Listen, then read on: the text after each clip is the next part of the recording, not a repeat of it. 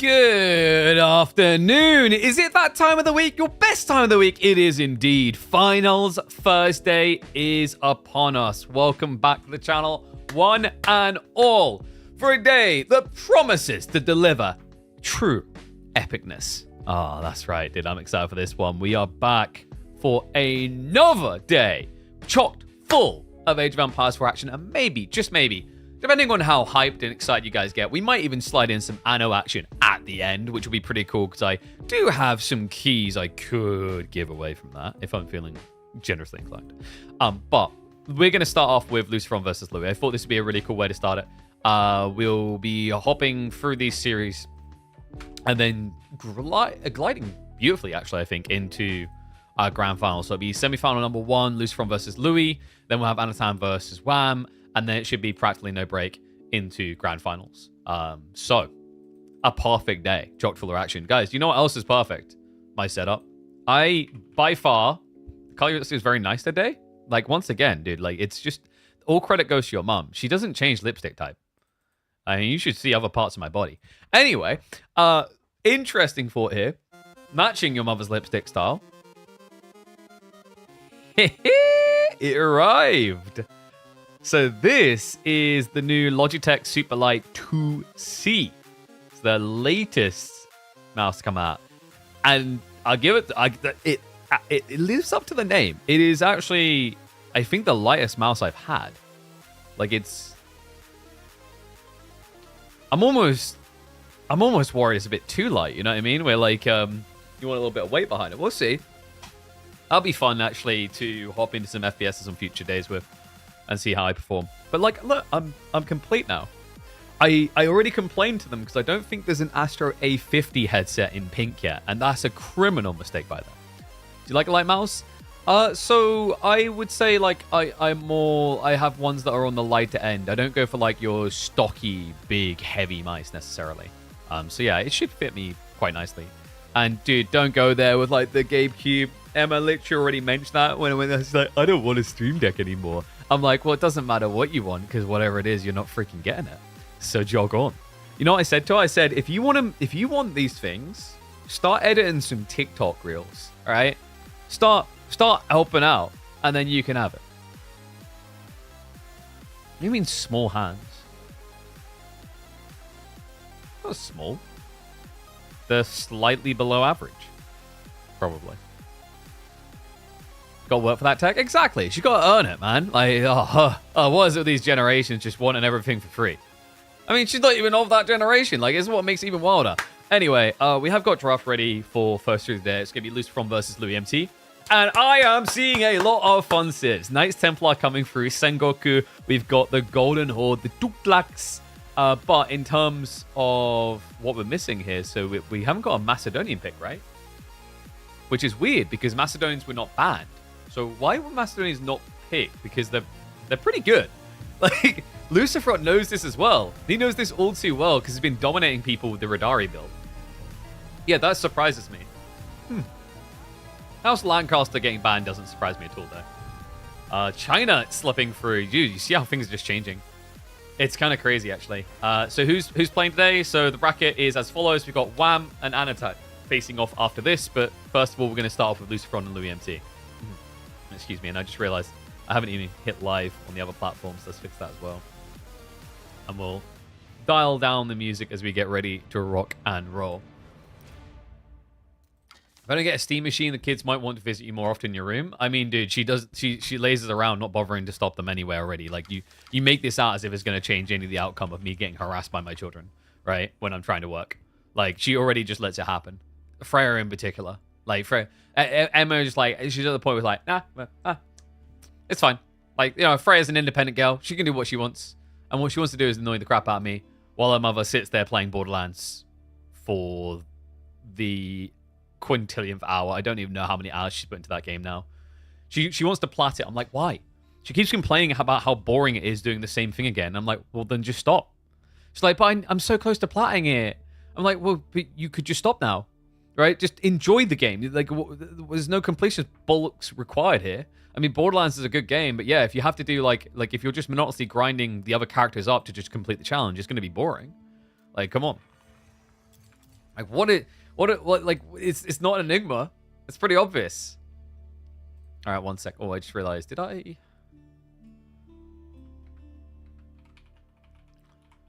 Got to update the title. Boom. There we go. But yeah, I mean, I had some fun with it. I stopped, I think, at like level 35. I just didn't have the time, I guess, was the problem. I thought it was a really cool game, but like, you know, if we're being totally real, if I switched on Borderlands, most of you would clock out. You'd be like, I'll just go watch some other guy play Age of Empires 4. But hopefully people will be excited to check in on Anno, because I thought it might be cool to play Anno today towards the end of the stream, obviously. I'm weighing up like what we can do to make it interesting, to make it different. I almost want to have punishments and whatever for like if a fire happens in your city or stuff like that. I was originally thinking like challenge modes of like ways you can play the game in a more annoying way, but I don't think that is as compelling for a game like Anno as just having some sort of forfeitures and punishments or whatever. But we'll figure that out. Anyway, okay, so interesting occurrence, by the way. Game 1 on Dry Arabia crashed between Lucifer and Louis. But because of the lead he already had, Lucifer was given the dub. Because I think it was Ottomans. I think they said it was Ottomans not Ottomans. What was it? It was China versus. Did you say Byzantines? Let me just double check the communications.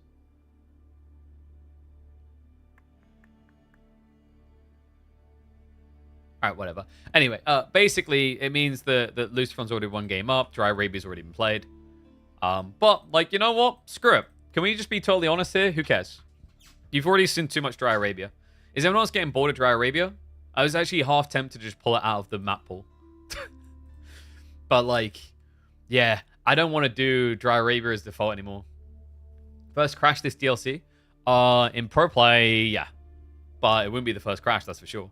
So, game number 2, they chose to go to Frisian Marshes. That's going to be Knights Templar versus the Tughlaq Dynasty. Okay, I don't mind that we don't get a boring Dry Arabia involving China. Like, I think it's China. Maybe I'm wrong. Maybe it was someone else. Maybe it was actually Summer Fun and I'm going to be gutted.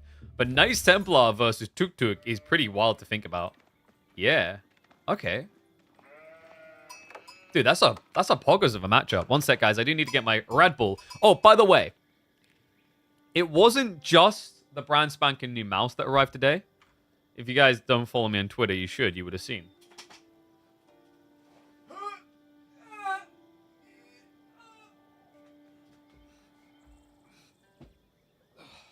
There we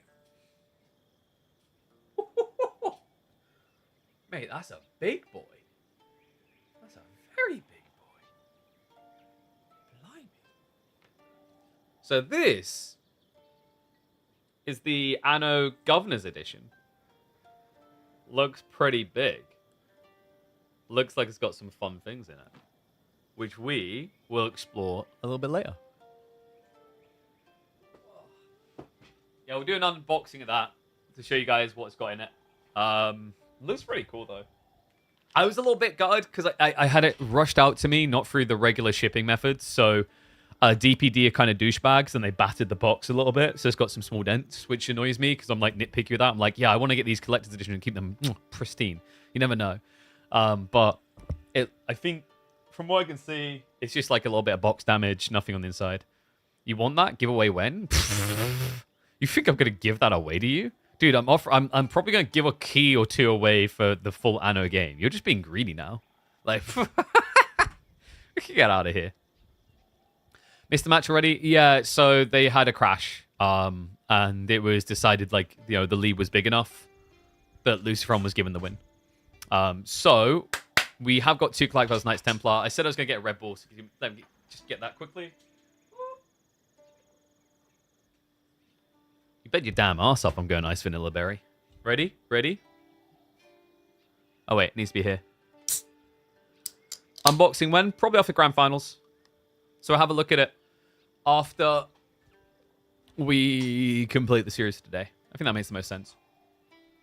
Damn, that's tasty. 24 months of subs. Time to pay it back. That's not how that works. you want me to send you a bill for entertaining you per hour? I'll do that. You won't like the number. You'll cry about the number. You'll ask me for, like, a debt repayment option on the number. Fight me. All right. And bite me. And let's go. Okay, so in we go. You know what? I didn't realize it until I saw it. This is the matchup I want to see the most on Frisian Marshes. One of the newest civs, Knights Templar, up against the Tuklak Dynasty, because I got a secret to share with you guys. The heel elephants might seem broken, but what's even crazier is how good Tuklak is when you add fishing and water into the equation. Welcome back to the channel, folks. It's time for a caster game between Louis MT and Lucifron in the semi-finals of the midweek muster. We are on the 2-speed, just so we can open the Dark Age here. Louis MT has chosen the Tuklak, which are a surprisingly effective civ on water, courtesy of the fact that they can get more food on drop-off when the fishing boats come in. What's intriguing on the other side is Knights Templar are considered to be a great fishing civ, but they just received a humongous nerf to this opening. 250 wood to build a dock. I just and for that, guys, you get 500 more HP. That's pretty much it.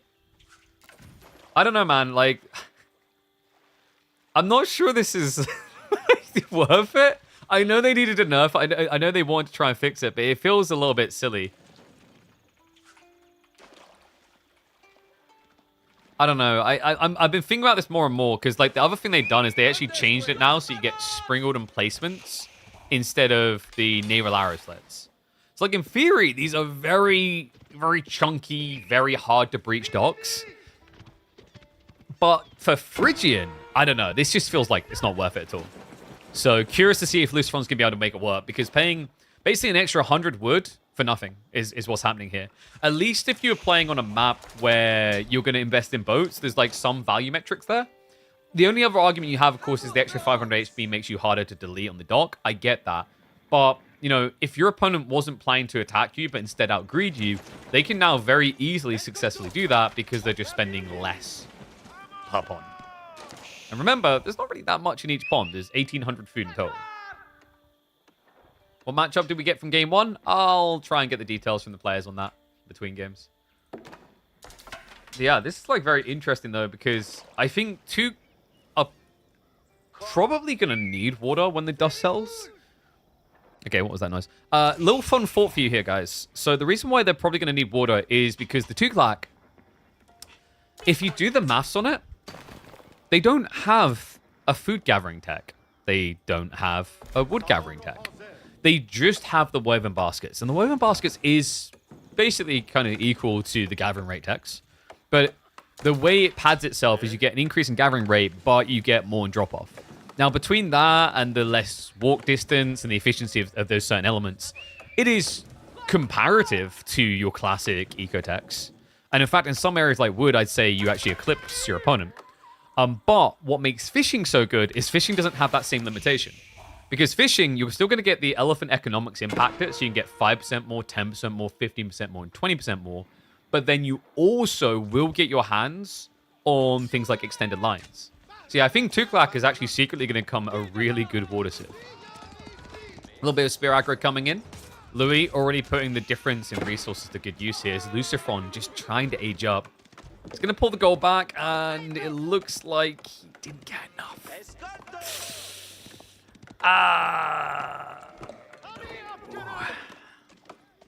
Alright, well, this is rough. I mean, he's creeping out now on the wide flank. Actually, well played there. Louis looking the other way. But Louis now... Wait, I'm sorry. Can we just get a double check that Mia Micah hasn't VPN'd in as Louis? 10 villages on a dome of... Okay, he fixes it now. Yeah, that is some crazy stuff. We have a Vietnamese player that loves doing this type of thing where he'll just rush a landmark with an insurmountable amount of economy. Louis not usually the one to do that. And Lucifron is going to be the Hospitaller. Ooh. The Hospitaller, that means we're getting healing on healing, potentially, here. I mean, it's not a promise or a guarantee that he's definitely going to build into those knights. Just because they haven't really been very popular, they tend to kind of be quite vulnerable to range fire. But I could kind of see it working here. Like, if your opponent's primarily going to be melee and you go for your own healer melee, there is a value prop. But I will warn now, for anyone who's thinking of, like, trying the Knight's Hospitaller and going for the units that you uniquely get from this, the big problem you run into, the boys that you're going to be building out of this, they have this multifaceted use of being good at fighting, but good at healing. But the problem is, it's quite difficult to get them to do the thing you want to in the moment. Like, healing is very difficult to position correctly, and you have to use stand ground a lot, which gets annoying. So, the multi-spears approach here is getting a lot of damage in, but the Harbor should be able to get the galley out in time. It only needs 15 more seconds. If Louis splits up the spears, though, he can set fire to the dock, and Luciferon will be in a panic to keep that alive because it's such an expensive investment. That is not an expensive investment, though, but I appreciate you for it. Ugly Joe, what a legend. Appreciate the Prime sub, mate. Welcome to Swarm. Okay, so Louis does react now. Oh, he line formations and actually doesn't try to spread, so Luciferon. All right, guys, we question whether the docks were worth that extra 100. The extra 500 HP is the reason this dock is even still alive. But the problem now is Luciferon, to protect his pond, he's already 100 wood more into a pond than he normally would be. And he just built a galley to be an extra 230 resources into a pond than he normally be. So now, Louis is going to try to force him to do it again. Oh, man, this is just destructive for your economy. This is like you're shaking your head going, no, don't do this to me. Don't make me do it. Luciferon, he is getting into archers, so should be able to get them out soon. Louis, meanwhile, is just going more and more economy here. Yeah, Louis, already up to 7 fishing boats. Meanwhile, Luciferon, he's inflated up to 9. Looks like the spearmen are going to get scared off here. But the healer elephant... Run! Run, Pilgrim! I'm quicker! I'm quicker! I'm slower. I'm slower. Yeah, if only you refreshed the sprint a bit more often. Well, a valiant effort. I remember with the Knight's Hospitaller, it does give him more movement speed as well as more health, but not enough movement speed, it seems. No, the spearmen just run him down in the end. Luciferon, he's just blowing up the arch count. Now, remember, like, the way that they've changed Knights Templar, technically their wood gathering in the hyper early is being weakened, but as you get into, like, the mid point of the game, you're heading towards castle, your wood gathering is actually better. Been often work for a bit with short-term disability. Your streams have been wonderful. Oh, thank you, man. Dude, that's incredible. Thank you. I'm glad they're able to brighten the day a bit. No. Don't feel bad for not being able to give more. Like, there's no obligation to give anything. And I appreciate everyone who actually has anything to give. Like, you know, it's difficult for most people to make a living and then have something left over. So I appreciate anyone who shares anything with me. And I appreciate that as well. I see you come through, Voldemort, just in time for finals first day. That's right. Frisian Marshes, Knights Templar versus Tuklak. Just a kind of treat of a matchup. As we've got the old OP Civ on water versus what I think will become a secret power pick on water in the future.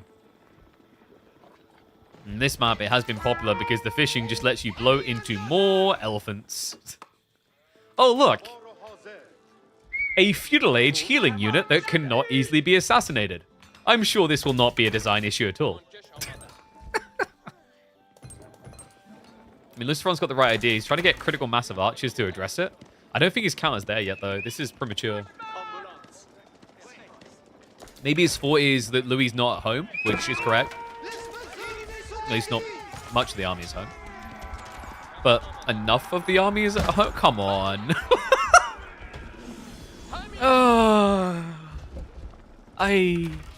Why? Oh, mi almost. Oh, no. You know when you like see something really silly in the design in a game, and you go through the process of having to tolerate it and stomach it, and you get on the other side and you go, man, that was horrible, but at least we learned from it, right? Well, at least we'll learn from this, chat. Like the devs, they'll take the lesson forward. They'll be like, yeah, healing in feudal age, man, what a problem. Because, like, there's never been an Indian Civ in Age of Empires 4 that has had a compounded issue with feudal healing in the history of the game. Like, we've never had that before. Wait, no, no, we have. Oh, but this is different because they're on elephant back. It's fine. Anyway, it looks like Luciferon is going castle, which I respect here. You just saw him attempt to kill an archer and completely fail with double the archer count. So it's just not worth it. He's going to keep scaling archers because he will get that veterancy. And with the veterancy, that's his big check mark to start annihilating the elephants.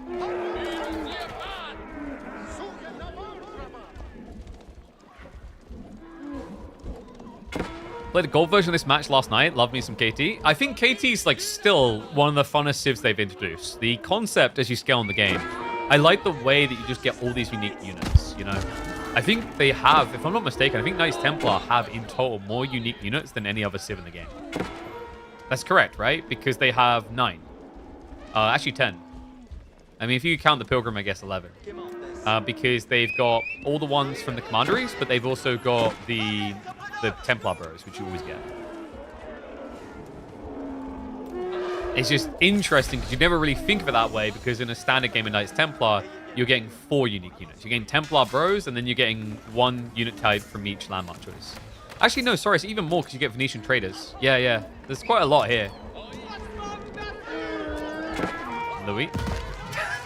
Goodbye to the poor pilgrims. An ambitious dive. I think, Louis, this is overly ambitious. Yeah, like, this timing is usually pretty toxic, but I don't think you're going to be able to get in quick enough. Veterancy is already on the way. Luciferon just 30 seconds out. The fishing continues to be safe. The harbor is just so tanky. Now, I guess the other interesting thing, like, now that I think about it, it says 500 HP, but it's so much more than that, because remember, the harbor, you do pay 100 wood extra for it compared to a dock, but you get 500 more HP, and you get 2 more fire armor, because base level is 0 on a dock. That means these torch throughs are much more difficult. It means if you want to deal with harbors, you're going to be more encouraged to go for rams, actually. Luciferon does step up. Bit premature. I think he was maybe trying to bait an engagement with the archers, but the raiders keep him honest. Raiders lost in the dark here, it seems, because the archers, Luciferon, he can't see what he's doing here. No, he's starting to reveal it now as the archers fire back, and Louis is actually revealing the rest of the comp with that. Let's give you a brute force charge here. Elephant shuffled to the back of the formation, but the target fire comes in. Archer count is good enough to snipe down these archers one by one. The spearmen, however, are struggling. Yeah, barely any of them left alive. He has got Templar Bros replacing the losses, but Louis has got more fun coming down this train track. House of Learning now on the way, moving towards castle. And, oh no, a strong melee unit that I can walk away from. Whatever will I do? Well, normally, guys, you would die slowly to this. Nah. What is losing life, and how does one ever allow that to happen? Just build more elephants, silly. What a unit. What a unit. Are sergeants in theory good against heal elephants? No, because like they do melee damage and heal elephants have more melee armor. Like, why would you build that over archers, you know? Because if you were to build sergeants against me, I would just build archers with my heal elephants, because your sergeants have no range. They're very squishy. But if you build archers against heal elephants, the concept is that you can snipe the elephants eventually, but you can also one-hit kill other units, and it stops your opponent from going spears. And if they go archers, you can stay ahead of them. That's the idea. These archers, man, it's taking a lot of effort just to trade out. Oh, come on. I don't even know why this is not getting banned at this stage. At least in this KPMM, because Frisian Marsh is in rotation, I would have thought it would be a priority ban for most players. Because of what we've seen out of it so far. I mean, it's not impossible to beat. We've seen Anatan prove that. He actually proved it against Louis MT in a Chinese 2-black matchup. But it does unfortunately feel like you're playing a big old game of survival against elephants. You guys ever play like DayZ type things, right? You're worried about a zombie jumping out from nowhere. Imagine if you played DayZ, but elephants just jump out.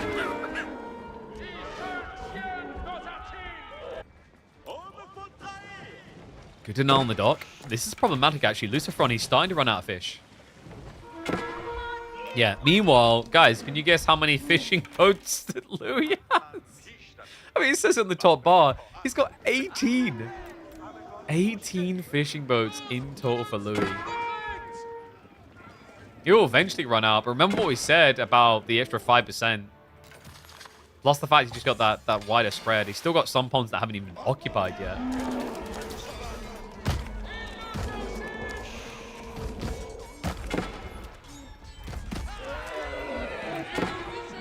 Lucifron. I like what he's thinking about now, but I wonder if he's thought about this too late. Yeah, he's looking to flank raid instead. Goes straight after the workers. Dives into the base. Base shift away, and I love this move from Louis. He says, nah, I'm not coming home. I'm sending it, Papa. It's a smart play. His army's slow. By the time he'd arrive, he'd be several villages down, so you're already at the enemy base. Why not go in? It'll be a slow go in, but it'll be a permanent one. Lucifron's still chasing, but Louis now with a few freshly spawned lancers coming out to whittle away at the archers. Same with the men-at-arms. I believe, yep, it's even more healer elephants as well. It's smart, actually. If you have a knight and a healer elephant, your opponent can't kill anything. Throwing the crossbows in is a bit weird from Louis. He's just kind of sacking his troops, but it will clean up the army. Lucifron did some damage, yes, but he's taken just as much, it feels like. He's still behind by 8 workers. I mean, a lot of the difference is in fishing boats now. Like, Lucifron only has 4, so like on the true worker count, it's actually pretty good for Lucifron. Like, it's 47 versus 44. But it's only going to feel good when your opponent runs out of fish. And that just ain't happening. Love this meta where you don't go home to defend. I mean, people just started to understand it's inefficient. If you've already walked 2/3 of the way to your opponent's base, why would you then walk back? You know? Like, you know what that is? That's an emotional response. That's like, oh no, my wife and kids, I must rush home to defend. Johnny, you're 5 days by sea away from the village. We're 2 hours away from their village. It ain't a time to think about saving your family. It's a time to think about gladiating that business up and avenging it. There will be no vengeance for Lucifron to be had here. Oh, man. The bars are never going down. It was only close because they were feudal elephants. Yeah, but now that they're castled up, raider elephants go... Lucifron will go flatlining at this rate. He's still raiding in. He's still trying to make it an eco race. Relics weirdly being held in position by Louis. We have got raider elephants coming out that will lose to Templar Bro. These ones will lose to nothing. Oh boy. Why crossbows? What, for Louis? Because he's up against Templar Bros. It makes sense. But yeah, Lucifron, this is cooked, man. He's not killing them. Oh, wait. Pause that thought. They got split up. This is why you always take someone with you. These elephants have not watched enough horror movies. All right, target fire's coming in. Louis actually spread a bit too wide here. We have got Spearmen as well. There might be hope, but when you look at the eco difference, and it's only getting bigger, folks. Yeah, even denying relics, really well played there. Just pinning them together. We've still got Templar Bros raiding around finding targets. They're at least trying to keep this competitive, but this is ridiculous.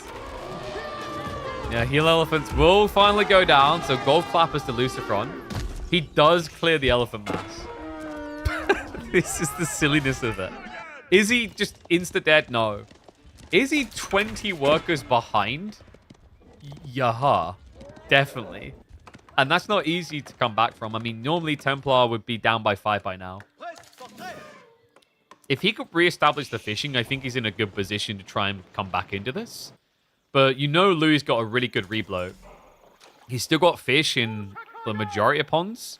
Yeah, he keeps forgetting about this one. He just remembered now. This is the only one I think that's fully idled now. Yeah, still not getting woven baskets. A bit surprising to me, though. It's such a useful technology here for your land eco, but also for the sea.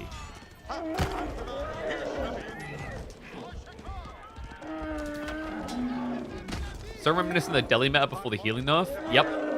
And that's what we kind of teased about a little bit earlier. You know, we've been here before. With literally the same nationality. You know, variant Civ this time around, but originally it was Delhi that done this to us years ago.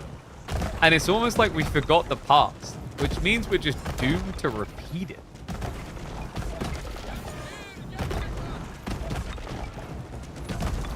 It's cool to see Raider Elephants at least actually find their place in the meta though. Like, I was a little bit worried that this unit was going to in some ways feel a bit underwhelming for direct fights. Then again, it's feeling good for direct fights because of the heal elephants. I think these units on their own are best as raiders, as the name suggests. Like, go after workers. That's where these elephants are insane. Lucifron, he's insane if he thinks he gets to eat these berries. The elephants, they're like, we're herbivores, okay? But if you eat our vegetation, we will eat you. Trample. Oh my god, look at the damage. Look at the health bars. Louis. This is why you could not stand anywhere near an elephant, in case that was not obvious to any logical human being. Oh god, he's cooked. He's over. Are you kidding me? And that was with Hospitaller. Guys, remember, he had 15 more health. Imagine what the bar looks like and what the villager count looks like without that extra 15 HP. Absolutely insane. I would let a knight stand near my workers sooner than I'd let a raider elephant. The only thing I think is more threatening to let stand next to your worker line is a boulder quit.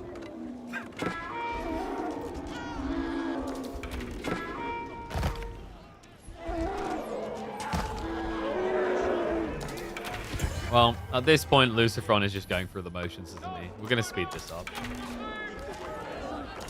He's bulking the same thing he's always bulked. Just archer spear, archer spear, archer spear.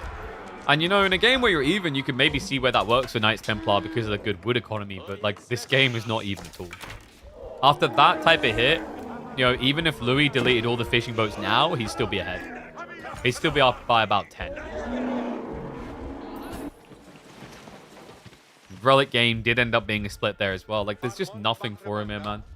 I don't know. It's ambitious, Lucifron trying the Knights Templar. I'm curious what the thought process was, because I feel like on this map, the changes with the harbors is just an absolute nerf. But I get where he was coming from conceptually. Is like, you saw how difficult it was to burn them down. It was a difference maker. So I think that was the encouragement for him. Is like, yeah, you know, wood gathering a little bit worse. These docks really expensive, but he shouldn't be able to burn me out. Unfortunately, as he learned, as many people have already, when you add fishing economy into the Tuklak, it just accelerates the danger point. And if it's not healer elephants, we can see it'll be the raider elephants being super effective. Charge in just to wipe the army. Lucifron. Please, just end it. Just end that one. If you don't laugh, you're gonna cry. Those are the two options. Lucifron, a bit of ringa rosies, but no doubt about it, folks. This is going to be a strike back by Louis in game number 2. The Elephanto fun time is not fun for the receiver.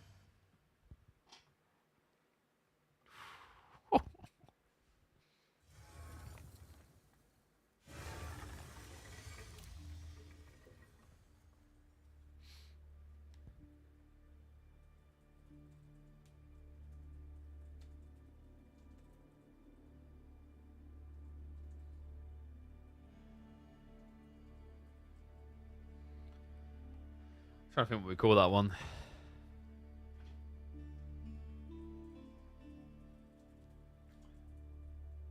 Knights Templar fishing nerfed, but Tuklak on the other hand.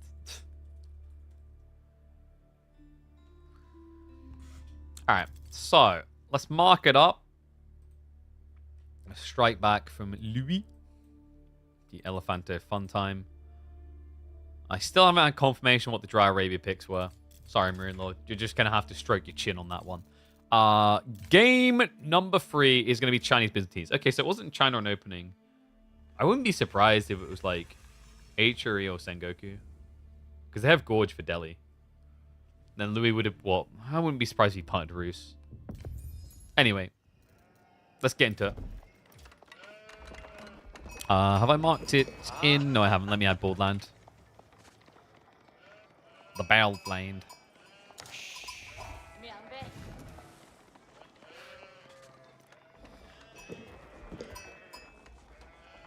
battle of the two previous S-tier civs? I think so. China and Byzantines facing off. The question is, has Byzantines deranked? Because there's definitely been a feeling that China is no longer invincible. Welcome back to the channel, folks, for a caster game. Lucifron versus Louis, game number 3. A Byzantine pick on board land, up against a civ that formerly would never make it for a banning phase, and formerly was considered king of pro scouts. However, the problem now of being king of pro scouts is like living in the 14th century and being king of Friesland. It's an impressive title, but compared to king of England and king of France and everything else, it's not really that cool. It's not really that powerful. And that's the big question mark right now, is with the changes to pro scouts, who can still really justify it? And for those that can't, what does their existence now look like? China still one of those civs that you would expect to go pro scouts. Just some 2x speed to get into the feudal age. Louis MT is going to be optimizing his economy straight away. We've already got systems coming in.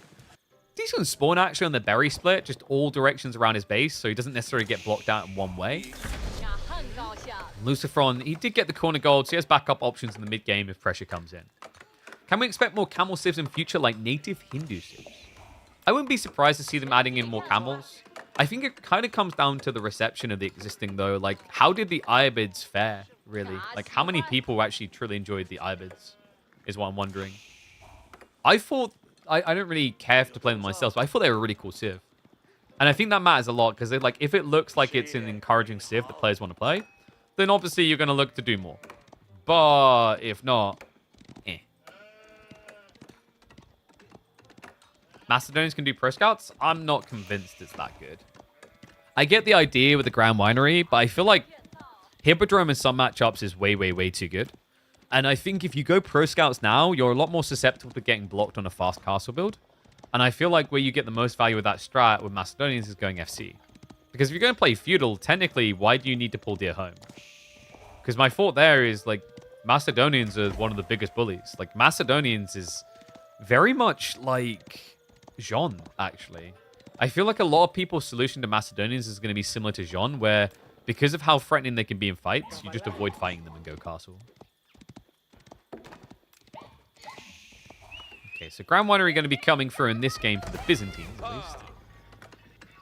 Overall, not the best spawn, actually, I'd say, for Louis. Like I said, the berries are nice, but the bad thing is the tree line. He only got one back tree line, and it's his starting one. So it means he's going to have to come forward for resources, which might become problematic if China goes for fast castle into knights. They will be going pro scouts. This much has not changed.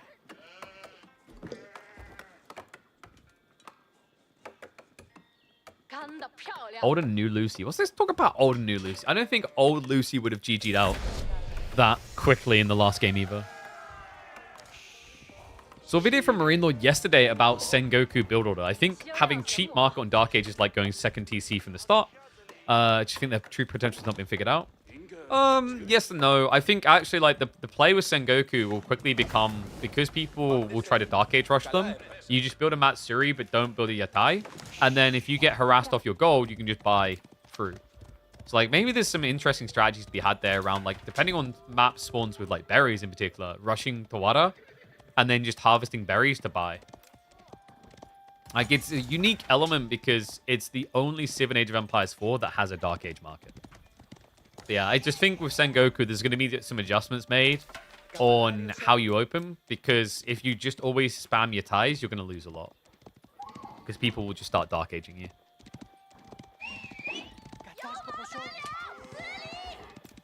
Louis? I've already got the spears. A lot of wood, actually. I wouldn't be surprised to see him add in 1 or 2 farms. Either that or we're looking at outposts. Yeah, he's already laid himself deep for the assistance. This front now opting into the archers as expected here. Now remember, Imperial Academy has been nerfed. Used to, well, it's not just Imperial Academy, it's the taxation across the board. Used to generate 4 resources per unit produced, and the Imperial Academy made it 8 in taxation on the building. That was insane, actually, because it was every unit done that. So, for example, if you just spammed archers, you were getting 10% discount return in gold. That's a really powerful element, especially when you consider like it's transmuting into a new discount, which you then just pull out instantly. So with the changes now, you only generate 4 per unit produced. This means horseman spamming is not as optimal as it was before for China. And even this disgusting archer spam time we've seen has been crippled a bit. Because not only do you get less for the archers now, but you'll also get less than you used to for researching blacksmith techs. You used to get, I think, 64, and now I believe it's 48 gold per technology. Every year new DLC comes out. I'm not sure that's going to be the constant, but let's see. Let's just see. It's possible. I think a big part of it you've got to remember is it comes down to how successful the existing sale is. So, you know, sales metrics inform follow-up. Like, I think a big part of why we got Knights Templar, House of Lancaster, but then also got Dynasty of the East, is because of how well Sultan's Ascend done. I don't think they would have been able to justify 2 DLCs if Sultan's Ascend hadn't sold like hotcakes.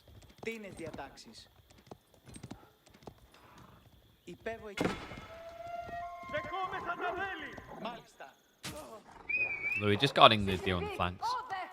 I like that idea, though. He doesn't want to contest the archers directly, so he's just staying wide. Because Luciferon could check wide, but if he does, it's going to be with less force. Because remember, there's 4 different deer locations to guard. So unless you want to just punt randomly that you're going the right way, you're going to have to split your troops up. You're going to have to Scooby-Doo that.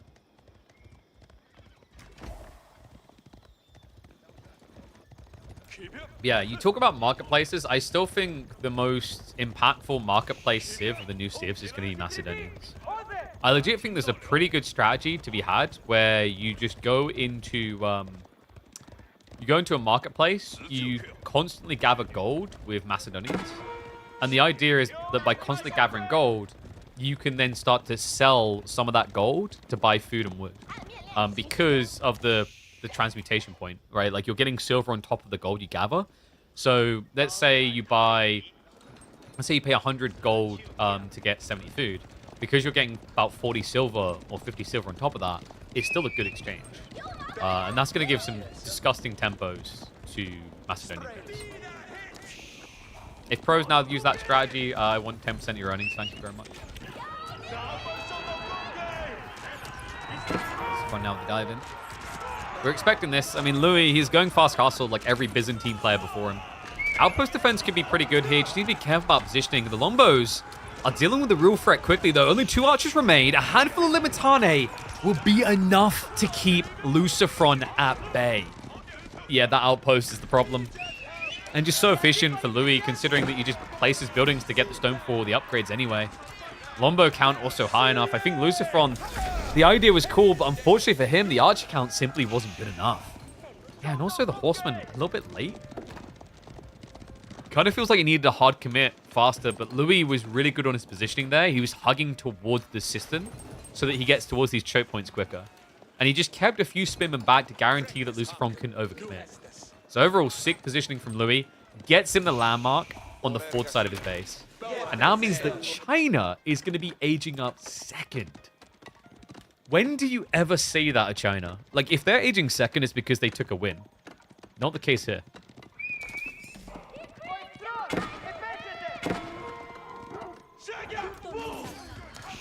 Horseman raid.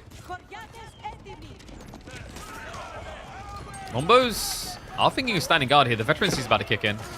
Yeah, he bodies with them. It's still going to be -4, though. Lucifron gets some value out of the light cav. Will be punished now for overstaying his welcome. But still nets 4 kills. Louis already with the first cataphract out, but look at what he's doing to pad the losses. Monks are already hitting the field here. He's rushing relics. Oh boy, and Lucifron, because he's second age up, he's not going to be in a position to do the same as quickly. He will, of course, open with lances. And slow down the gold for the second time there has slowed down Louis' ability to pump out cataphracts. So there was some merit to it for Lucifron. The problem is actually getting the knights out quick enough. Like, I don't think he's... Is he supervising? No, he's actually not supervising at all. That's a problem, actually, because it means this first relic should just be a jackpot for Louis. Second and third seems quite viable as well. If you get a 3-2 split as Louis, you're pretty happy about that. It just goes a long way to inflating your longbow count. Not that it needs inflation, it's really good already.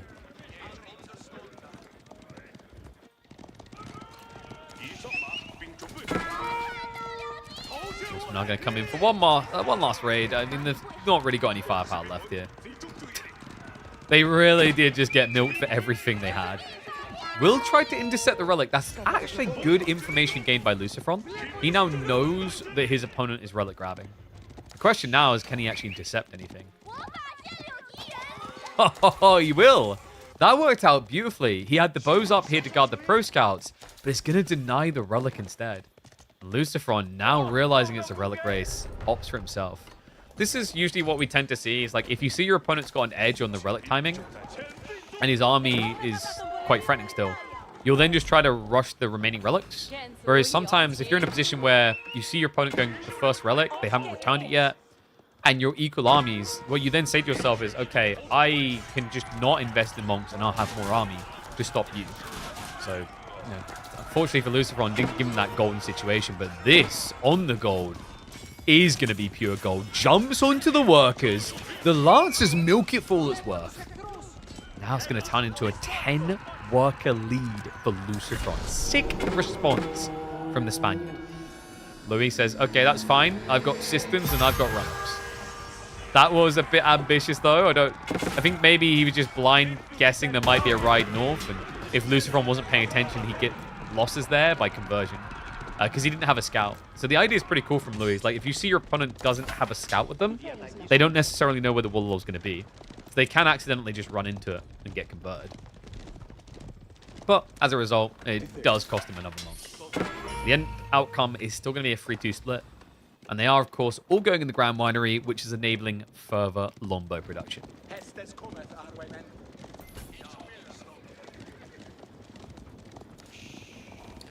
Classic KP just shooting strategies in the void and claiming he thought about it first when one lands. I thought we've been over this, guys. That's just like how it works. If you claim it first, like, dude, like I'm a European. Do you know what colonialism was? That's literally what we done. Like, come on, man. Remember how we were we set the world record for Agincourt because no one else had access? We got a conk timing. We were still like the first world record holder. Didn't hold for long, doesn't matter. Still counts. Oof, nice raid, Lucifron. And he is whistling away at Louis. Louis has to do some damage now. Yeah, this is looking grim, man.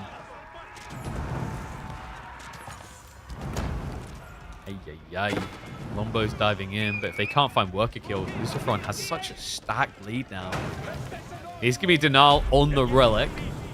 Yeah, but Lucifron has got a backup gold option, so he's not going to be drained dry because of this. Louis in a shaky position. I wouldn't be surprised if he starts considering 2TC. Lucifron in this game has just done what he does so masterfully well all the time. Raids. And it's interesting, actually, because like Louis is inspirational for that as well. Louis is a phenomenal raider. His edge usually comes from the mid-late game raiding. Like, he is probably the most optimized player on raiding there.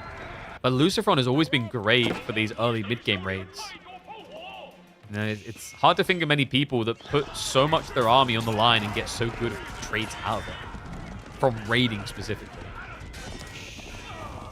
Those are going to be exposed here. Cataphracts should be able to fare well against the Lancers. The problem is the crossbow backline. Lombos are going to turn onto them now.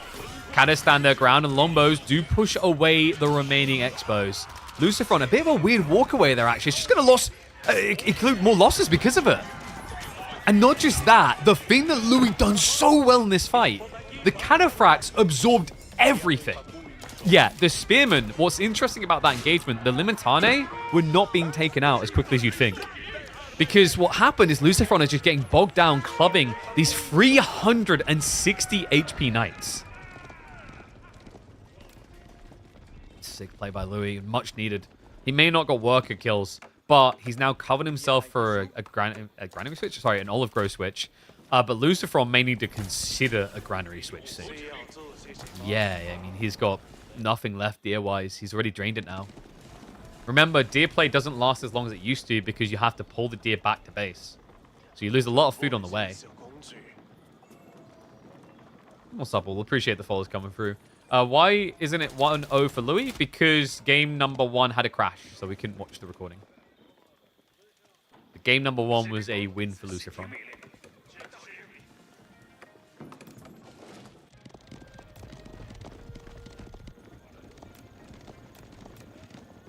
Not the 32 Lombos. I'm a little bit surprised he didn't have this already. Teardrop shields, considering the reliance on cataphracts and spearmen to win that last fight, teardrop shields would have made it so much simpler. But the extra movement speed on the spears and the extra armor on the cataphracts going the wrong way. But he will at least have it now.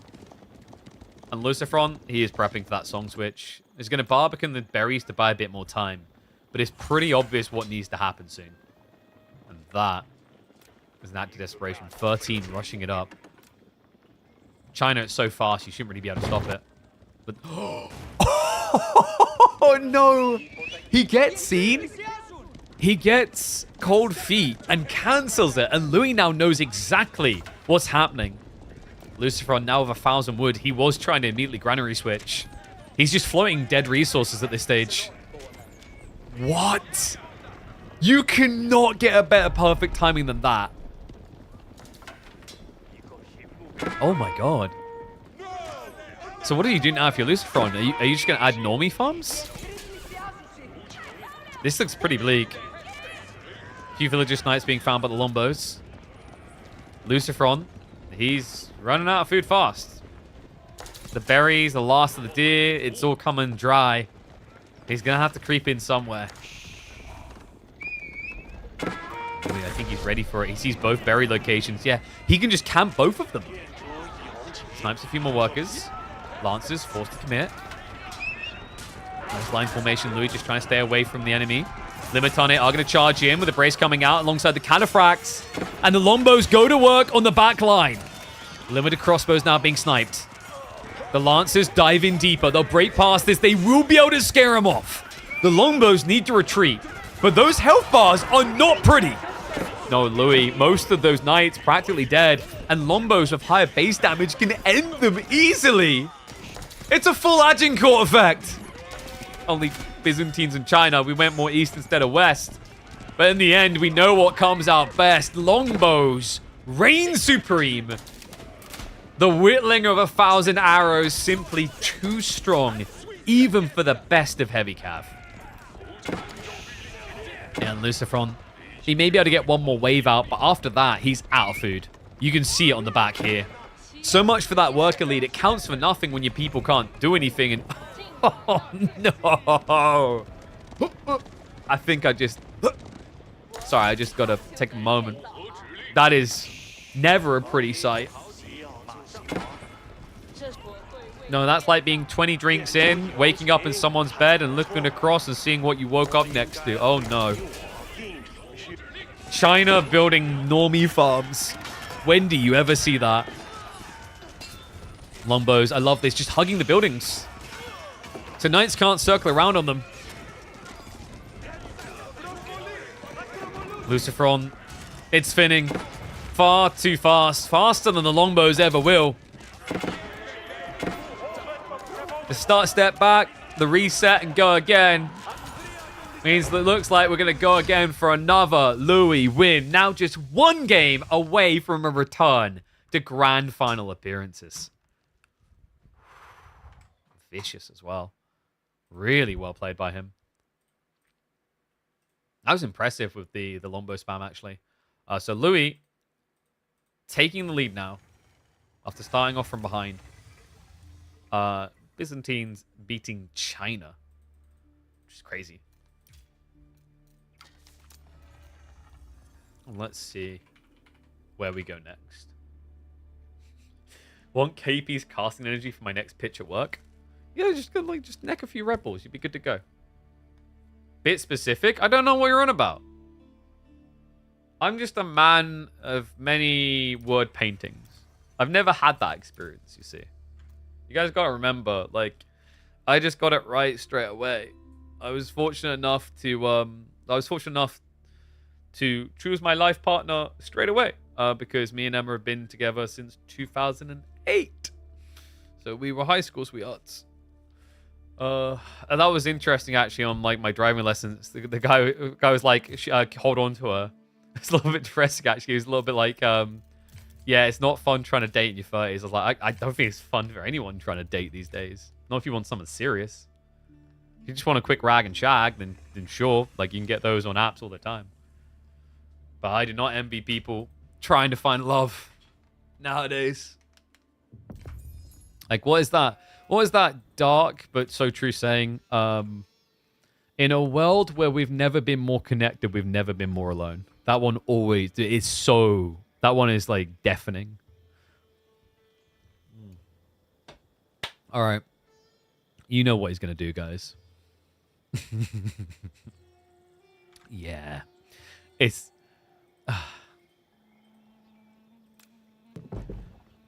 This man is single-handedly going to get this nerfed. Welcome back to the channel for another caster game where Louis MT has once again taken to the Golden Horde. Folks, this is weirdly looking like the more broken Civ of all the 4 new ones. In a weird way. Golden Horde, a Civ that struggles in the early game, I think.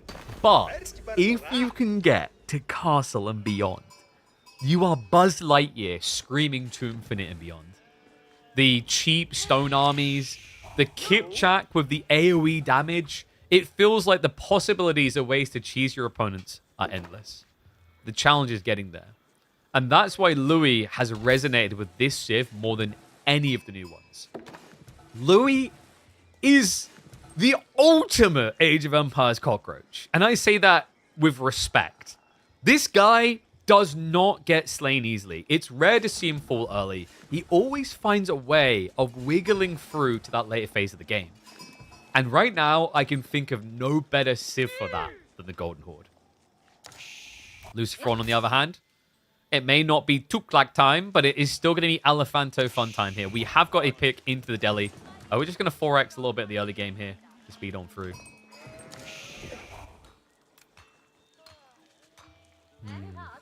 Golden Tent, of course, coming in. We're probably going to see Torgud and Khan. I think Torgud and Khan is basically the only viable option right now for Golden Horde for Age 2.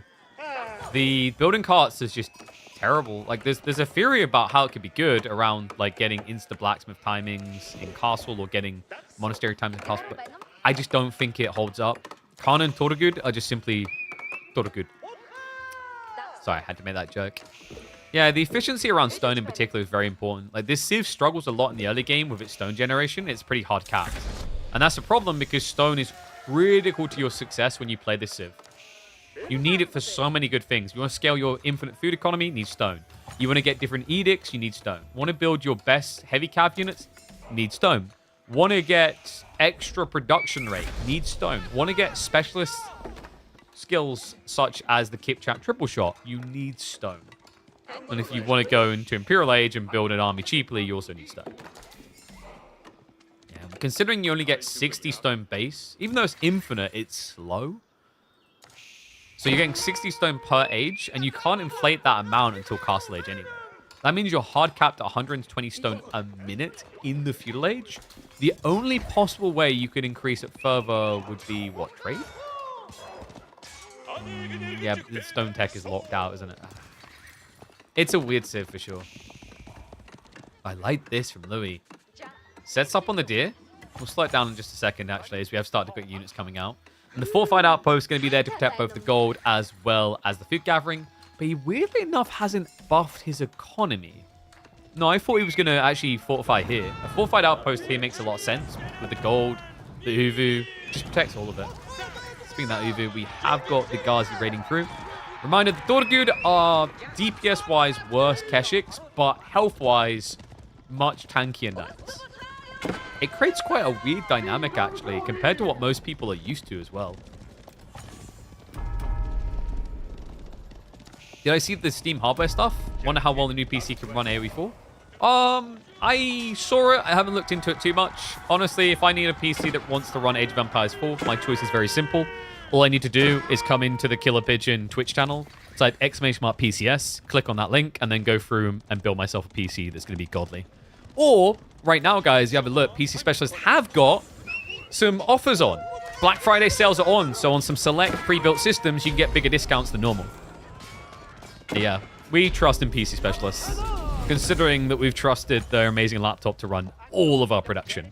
And reminder, we stream to Twitch, Kick, YouTube, TikTok.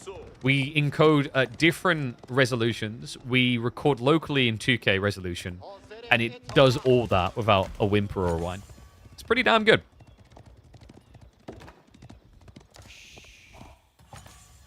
Yeah, that's the part that's driving me crazy with Emma as well, by the way, is when she's like, I want a Steam Deck, and now I want Gaben Cube.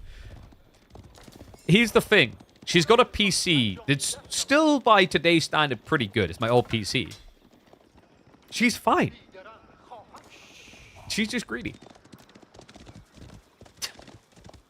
And what's up, Townhouse? I see you, mate. Appreciate the Prime sub. Welcome back to the Swarm. What a legend.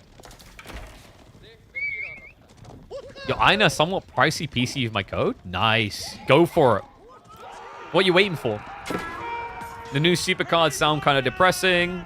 AMD graphics cards are looking good. The X3Ds are already out for the latest generation. It's a pretty decent timed upgrade.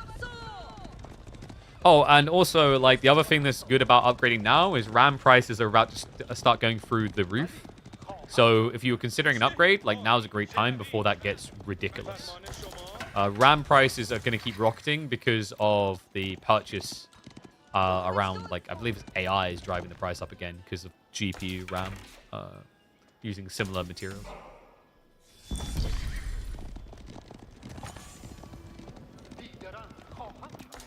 Damn AI, right? Like, what was it before? Was it RAM before that used to have the problem as well?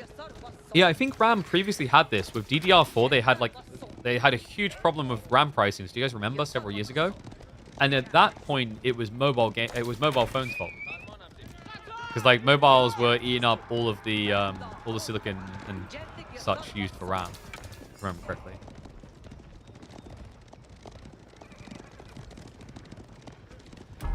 Okay, so Louis is going for castle. Guys, I think we know what's happening here. It looks so silly with these Tortugud. They are subtly very powerful units. Think of these like the Demi-Lancers from Lancaster, but taken to the extreme. You know, like Demi-Lancers that got injected with the Super Soldier Serum. 270 HP and 10 damage. You know, they can run past a few spearmen and still strike down your workers. They don't have to care. Watch the spearmen just diving in. Forcing a little bit vital. But Louis, he's got the fortified outpost. He did go for a second one like we talked about. That's buffing his production. And he also went for the Karash, which is pretty cool here against the Ghazi, I think. Not something that's going to insta-die, but also it just gives you the armor. Louis just trying to raid in the meantime. Does end up losing the Uvu, which is unfortunate there. Considering that he hasn't got much stone in reserve anyway.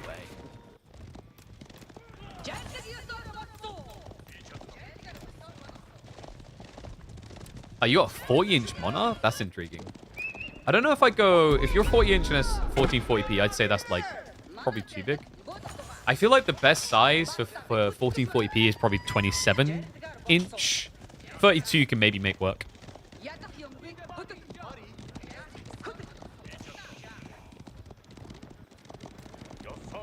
Like, I was originally talking... I need to get a Monarch sponsor, actually, because there was someone in the works, but, like, it fell through in the end. That we were talking about sending a 32-inch 4K OLED. And I was like, hell yeah, that'd be amazing. So I need to find a sponsor for that now. Relic Uvu's on the way. Sponsored by Stone. Yeah, this is a worrisome timing. Lucifron with a dive, though. Army is big.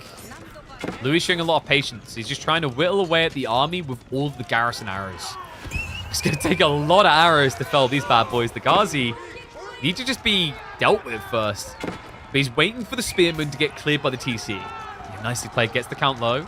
Only lost one worker so far. Reminder, folks, he's already on his way up. And because he builds villages slightly quicker, 2 every 37 seconds, he can afford to lose a villager here or there.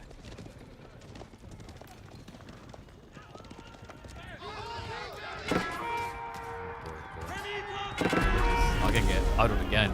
Gonna go for the torch this time. Louis. He's got to guard this. He knows it. He comes around the back. Tortugud, look for the engage. He just ham-fists it into spears. Why wouldn't you? With 270 HP, the counter unit takes over 10 hits to kill you. Love the way he's using the fortified outpost against Lucifron. The pathing a little bit weird at first there for the Ghazi, and the meltdown is real. Ghazi erased. Archer's the only thing left alive. A disastrous position for Lucifron. He has 42 military, but it doesn't feel like it. No, Louis is just in a great position here. This is the power of the Toragud. And in 20 seconds, they're going to automatically get even tankier and do even more damage. And have you noticed the pattern with that, guys? Units that auto upgrade their stats in Age of Empires 4. I'm trying to think if there's been any that have looked bad. Not necessarily. Situational maybe, but always good in some way. And there you go. 40 more HP on these bad boys. An extra 4 damage. An extra scare factor at it.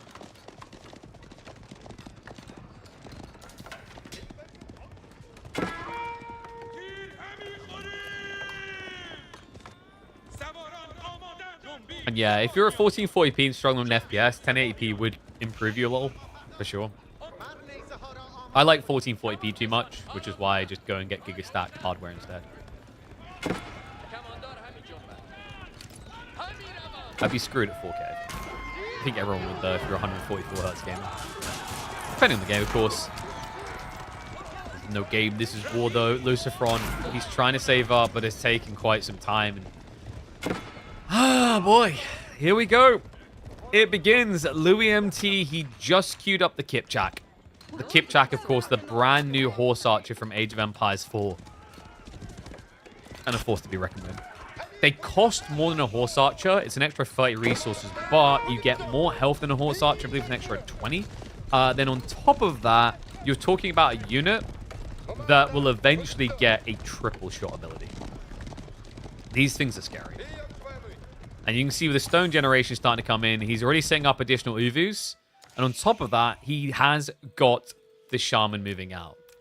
Yeah, I wonder if you just Relic Uvus this. Probably not against Delhi because of the Ghazi. It's a bit threatening. But if he wanted to, guys, to instantly get stone, he could just drop it here. Because with the Relic Uvus landmark, he now has the ability to deploy relics as an Uvu. And he's doing it! Yes, Louis! Yes! This is what makes it crazy. This strategy is so good.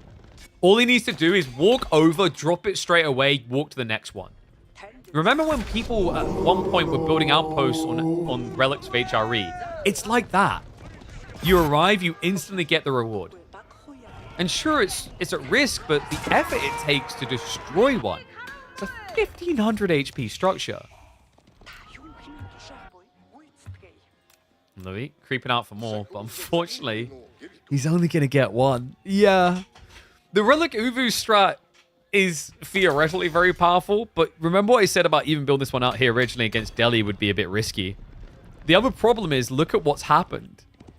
This is a sad Relic Uvus game because Lucifron already has 2 with 2 more on the way home. Now, in fairness to Louis, the interesting thing about Relic Uvus is even if you don't get any relics, it's still going to buff all your Uvus by 20%. And Uvus are infinite gatherers, by the way. Like, when the stone goes down to 1, it will stay at 1 and keep generating. And does it cost anything to make the Relic Uvus? Nah. That's the wild part. It costs 2 seconds of your monk's time to deploy a Relic Uvu. That is it. There is no additional cost. In fact, if I can find the monk, you can see on it right here. 2 seconds, that's it. Right, picks it up, floops it down, done. Such a powerful ability.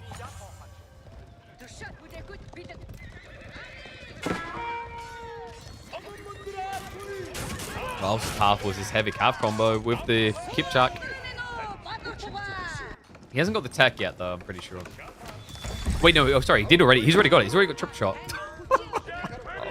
Wait, has he? No, he just queued it up. I was about to say, I was like, wait, what? Where is it? It was in backlog. So he gets triple shot, and then he hilariously gets Uvu offering as well to inflate the stone even further. So he's going to be looking to rush archer range reinforcements, which will allow him to get an extra Kipchak for every rotation of production. And remember, you won't pay more for that. You'll still just pay the 300, but instead of getting 2, you'll get 3 Kipchaks.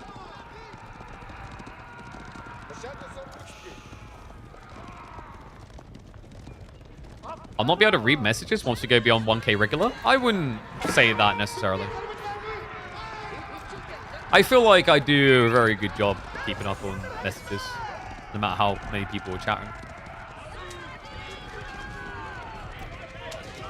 And there's the splash, guys. This is the ridiculous part. Oh, wow, look, it's double pony. Well, of course, Spearman would counter. No, Spearman don't counter this. They get countered by it because you group them up. You're going to have to stagger against this just to feel safe. And even then, eventually your Spearman will charge in. And Louis is about to make it even rougher for Lucifron. We've got range damage 2 on the way. He's just doubled the Kipchak count in the fights. Men-at-Arms also littered in now. And the stockyards. Someone said these might be slightly slower than sheep gathering, by the way. They said it looks like it's 0.7 compared to 0.75. But even with that in mind, because it's infinite food and you stand on the spot, this is still more efficient than farms. This is a lot more efficient.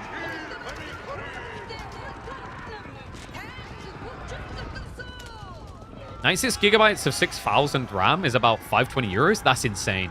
Yeah, like it's spiking so quick. I would take advantage of the current prices of PCs if you're thinking about an upgrade at the moment before they inflate their prices. And like I said, we've even got some pre-builts on PCS, on PC Specialist that's on offer right now. So definitely go check that out. I remember, do it via my link so they know that I sent you. Well, Lannisters don't seem to be sending their regards on this one, Lucifron. I don't like this Archer solution, man. It's not as valuable as you think. It really isn't. Like, it's weird how easily you can end up countered.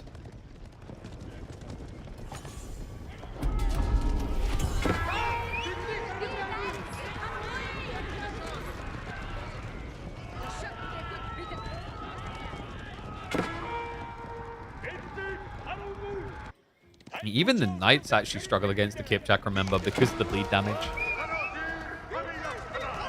Louis. Just poking at that small Spearman wave. I mean, I like that Lucifron stopped building them. It kind of felt pointless at this stage. Now the clash comes through. Men-at-Arms fronting it alongside the Khan. But no Toragud. So he does lose the Khan straight away. Bit of a missed micro there from Louis. But now look at the splash damage. Look at the bodies. This just gets more and more ridiculous. And the reason is because the forms we've seen so far have not been optimized. When you talk about top-level players that are capable of great micro, the more that they look at this under a lens, the more they calculate the correct count of Kipchak to one-hit kill a blob of archers, and the more split fire you're going to see. Lucifron does still have some knights left over to be scary with. The Kipchaks can kite that out. And it's just the littering of Toragud that comes through. Lucifron is struggling to clear anything here. At this point, he'd struggle to clear a plate if it had one peanut on it. At this point, you know those little kiddie Etch-a-Sketches? He'd struggle to clear one of them swiping left to right. Because Louis has taken any ability for Lucifron to clear things away. 15 Kipchak now. Lucifron has got nada left to fight with. And he is in the middle of a farm and castle transition that could easily end it.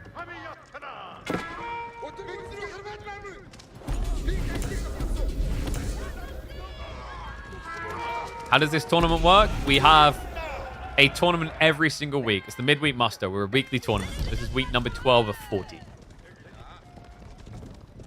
Every week, we start with a round of 32 bracket. Single elimination. You keep going until there's only one left. We're here in the final four. Soon looking to be the final two with Louis, with the way that he's playing this. Castle goes up. Lucifron has got village fortresses on the way. And that is going to be the second castle. So he has a way of getting his worker force up again. But now, here's a thought for you. If I'm Golden Horde and I see you defend like this, what's to stop me from going Imperial Age? I mean, it seems pretty straightforward, no? Like, if your opponent's doing this, he's just invested a ridiculous amount of stone into buildings. 1,800 stone, and then he's going to eventually be free TC. That's going to inflate his food investment in workers from 150 to 450 per minute. He's not going to fight you. So what does Louis do? What Golden Horde try to do every night, Pinky. Take over the globe. Not the world, the entire globe. With stone armies. This is gonna get dirty. He's rushing out to gold now. Lucifron does find him, though. Okay, so that's gonna be some good idle time achieved, actually. That's pretty important. I wonder, does he go for the Stockyard Edict? I have not seen Louis use it once, which is surprising. The Stockyard Edict is super effective because it allows you to generate gold off of all the stockyards in range of an outpost.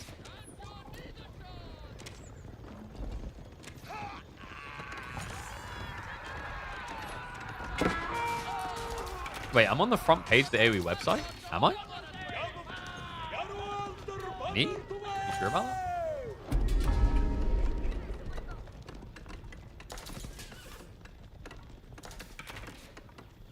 Yeah, this looks pretty rough now.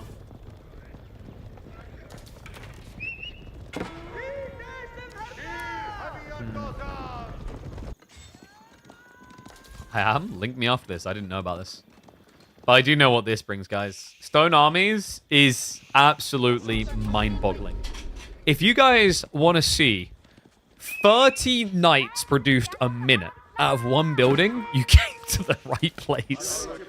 Not only do you get the ability to produce 30 knights a minute, they're going to be heavily discounted. This is an insane build. And that's what allows it as well. Stables reinforcements coming in. So he's going to be producing 3 Tortagood instead of 2 every rotation. This ability is crazy.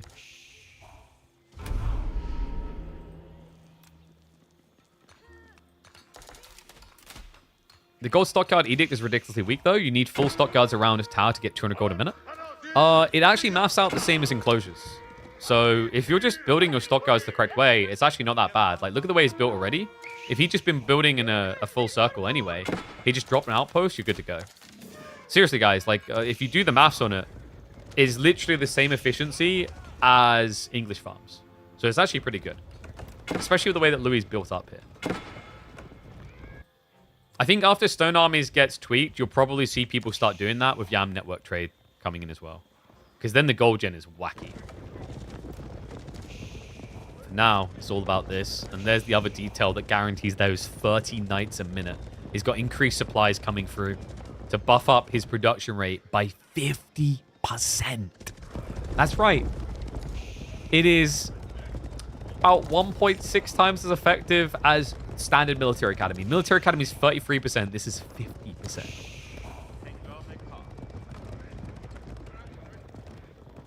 And Lucifron looks like he's thinking about Imperial as well. Oh, buddy.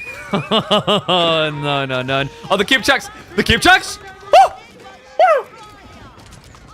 Okay, okay. He tried to spread the fire. It looked like it bugged even more there. The splash wasn't full. That should have been all dead within like 3 shots. So Lucifron's lucky he didn't lose everyone there. Does he have textiles? Yeah, he does have textiles, so it makes it a bit harder, but still, it's ridiculous damage. And this is about to be ridiculous too. Louis. We've seen it before. It looks dirty every time. Elite Tortagood every 6 seconds. He'll get 3 of them for the price of 1 night. And it's on the way. This is not for the faint-hearted. Look away if you're easily disgusted. 350 HP, auto-upgraded Keshiks with 20 damage. And an unlimited factor to them. Look at the stone. He can afford to just keep pumping it. The only annoyance right now is he doesn't have a backlog, so he can't just mash the button until he gets Carpal Tunnel. But if he keeps looking, he's pretty much ready to build another one as soon as the last comes out. Just keep watching that count. He's also adding in Keshiks, which are getting upgraded. A reminder, he's getting 3 Keshiks every rotation while paying the price of 2. Who said GH is bad again? The early game is kind of bad. Like, the reason they look this ridiculous is because they keep getting to these expensive stone decks. Even the landmark choice producing these knights, that's Imperial Age. It's like Kargana on speed. But the thing that's crazy is, like, remember, you pay $950 to get the patch production. But if you do that, you're getting a 33% discount on the cost of your units, really. You're getting 50% extra for free. Yeah, like once you're at this point, it's insane. But it's like, it goes back to that idea when someone's like, oh man, Ottomans is ridiculous. He's got 12 great bombards. Like, yep. Why were you allowed to get to that point? It's the same with the Golden Horde. They do truly become the Golden Horde at this stage. But the struggle is convincing all of the local dignitaries to back up the Khan.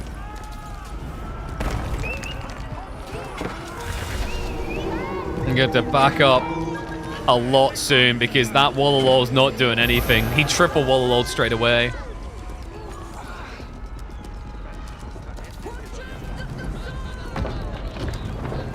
And when I look at the wave of backup coming from Louis, and I look at Lucifer's, I mean, at this point, it doesn't look like the Delhi could even back up a phone. This is ridiculous. Batu Khan at 756. Oh my god. And you guys thought Jean was tanky. The Batu Khan has 756 HP with biology. Oh my god, what a unit. And now, what a smash. Luciferon, the War Elephants will not be able to hold. There's simply too many things to hit. Luciferon will be struck down in the fourth. And Louis MT making it look like the Conqueror Horde. Gold doesn't cover it. These guys are pure diamond gems in the late game.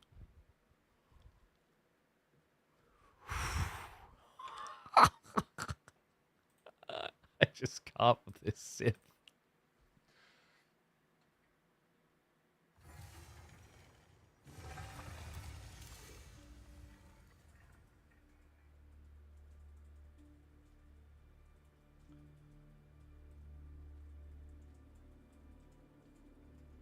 I've just called that one. I'm so sorry for educating Golden Horde players on this.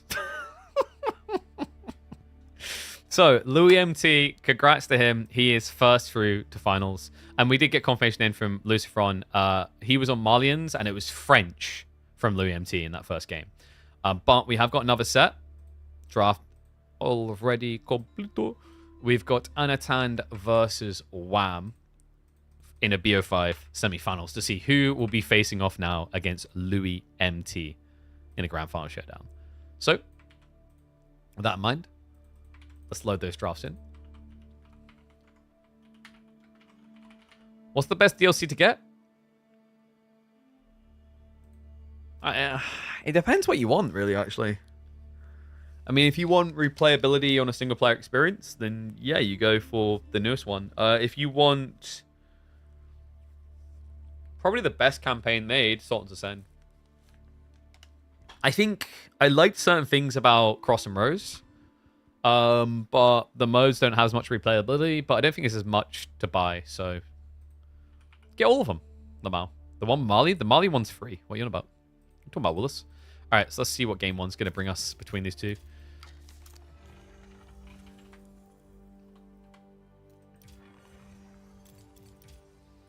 Recalling a past stream, you mentioned an external cooler used for your laptop. Could you mention it? Sure. It's going to be a bit hard to show on camera fully because it's plugged in and being used right now. And I don't know if I can bring it. Can you see that? The camera? At the back? Because if we close the laptop, it's going to turn the stream off. So there's a little box thing at the back there. One sec. Let me load in game one and then I'll pull it up on stream on the website for you. So there's an external cooler that you just plug in at the back. So there's a little clip-in location. You just clip it into the back of the laptop. Because this laptop has a little feed loop in a U-shape over the graphics card and the main components, so that it basically cools the main pieces. So 1 second. Oh yeah, here you go. So this is what it looks like. So it's this type of thing. So you just fill it up with distilled water, and what it does is it just loops in at the back of the laptop on a tiny little metal loop. Just goes and breezes across the components.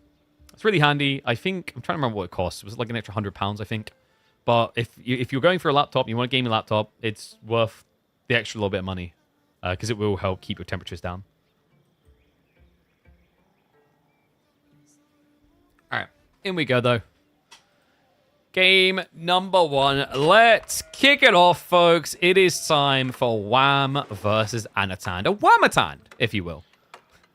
Always love a good old Whamatand. Welcome back to the channel for a cast game. A cast a series between Anatand and Wham to see who will be going up against Louis MT in the grand finals of midweek muster number 12, our $20,000 esports circuit. Wham with the Byzantines and Anatand with the Malians, and if I'm not mistaken, on the draft. Oh. No, it wasn't a first pick, but it's because he ban protected it. I was about to say, Malians is the type of pick that players like Anatand actually covet. B is another one of this as well. Like, they've been actually picking it first, if not second. Yeah, usually with these type of players, Japan or Malians is the #1 priorities to take in the draft. Funnily enough, in this draft, the priority picks between these two was Sengoku first for Anatand and Tuklak for Wham. Isn't cooling the biggest problem in laptops generally dropping performance? Well, sorry, I think you worded that weirdly. Are you saying, like, cooling will help you to stop performance drops? Yes. Because, like, well, that's how most components work. Is like, the idea is that, like, you stress a component in a PC, like a CPU, is a great example is GPU, and then that rises the temperature, and then eventually you reach a throttle point. And when you reach that throttle point, that's when it eases off on performance because, like, it can't go any higher. Otherwise, it'll be an overheat. So, in general, yes, controlling your temperatures is the way you improve stuff. Obviously, you have to, like, optimize and tweak certain components to get them even higher. But this is why, like, you know, if you look at the #1 performances of different components, like, best top performances people have had out of, like, a CPU, like, the fastest they've got to go, it's people that have full setups with liquid nitrogen, right? They're basically full lab experimenting to break records.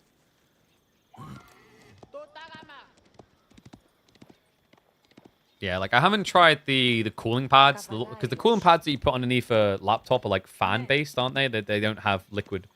I was a little bit skeptical at first when they sent me the liquid cooler. I was like, I don't know, man. This seems dodgy. But it's actually really clean, and there's, like, no risk at all.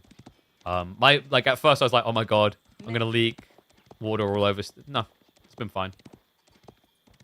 Only thing is, obviously, if you travel a lot, remember to use the little bleeder that comes in, so you can definitely empty it fully, because obviously if you're traveling, you're going to be going through an airport. You don't want there to be some liquid still left in there from the pump, and that'd be the reason they then decide to deep dive everything you've got. But it's easy enough to do. Grand Winery now coming in, Manticore on the other side. Looking to spawn, Anatand, he gets double back gold. That's pretty nice. A further one over on the left side. Deer are both forward spawn, sort of. I think Deer could be viable on the south side for him, but I wouldn't be surprised if he just stays in the base. Most Malian players do. Then again, when you're against Byzantines isn't really known to aggress you on the opening as much. Like, this is the dream I don't like attacking matchup at the moment. At high level, this is the matchup where both players just kind of sit there and stare at each other doing the greedy things. Now, of course, the bigger winner out of doing those greedy things is intriguing. I think, actually, Byzantines is quite happy because of how fast they can get castle. But recently, Malians with the sofa blow has proven to be more threatening than they were in the past.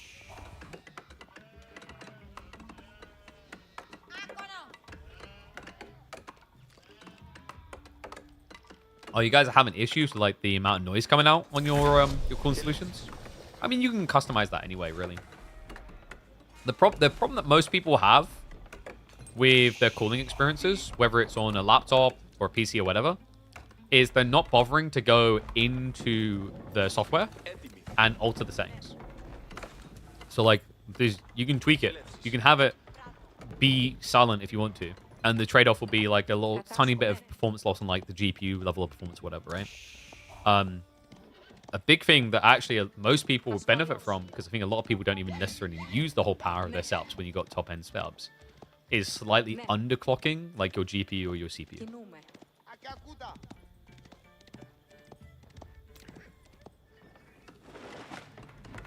Okay, so system spam is coming in from Wham. He went with the 2 villagers.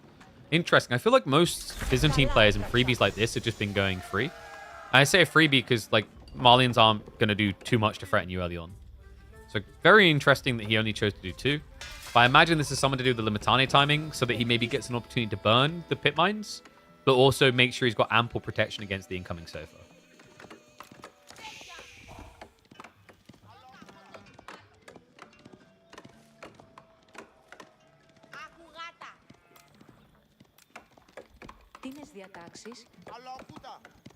Yeah, sorry, undervolting, you're correct. What? I said underclocking, didn't I? My bad. Yes. Thank you for the correction. Undervolting is what I mean. I.e., you're basically going to decrease slightly the amount of power draw that your graphics card or whatever you're doing it with is going to take. Which will basically lead to less heat because you're not pushing as much electricity for it. Which, you know, that's kind of what electricity does in those situations.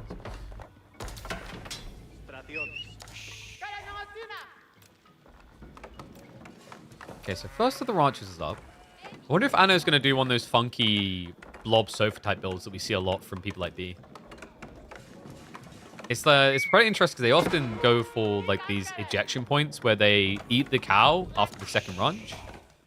They'll go 6 cow and then they'll go down to 3 because they'll be eating them to get enough troops out to contest you.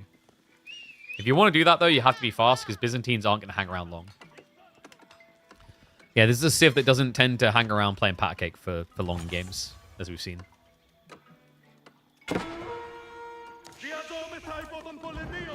You know what I would be intrigued to try is like, what are they called? There's those thermo pads, the cryo sheets. I kind of want to get my hands on some of those and see if they're actually good for CPUs or not. I think, if I'm not mistaken, the rumor I've heard is like it makes practically no difference compared to good thermal paste. But if that's the case, it's actually a really good thing. Because for those who haven't seen, they're just like the sheets that you just put on the CPU, which is a lot less messy and annoying than doing thermal paste for the average person.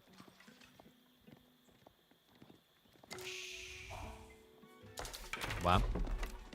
He's just going to start setting up the final systems. Oh, look, a marketplace that you will not use. You could add knights or horse archers. Wow, wow, wow. Thermal pads are used for NVMEs? Yes, but you can also get thermal pads for CPU coolers.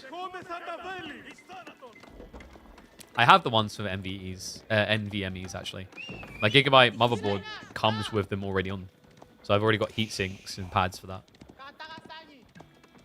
Yeah, a lot of the new motherboards have started to include those by default, which is pretty nice.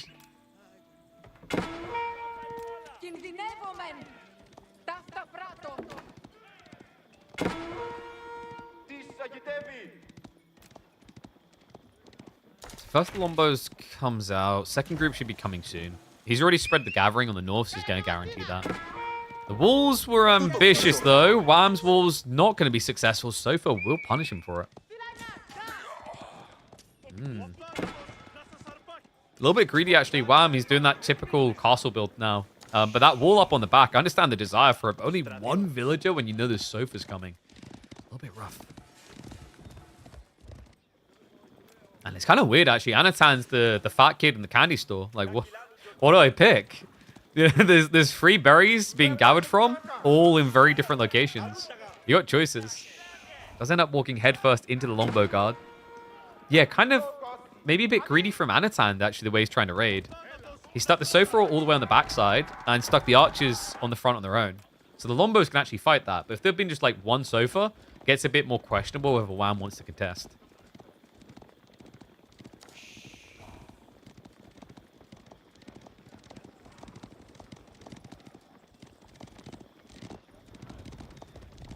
Liquid metal is the real changer, makes real difference, and it's kind of insane how much of it. Liquid metal, I don't think there's anything like that for standard consumer PCs, right? What you're describing there. I don't think so. Maybe I'm wrong. Okay, I know additional cows now getting added in. He's not ranching them though, he's just eating them. So more Sofa blow. Is his timing off here? Golden Horn Tower's coming. There's more forward, so there's an opportunity for Anno to see this, but sometimes when you see an outpost in this type of position, you get reluctant to dive. Like, he doesn't even know it's happening, right? So he's definitely not going to dive without that information. And Anno also now circling around the back means he's not going to get confirmation of the tower at all. We'll put him in position to potentially raid the back berries, because Wham, in his infinite greed, did not build an outpost there. Liquid metal is just a thermal paste equivalent for any... Ah, okay, got you, got you.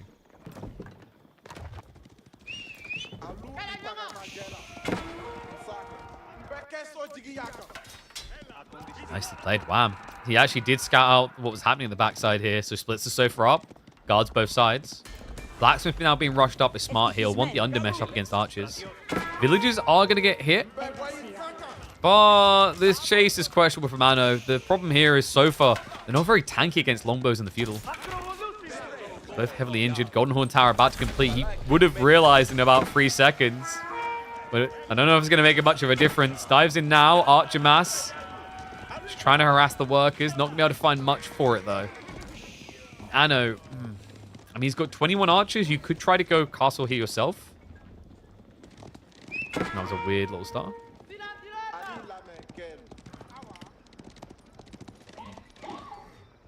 I'm not sure if it's worth it for him to try and castle this, actually. I mean, he's only got 4? 4 cows in total is pretty bad. And oh my god.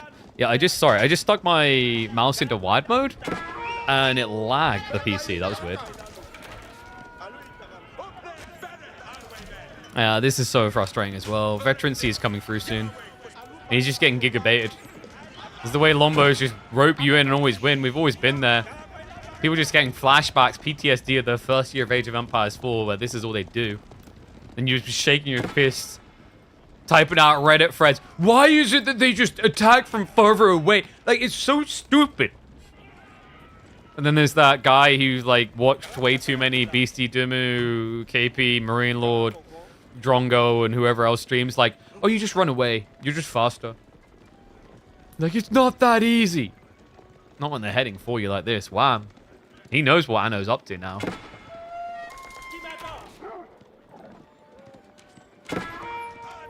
Almost even going to intercept again. Some more losses for Anatan. Does he think he's baiting him in? Like, yeah, I've got more Sofa coming. Problem is, Wham's already got a few cataphracts, and these veteran Lombos hit pretty hard. Although Wham did miss an obvious trick here. He didn't get Steeled Arrow. So he hasn't been buffing their damage up, which is quite surprising. I guess he's just putting all the gold priority into things like cataphracts instead, but he definitely has surplus now for it. Remember, Steeled Arrow only costs you 125 gold and 50 wood. There you go, just queued up. Won't take him long as well if he switches over to the research speed, which he hasn't done yet with the Dialecticus. Yeah, it would take him 24 seconds instead of a minute. So full super zoomer mode, basically.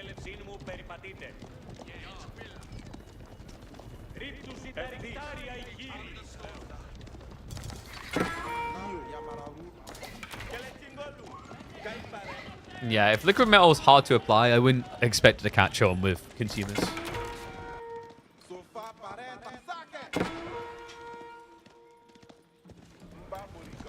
Wham. I think the shark is about to bare his teeth. More Lombos coming in. The cataphracts are frontlining. Anno needs to get out of jail free card, but I don't know if he's going to find one here. Wham ain't dressed like a Monopoly man today. Just back up. I think he's happy to just start idling out this area. Stop the wood, stop some more archers coming. And the longer this goes, the better it gets. You know, it's not like Anatan is going to be going for a Fulani here. It's going to have to be a Farimba. But he does the Fulani! Okay, so why? I think because Farimba doesn't have a clear value point. I thought he'd just do it because this is 4 cow and your opponent's in your base. So maybe a few freeborns nice against Lombos. But I think he realizes freeborn isn't going to solve the game for him. Because then he has no answer to cataphracts anyway. His only answer is now to try and get better eco. But this is insanely hard. Ranged armor 1 complete is good enough, remember. These archers are capped at 6 damage. So you've already got 5 armor. You don't need more. He has got the +2 damage on the Lombos, and that is going to sting. Sofas will easily melt against this. Cataphracts will start a step away. Archer's just trying to dive onto Lombos, but it's the Cataphracts I'm now worried about. He tramples through. He chases for the landmark. He sacks the Longbows to shut Anno out of Age 3. Longbowmen will now get chased down, but they'll still get reasonable trades before their death. The bigger concern is that Anno now has 0 answers to the heavy cav. And they are butchering. Work is down, cows down. What the hell happened here? You know, in fairness, these cows actually would have generated food off the Fulani, by the way. They don't have to be in a pasture to do that. But it's not going to matter. It's never going to be built. GG called. Fantastic timing by Wham. Showing you just how happy Byzantines are in this green on green matchup. The stockpile of cows, man. Good lord. All right, so right side win. That's going to be a Mali. Oh, sorry. Not right side, left side. Going to be a Mali loss to the Byzantines.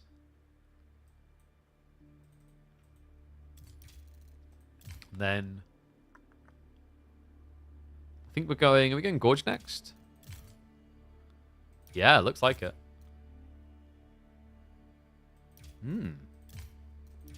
Golden Horde versus Ottomans. Oh, wrist is feeling a bit weird. Cadders are expensive? Yep. But they're a Giga Chad of a unit. They're not the best knight in the game anymore, but they're very high up there still. Alright, let's see.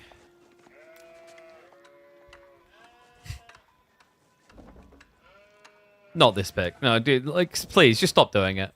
It's Golden Horde on Gorge again. Don't. I'm getting PTSD of Golden Horde late game. But you know what? Annotan isn't going to let him get there easily. It's Ottoman time. Welcome back to the channel, folks, for a caster game. Ottomans may be your best friend when faced against Boomer Civs. Seriously, Ottomans are looking like king of the aggro right now. There's not many civs that can contest or outshine them in that department. And it may be the exact solution you need, because Golden Horde may be ridiculous when they get going, but the challenge is kind of like a broken down car that needs a bit of a push. Sure, like once it's revving, it's going to go fast, but to begin with, it needs a lot of help. And Gamble will be coming in with the grand finals. So suck it up, wait to be an addictive person. Kipchak go brew. Yeah, but the goal here is to stop Kipchak ever coming online. And like, actually, even if you reach that Kipchak point as Golden Horde, I think it's kind of problematic against Ottomans, at least on the opening, because of Sipahi. You know, obviously you still have to reach them. It's still AoE splash damage, but there is a timing where, like, if Wham chooses Greed and just castles up, I think Ottomans is one of the best civs, so kind of punishing that timing based on the healer boys and the auras they get in Feudal Age. And percentile buffs do get applied to blacksmith upgrades as well. Yes.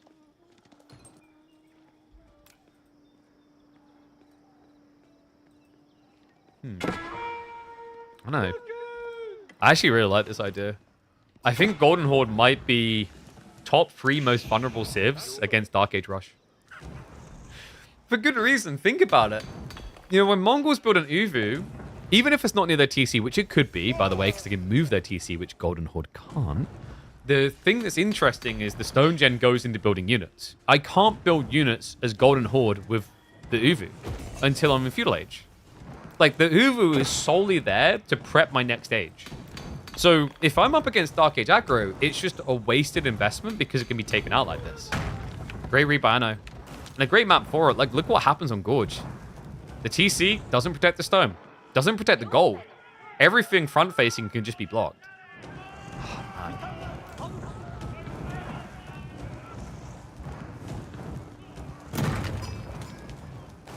so it's like he's going to end up losing the Uvu. Probably could end up losing the Gur as well, actually. Sheep Hall at least looks pretty good for Wham. 11 sheep. Other side of it's 13, though, so Anatan done a great job here. It's really his GH's main weakness? Exactly. You know, like, people who complain about Sengoku as well. Like, Sengoku's kind of the same. Where the vulnerability, the weakness, is if someone pushes them. Remember, Sengoku suck if they can't set up the Yatais. And they only get to set up Yatais if you do nothing. And it's kind of the same here with Golden Horde. Golden Horde are insane if they are allowed to get online and going. But if you just aggro them, they don't get online. You know, just attack them, lol.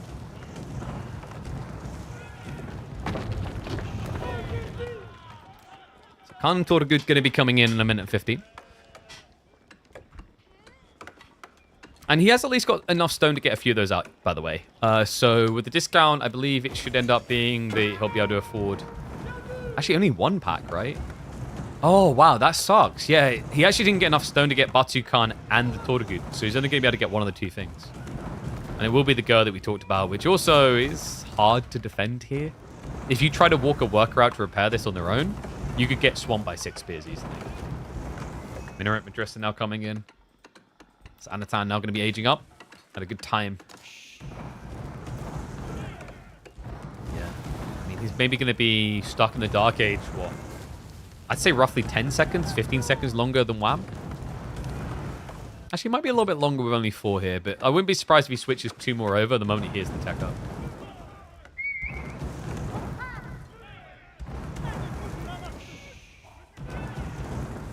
He's even going off the god. Okay, this is going to be a lot harder to kill in a second, but at this point, Anatan has nothing else to harass, so he might as well. Wham just has a ridiculous amount of wood. I wouldn't have minded the idea of trying to reclaim the Uvu by building an outpost here. But he hasn't bothered at all. He's got 445 wood now. And did he choose the Tortugud? No, he chose the Batu-Khan. So we have got the Khan coming out. Yeah, he's not going to do well against the space. Minaret Madrasa, there you go. Anatan does switch a 5th villager over. Wait, is Wham going 2 TC? Wait, what? What? Dude, no. Is he legitimately trying to 2 TC here? Okay, no, there we go. He's got an archery range coming through. That was getting weird. That was getting kind of weird.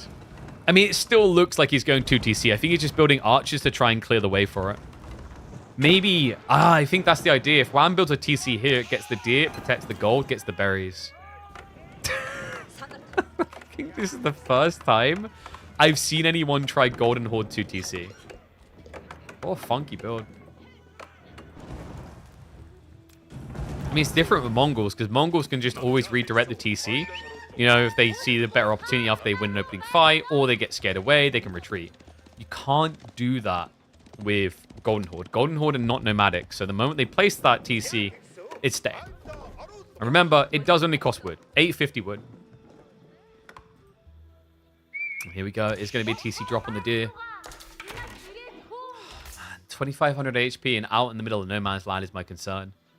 We already have Sipahi getting layered in by Anatan, and he also gets the blacksmith, so that's going to ramp up production.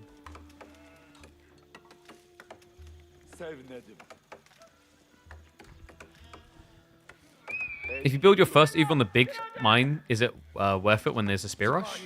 Yeah, because even if he builds on the big mine, it doesn't change anything. Like, actually, just building it here is worse. It doesn't give you additional stone gen on an Uvu. It just means that you're further out the base, your village has to walk further. And he will return for his original Uvu now. But there's spy spam coming, and I wouldn't be surprised if Anatan starts to prep an early play into siege engineering here. You just go Rami fun times your best friend, right? Like Ram times 2 plus a few Sipahi, and what does Wham do about that? You know, if he had his stone from the start, he'd Tortugud to defend it. Problem is he doesn't have his stone from the start, and to make matters worse, folks, remember what we talked about, the Ottoman auras. If you go only Tortugud, even if you could, your opponent can get melee armor on his Sipahi to allow them to win fights. Then to make matters worse, if you think that healing down the line is good for you, or Keshik's being able to heal will be good for you, remember that Anatan already has healing for everybody. Wham's going to need the archers to clear that now. He only just built this, come on. Straight onto the Uvu again. Anno says, don't mind if I do, with a capital kick W.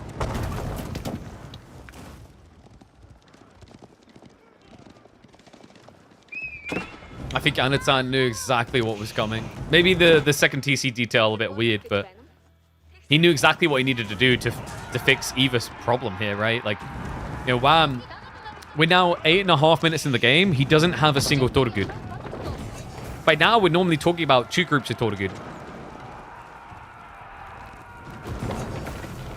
I mean, no, this is painful. Please. He doesn't have enough.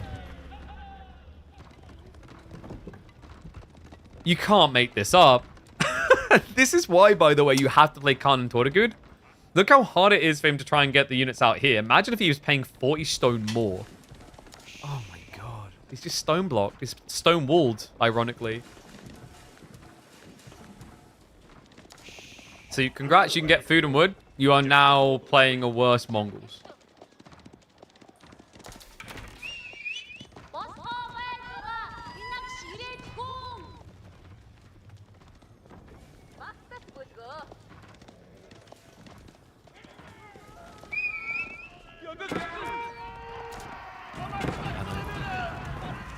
He's now going to knock at that door. This is the time we were worried about.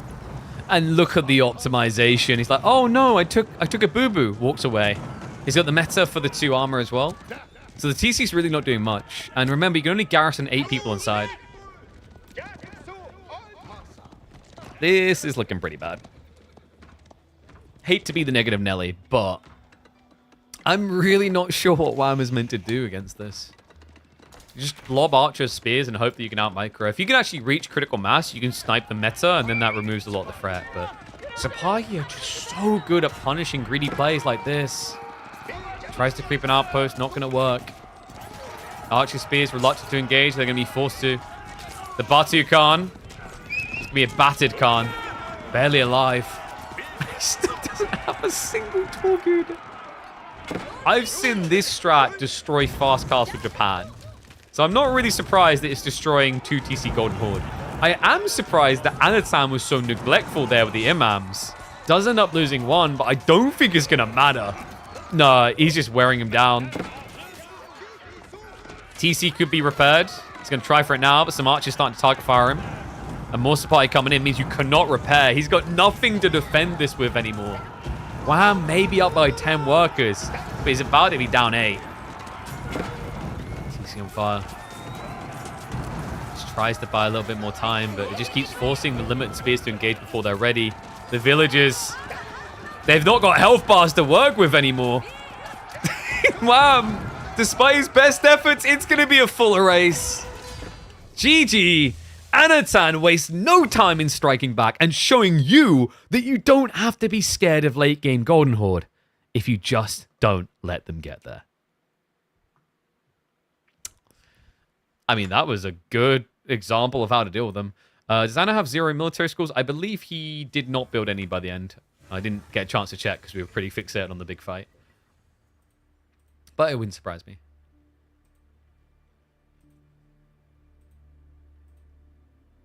So, Anatan with the strike back. Ottomans beating Golden Horde. I try to avoid saying GH because the problem is I come from Doha. So whenever I say GH, all I can think about is one of the most wholesome people I've ever met in all of esports. Oh, I love that guy. I miss that guy. GH was a legend. All right, so next up we have got Sengoku versus Tuklak on Frisian. Huh.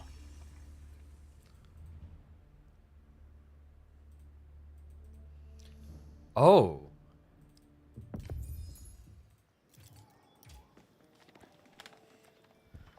Struggling with elephants? We may actually have the answer here, folks. Welcome back to the channel for another caster game where we'll be seeing the Sengoku Daimyo try to solve the elephant problem. The elephant in the room, if you will.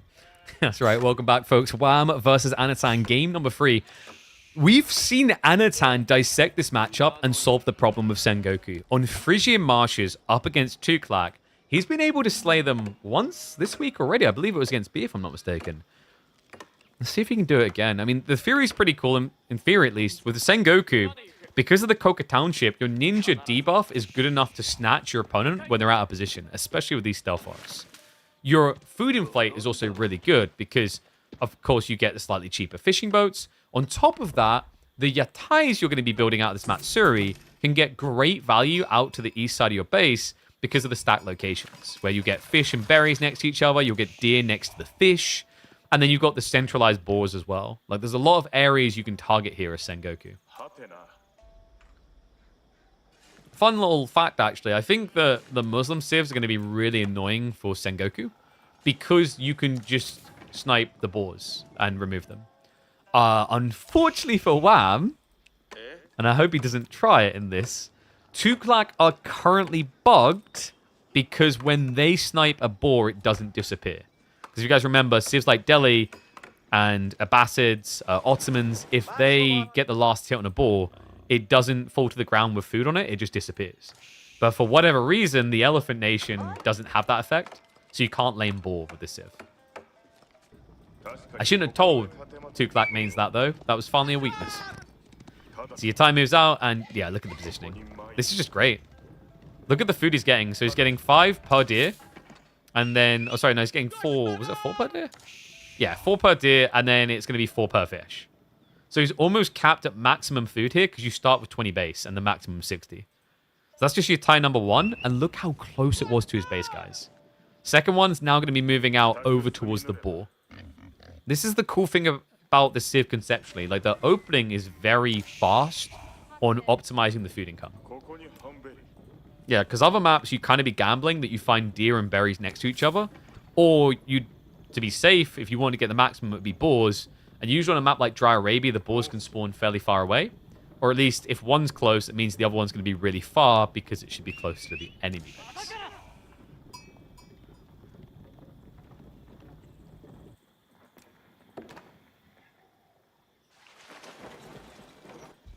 Tuklak, of course, have been going fishing, as they do get a buffed income from that.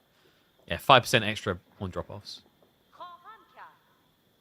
And yes, the Delhi Sultanate was Muslim. The Sultanate is kind of a giveaway. But fun fact, through that point in history, a lot of India was ruled over by sultanates and caliphates, which were led by Muslim people, even though the majority of people living in the Indian provinces were Hindu. But the overlord factions, the noble factions, or whatever, the rulers, were of Muslim descent. And then when that whole period was done with India, it turned into a bunch of Hindu people being led by British people. So Christians. Hey. Yeah, dude, India's history is pretty rough, actually. Poor lads.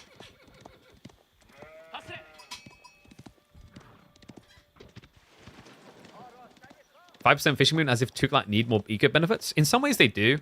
Because like when you math it out, it's still decent eco with the woven baskets, but also at the same time, they don't have standard eco techs, like the fertilization, the broad axe, etc.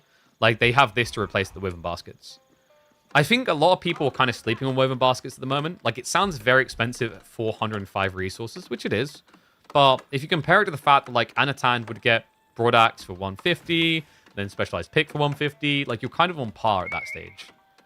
The issue I think right now is like it's so expensive per tech of it compared to how easy it is to drop 150 on an eco tech. Instead, you have to save up 400, which is kind of crazy. As is this particular landmark, Dome of Faith. Oh boy, guys, I wonder what we'll be treated to today. Well, so far, most players have just been building elephants, so I'm sure that we're going to see something diverse and different today. Not just more elephants. We're going to probably see more elephants. And then Coca on the other side. This is the solution to the elephants in theory. The Coca Township gives you shinobi that you can spawn near your buildings or near a stealth forest. Now that's great for Frisian for 2 reasons. 1, you have a lot of mid-map-ish buildings because you've got them on the ponds. 2, stealth forests are between the 2 side spaces. What's interesting here, by the way, is that Wham, I actually love this idea. He crept a dock on the enemy side. And these docks, the interesting thing about Tuklak, their fishing boats essentially function as like mini galleys because they have arrow shots. So they can protect against early aggro. I think, where did we get the ties in the end? Yeah, so he had one on the ball. He's moving further away to block an easy opening for Wham with the spears coming.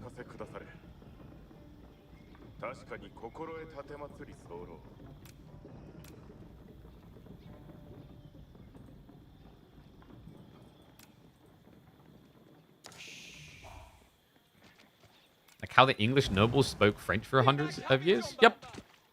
Was that like a shot at my country's origins? Nation oppressed by Romans say what? Like, I mean, come on, dude. Is there any country that hasn't had a period where there is someone else's welcome mat? You know? Trying to think, actually. I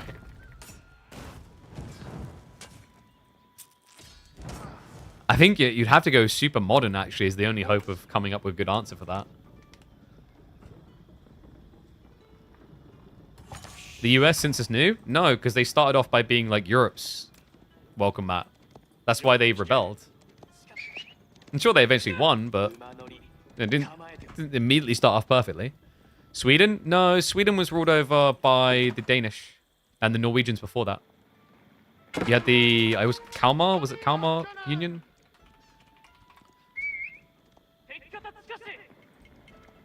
Japan? Nope. Japan lost World War II and then essentially got completely hamstrung by the restrictions. That's why to this day, Japan does not have an army, unless that recently got raised. But for years, if you look, it's called the Japanese Defense Force. They're literally not allowed to have an army, unless I missed a recent change. Like, they technically do have an army, but it's called the Defense Force. Okay, Shinobi are actually gonna run into the fishing boats. That's not very impactful, though.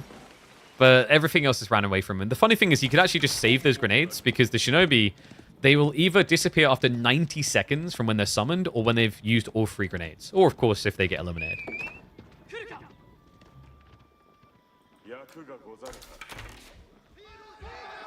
Italy has definitely been oppressed. I'm sorry. Where were you for World War II? Oh, I mean...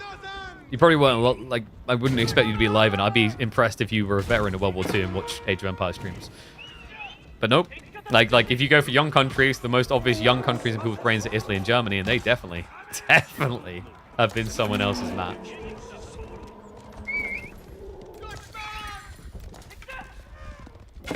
I've got the Raider Elephants coming in, by the way, so wham. And the idea is good. It's pretty much what we've seen everyone do, but I like Anatan's idea better. He's already got Spearmen, and the Spearmen get really good with the Hojo clan, but he begins by going for the Takeda clan, which is going to give him more health on his slightly anti-cavalry horsemen. And the anti-cavalry are actually decent at dealing with these elephants, by the way. To make them even better, he can go for this tech called horse training, which will give him the movement speed to gap close what are already slower elephants. Yeah, so it's just kind of like you can pinch them and kill them.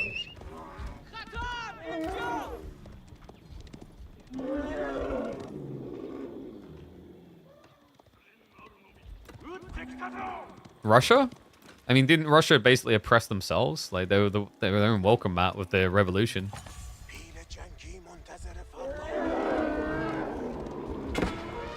But also keep in mind that, like, Russia got tapped out of World War I, so... And then if you go further back, it depends on like, what you refer to as Russia. Like, was Rus Russia? Was the Muscovy state considered Russia?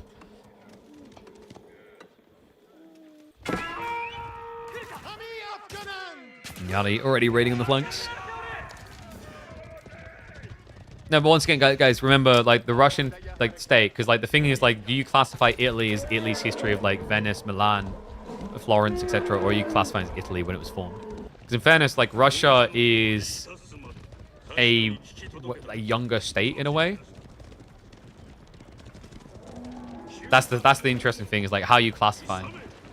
I say in a way, I think it's 9th century, but, like, the modern state of Russia was, like, 16th century.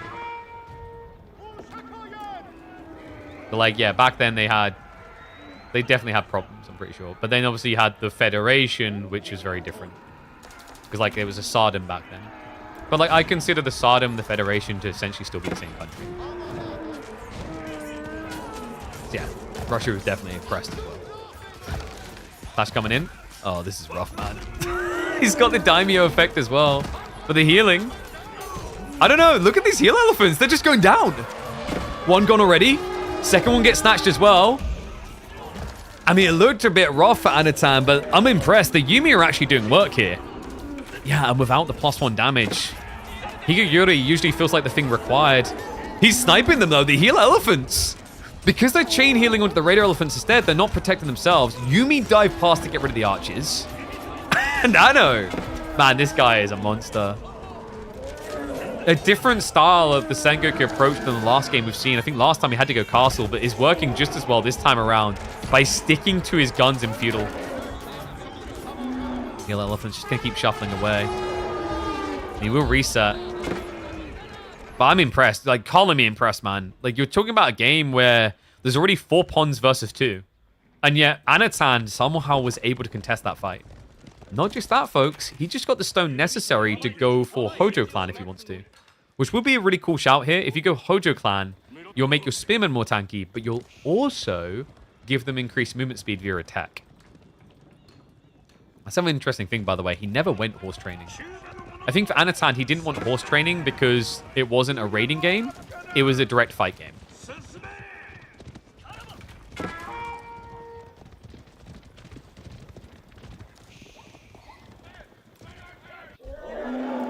Wow, he's going to try to make it a raiding game now. We've got an archer ship queued up, but against this much torch power, I mean, how do you keep the docks up, really? It's going to be Yumi diving in for the fishing boat kills as well. Wham should be able to shuffle away, though. I mean, Yumi don't really have much damage, but... I spoke too soon. Archer ship's going to be there. If Anno spreads out his boats, his units rather, he still take out the dock to stop the boats from fishing. And Shinobi. The perfect defense to buy time here. Raider Elephant's going to try to ride through. Anatan is being greedy, by the way. He's distracted because he's currently dealing with the fishing. So he's not really watching his workers. Yari Cavalry now arriving. Reminder, when these Shinobi's grenades connect, they debuff the elephants. They decrease the movement speed and increase the damage received. They are a fantastic way to let Yari dominate the elephants. Dot goes down in the meantime. Anatan able to make it work. Defends and attacks at the same time. He's the only one netting worker kills at this stage. Fishing boat, sure, but it's shrinking the lead that Wham had built up. Still 4 fishing ahead, but the cool thing actually about Sengoku like this, he's got 3 Yatais in play, so he's essentially mirroring the fishing.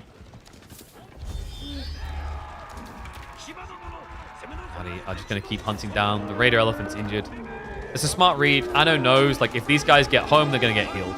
So he shuts down the tempo that Wham had, and now looks to level up. We've got a sake brewery on the way. Love to see this coming out. I feel like I've been seeing a lot of people going towards the Temple of Equality. But if you aren't in a rush, this is so much better for scaling. The sake brewery is S tier when it comes to gold generation. It's fantastic. 5 villages will be able to generate 540 resources in the late game. That's pretty damn efficient. And remember, it's gold they'll generate, because this is going to spawn a bunch of Tokikojis in front of it, which are mats, which will just look like the farm size mat that's with gold infinitely on them. See? Now you just stick the people in place and get to gathering. I really like this landmark. Aesthetically, it's so cool. Yatai God. But Anatan now heading up. Veterancy on Yumi is coming in. Damage 2 as well. I would not be surprised if... Yup! It's the Oda clan estates. So he's going for the +1 extra damage on his Yumi. He's just going to dump him with Yumi.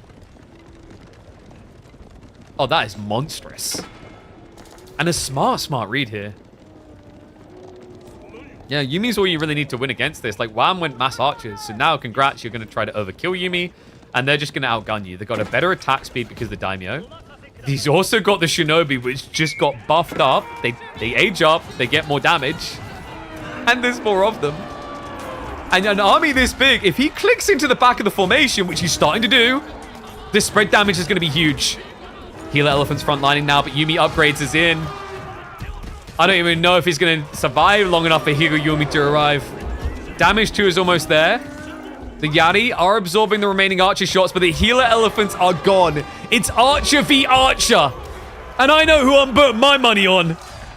No doubt about it. Anachad reminding you exactly why Sengoku is his most played Civ of the new DLC.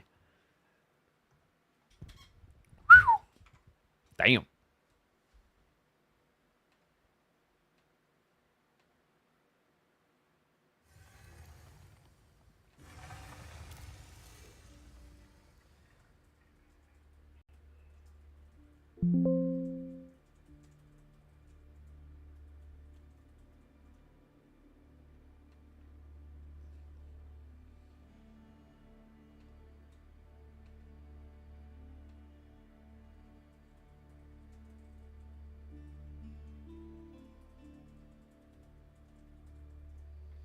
Alright, there we go. And yeah, if there isn't space on those slots, it'll try and place them elsewhere around it. So yeah, you're fine. It's like the Kura storehouse in that regard. So let me mark that one up. That is a win for Anna Chad. And that will now be taking us into Cliffside for a Sushi versus Deli game.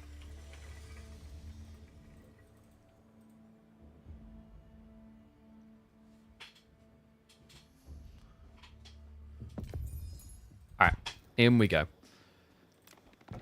We'll speed it up for the other game as well. But the childless man is now looking to slay it in the 4th game. Welcome back to the channel for another caster game. This time, Anatan taking to the deli, while Wham trusting the Sushi on Cliffside. Sushi versus Deli on this map, man. I don't know, it's kind of weird. I feel like when you pick Sushi here, you want to have that option to potentially go into Chug. But against Deli, that's not going to feel great, right? Like with the Ghazi threat. So we'll see how he wants to try and approach this. I think still a lot of the time Sushi players are just trying to pro scout on this map, and I'm not convinced. I don't think it's that crazy.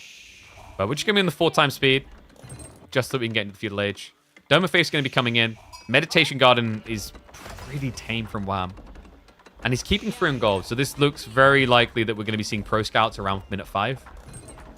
He has got a back deer, which is safe enough. The problem here, though, is going to be the central deer and the likelihood that Anatan's going to be opening Ghazi.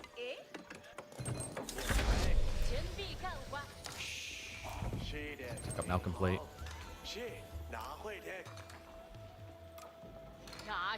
Wham.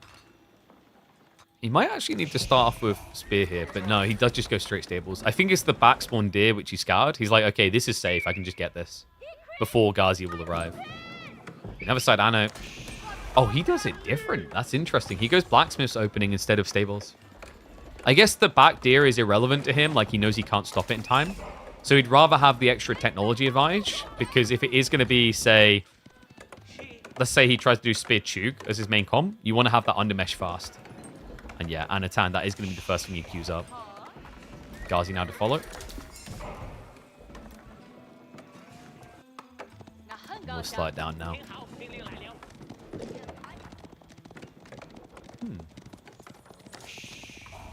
Healer monks are so OP they lost Light Cav.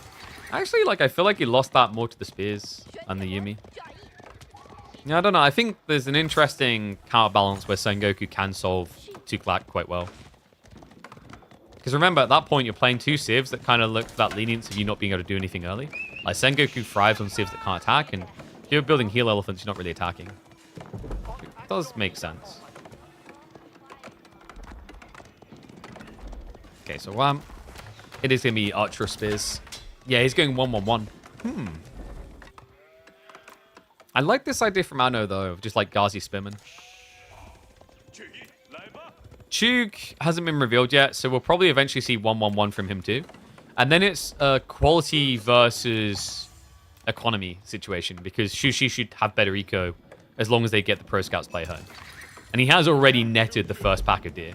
Remember, with the nerfs, you now do lose deer value while moving the deer carcasses. So just bringing them from back here lost him 35 food to 40 food on average per deer.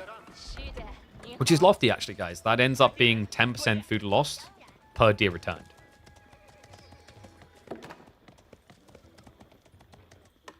Pro Scouts will eventually come in for Anatan, of course, but it's not a rush. It's just a free tech for him. So instead, all focus goes on getting units out to stop all the deer being removed before he can get Pro Scouts. Yeah, it's just another example where Delhi kind of got like a subtle buff through the Pro Scout change. Because the idea is like, so it's multifaceted, right? If I'm getting that tech for free, it doesn't feel as bad as like you now paying 450 resources to get that tech, to get less food than you did in the last patch. The other thing that's quite interesting about the change now is because Pro Scouts is less ideal, more civs are going to consider not doing it and moving out into the map. And that's really good for Delhi players, because Delhi players are aggressive anyway. They build Ghazi, they raid. And if you're now playing out into deer and boar and berries, that gives me clear targets that are much easier to achieve than diving the base here.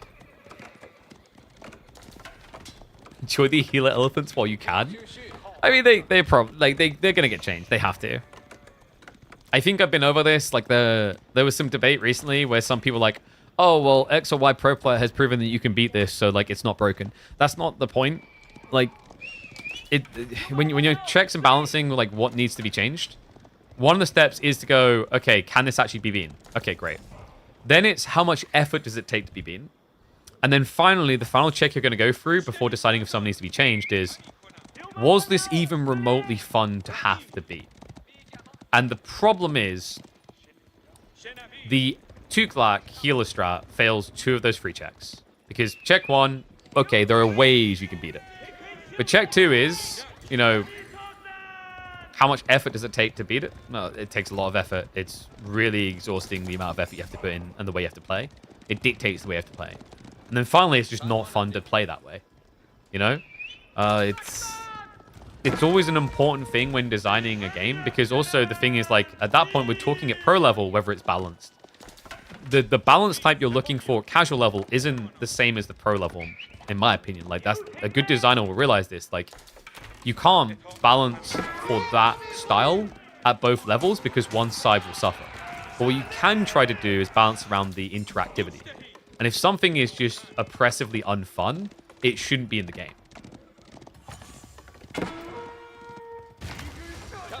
You know, like, imagine if a game dev in RTS was like, oh, shift queuing is stupid. Let's remove shift queuing. Okay, well, you technically increased the skill level. Like, now someone can't shift queue. They have to do everything manually, so they have to be more on point. But it's completely boring. It's not fun at all.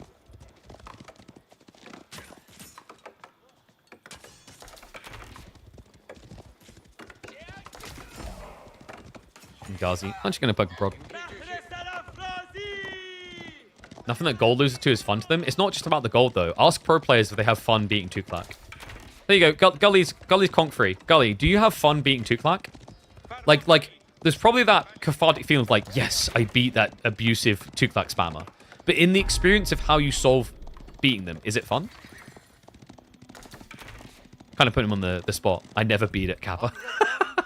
But like, I feel like even if you did, it wouldn't be fun. You know, we used the example in Battle Aces the other day of like Battle Aces had this with this really annoying unit called the Wasp.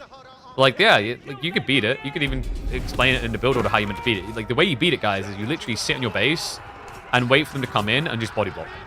That is the most boring, uninteractive way to play an RTS imaginable. Right? And that's kind of like what healer elephants are doing right now. Some RTSs never had shift Q in the first. Yeah, but those are old RTSs, and we evolved beyond them. Like, fun fact, Age of Empires 2 didn't originally have shift Q, if I remember correctly. I was discussing this with a player where, like, some of the players were originally against it being added, and then they got it, and they're like, oh yeah, no, this is actually good.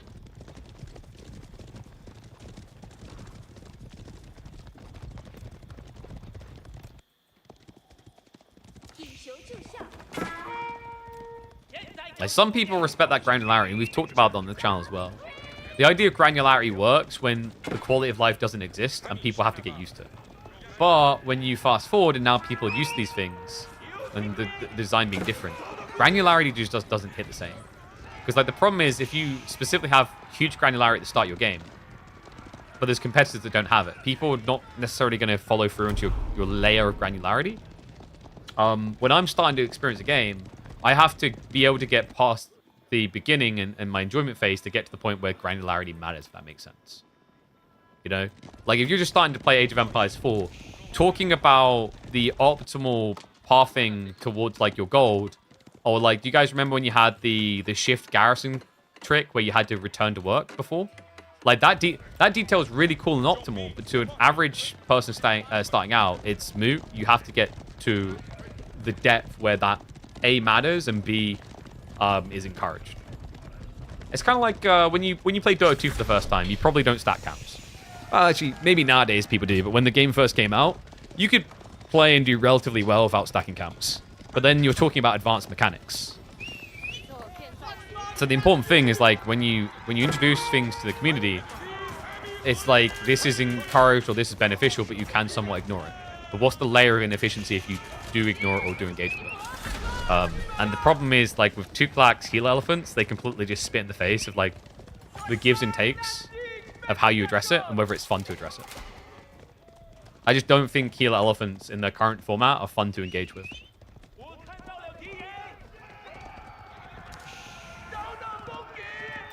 So tech out complete, by the way, on both sides. And we do have war elephants coming out. Wham did end up going for Chuging. Yeah, but he hasn't been able to send it with the Chuk. So they're now on the way across, but they need to be fast about this. Anatand, if he gets just 1 or 2 war elephants out, I don't see these repeater bows repeating on him. Actually, I guess, no, like repeat on Wham. That was like an indigestion joke, guys. Come on.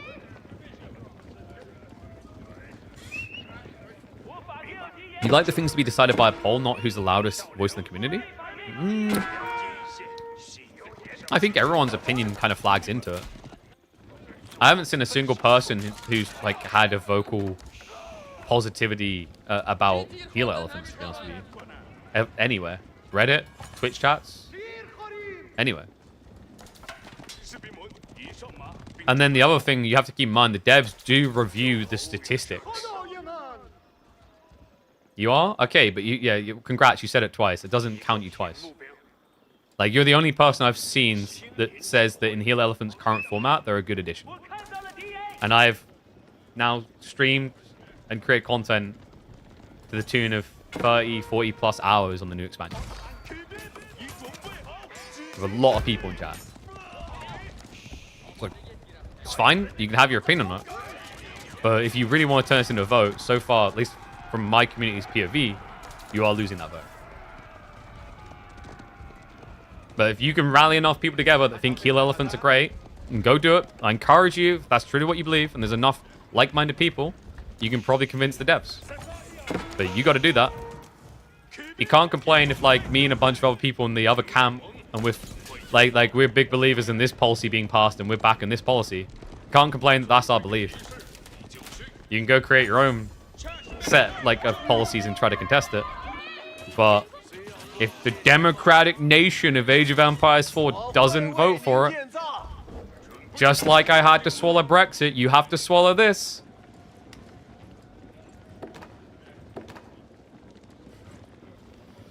And notice that Anno is not swallowing many repeater bows, by the way. That's because of the war elephants. The war elephants just completely shrink your ability to go.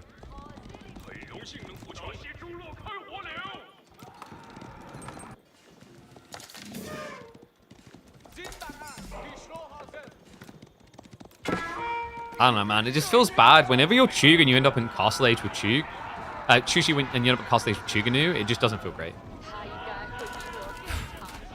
Dude, I don't want to. I'm not saying I'm going to swallow Brexit. I'll tolerate it. I mean, it never really happened and never really will fully in the way that it was envisioned anyway, which I think is a good thing. Running into the darkness without a plan is pretty dumb.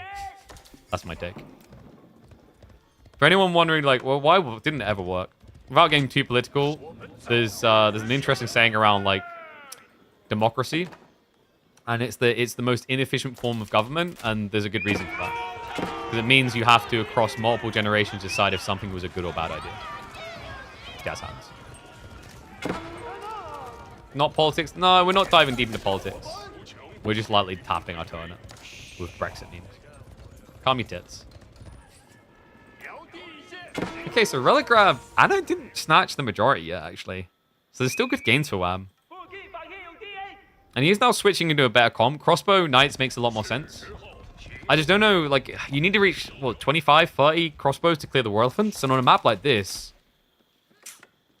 is there a world in which Anno would ever mangonel? Probably not. But you can just Archer Blob here, because he already got the Pakes tech, which gives his archers first strike. Because he's got an extra 0.5 tower range.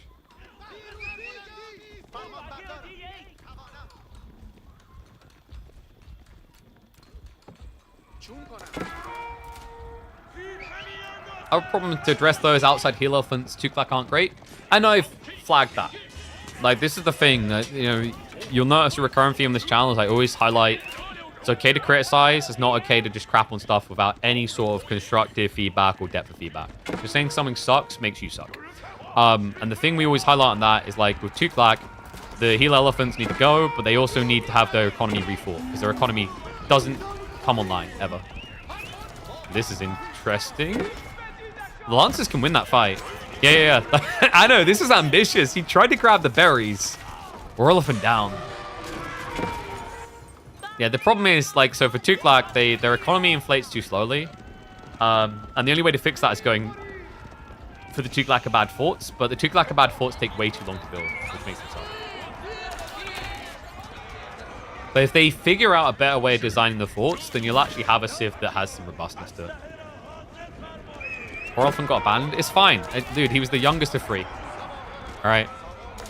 Here's the other 2 kiddos. Here's their papa. They're ready to go avenge him.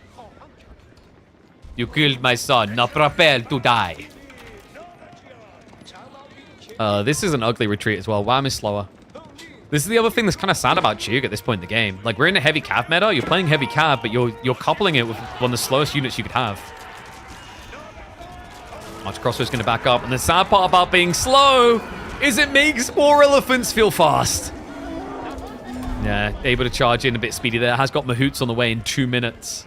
Scholar pull as well, so just minimizing the damage being done here. And the other interesting thing you've got to think about, by the way, with Tuklak, as we're seeing from the Delhi here, is it just echoes a sentiment from the community that they don't like elephants already in the way that they've been dominating the game. And they introduced a whole elephant civ where the new strat that is dominating is a healer elephant strat.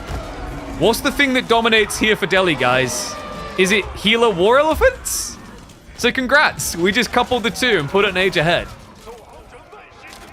That's the classic Delhi effect. However, Wham is doing a good job of clearing them out. The problem is it's losing him too much to the archers too fast. So he will remain short of 2 points. Anno will take it 3-1, and that locks us in a date between Anna's Hand and Louis MT in a best-of-7 grand finals.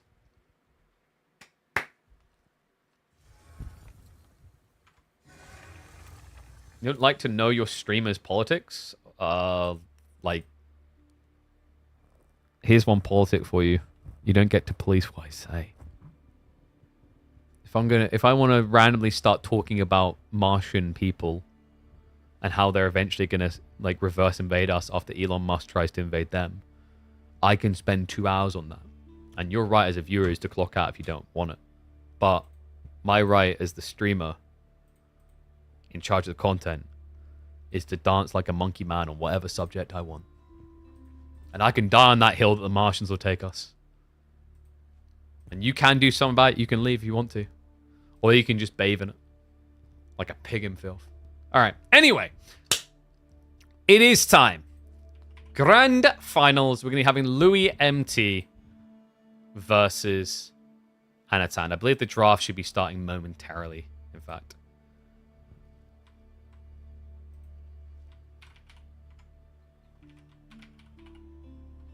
Let me just ping them as well.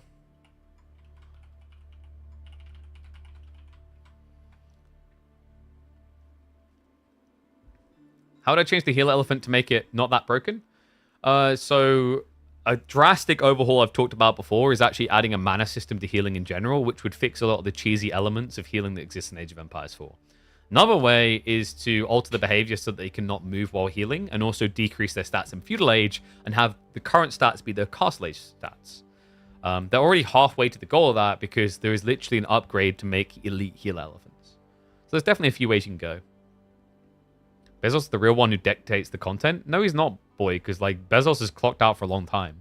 I'm sorry, have you not seen that moronic streamer the other day basically like wishing PTSD upon all vets? And she's still gonna be like on the platform with no ban guaranteed. It's all clocked out, mate.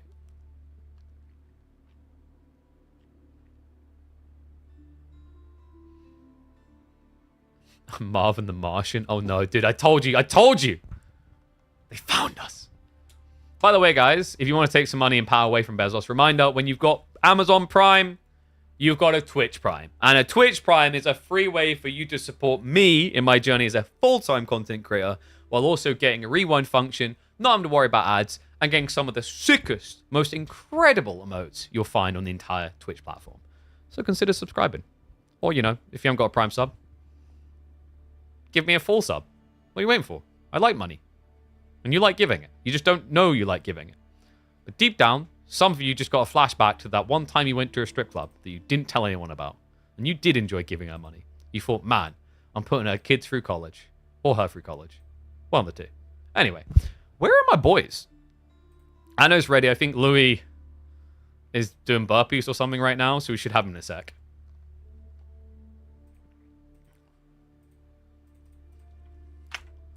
Let me F5 this up. We'll switch to a best of 7. Oh, guys, we could actually probably do the unboxing for... Should we do the unboxing of the Governor's Edition of Anno? Not Anno Tanned. But it seems appropriate with Anno now. Alright, guys, yeah. Let's do it. Alright, so, because we were waiting for Louis to set up the draft, we've got a few minutes. We're going to check someone out here. Oh my god, that's big. This is the Anno Governor's Edition. Yes, this is a fairly pricey collector's edition. I think it's £140, I want to say $200 for this bad boy. It does look pretty. Alright, so we're going to slide this off. We're going to have a look at the content of this beaut. In fact, I might even push my keyboard, my beautiful keyboard, further back. So we definitely have room. It's a sexy keyboard. Alright, so I love this mosaic design, by the way. They hit the Roman right. So I think you flip this here. And yo, what's up, Krogsop? Appreciate the prime sub. You're a smart cookie. Alright, so... Oh, dude. It's even got the little tab thing so you can pull things out. I like that.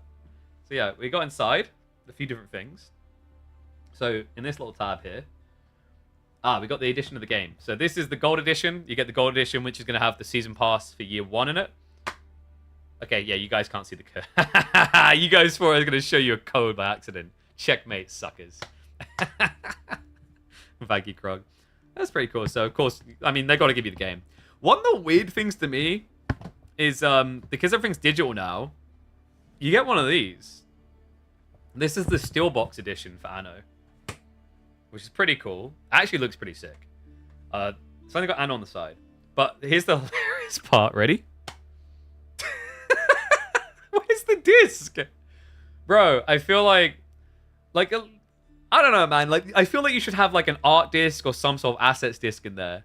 Because I like it. I'm a big fan of steel boxes. I think it's a really cool looking steel box. And I know the PS5 would have a disc in there. But the PC version has literally got nothing. It's just... There you go, man. You can stick boy's mum's home video in there. That's pretty much what you got room in that thing for.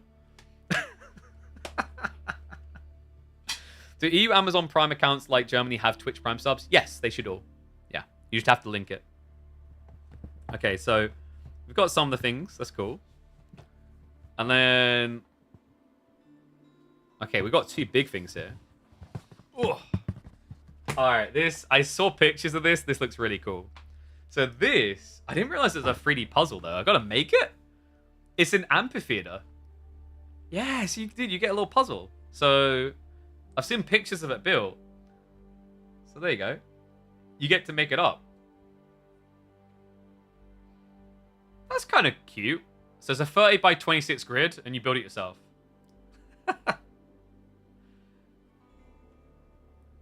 Wait, it takes 3 hours to build?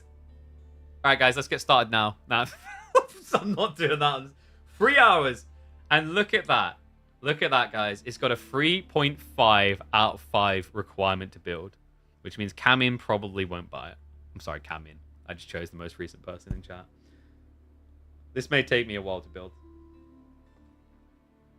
And apparently, what, 36 by 31 centimeters? 13 centimeters as well.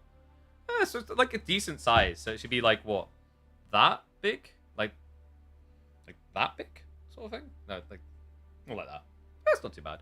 I might build that and put that in the background, actually. Because it does look really cool. And I'm a sucker for Roman things. Alright. Is there anything else? No, that piece is clear, so yeah. And then... we have got this... Oh, mate, this is the heaviest thing. What's this?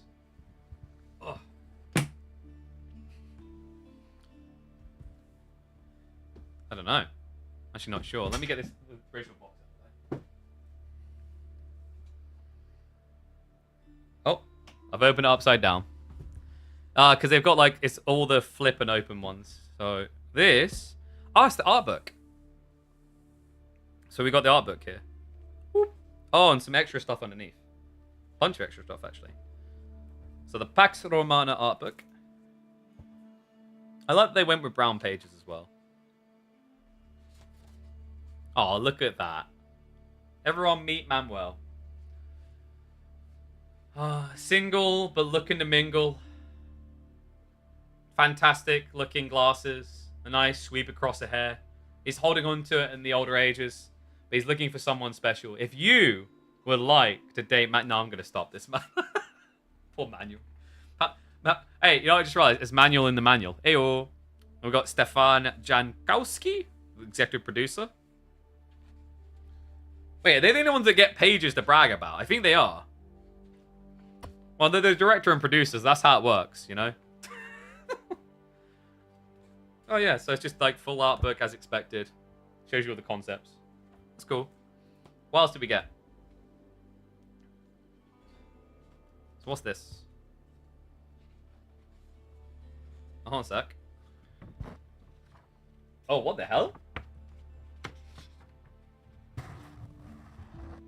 Tesserae Works. What is this? Oh my god, guys, it's schematics for my future Spanish house. It's just a bit of a random one that they've just added in there. Okay. Unless that's like... I don't think that building's in the game. Maybe there's a future building coming, and this is like a teaser for people that spent a lot of money. There you go, guys. Full oligarch. Spend money, get extra features. Learn things early. Oh, dude, they got some lithographs. These look sick. I kind of don't want to take them out, because once they're out, and I don't want to damage them. As I drop them. So you get some lithographs. That's cool. This one's already just going to be my favorite, I think. It's the most Roman. I feel like at this point I should just tear the little piece, keeping them together. Oh, wax seals, baby. I don't know if I want to open it, though. So there's two possibilities. There's like a secret code in there that one of you will steal. Or it's just a nice aesthetical thing. I kind of want to keep it sealed. You know, 50 years from now, when we're looking at the 21st Anno or whatever, the fact that this is still sealed, and I open it when I'm like 86 years old, and it just has a your mum joke in there, that's going to be priceless to me. But we do also have... What's this? Oh! It's the Anno symbol. What's that? Just on its own? Yo, I got coins! Oh my god, guys, I can chuck coins at you like your bums. Oh, that's cute. They've got like the Latium one. And then they've got the Albion one. Ow, my tooth. Yeah, that's like 2% gold. Right, we'll put them back in nice and safe. But I think we've got someone else here.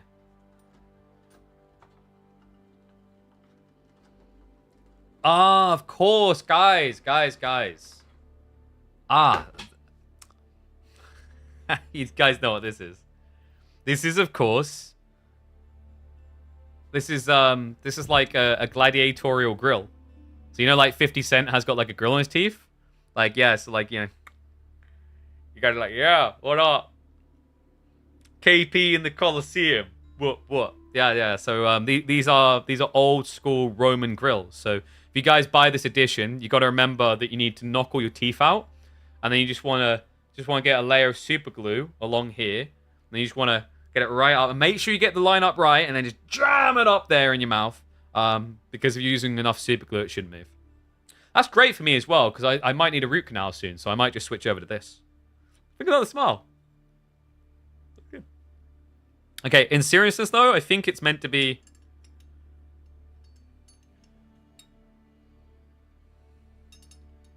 Ah, there you go. It's meant to sit... Other way around. That makes more sense. It's for the A. That makes more sense. But, guys, if you're really feeling hardcore, you can use these as mouth dentures. And then if you have a really big nostril, you can always just, like, that through. And it just becomes, like, a nice little nose ring. So there you go, guys. Nose ring, and Roman grill. Definitely try them if you get this yourself. And I think, finally... What's this other piece? These look like pins of some kind. If I can get them out.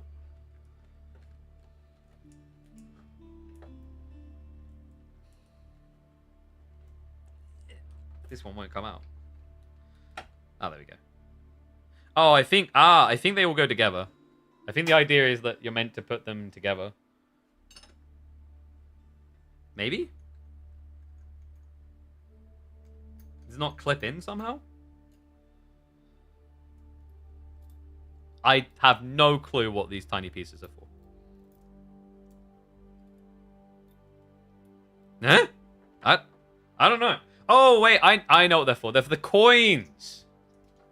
No, wait, guys. These are the earrings. There you go. No, they're the coins, I think. Nope. Nope. There you go. Yeah, so it's just it's little stands to the pieces, basically. I think... If I'm not mistaken, that is everything in the Governance Edition. It's pretty cool, though. Like, I like it. For... I'm trying to think, like, the value point of, like... Because I think it's £120 or something.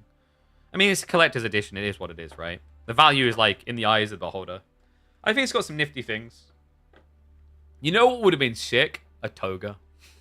But I think they would have needed a bigger box. But these aren't too bad. I like the small... I'm always a fan of the small details, like actually having a nice little wax seal message as well, which is really cool. So we'll put that back in there safely. I think it's meant to go like that. And then we'll put the lithos back as well. Let's sit over. And then... Yeah, I'll have to see what the amphitheater looks like. If the amphitheater is like high quality in terms of its visuals, then it'll be worth. But yeah, big shout out to Ubisoft for sending me that. That's really cool. Oh yeah. Ugh. Cool. The art book is lofty in terms of weight though. So let's slide this bad boy back in. And we might look to play a bit of Anno later today. So we'll see how it goes, how long stream, etc. But we do have the Anno Gold Edition, so I could spin that up. And if you guys have interesting challenges, I don't know. I'm trying to think of a fun way, an interactive way for us to play Anno. Maybe we'll do like every time I mispronounce something, I have to drink a shot or something. Every time my city gets set on fire, I have to do push-ups, stuff like that. Ugh. All right, but anyway, draft, I believe, is now ready. I think the boyos started cooking it, so perfect timing. Let's get everything back in position. Unless... Yeah, draft just completed. Yeah, once again, really big shout out to Ubisoft for sending me across that. That's really cool. Louis, Anatan, Louis on the left side. And we have 7 maps, remember, for this. With Dry Arabia always being the first. That's pretty cool, though. What do you guys think? Do you like it? Was it good? Like, would you buy that Governance Edition? I mean, I guess you kind of want to see... I wish I had a bit more time... when it had arrived earlier so that I could have built it and been like, yeah, this is really cool to build or not. Necktie? Oh, dude, you and your neckties.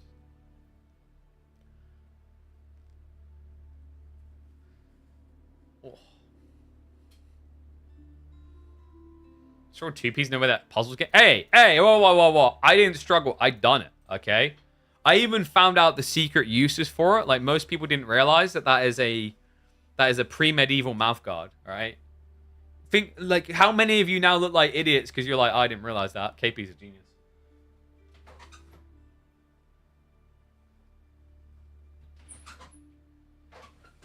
Ugh.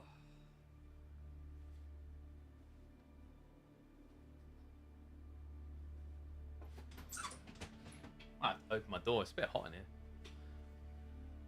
Nobody playing Macedonians. Yeah, I'm a bit surprised Macedonians didn't come out.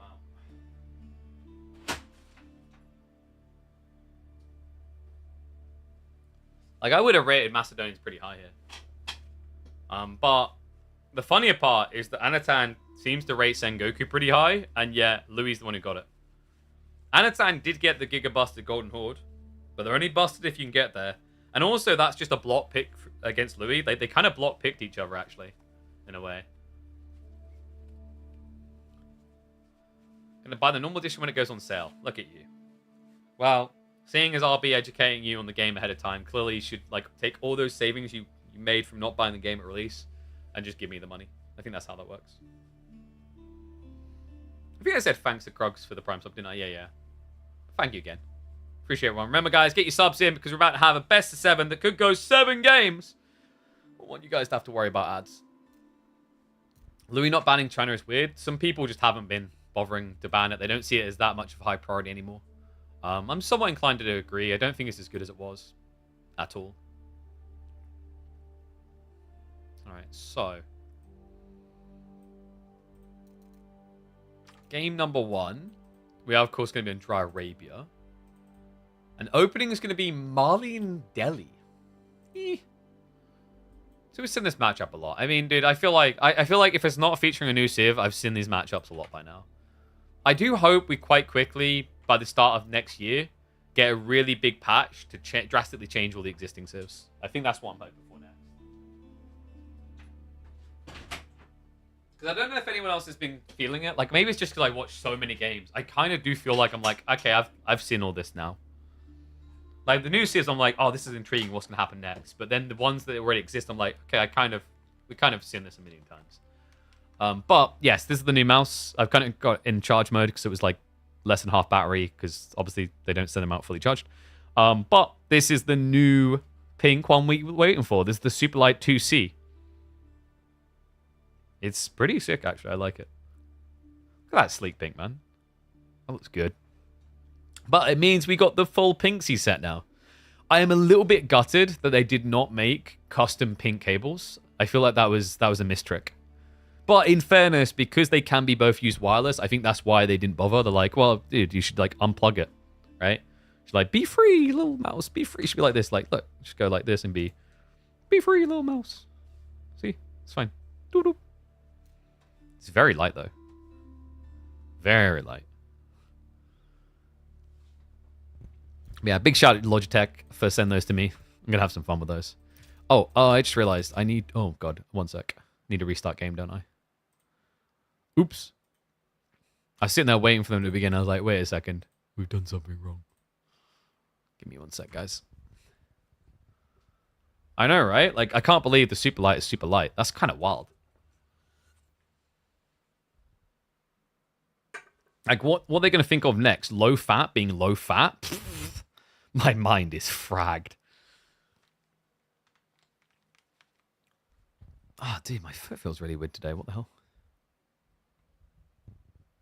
All right, come on. Load it up. Load it up. Dude, what's this?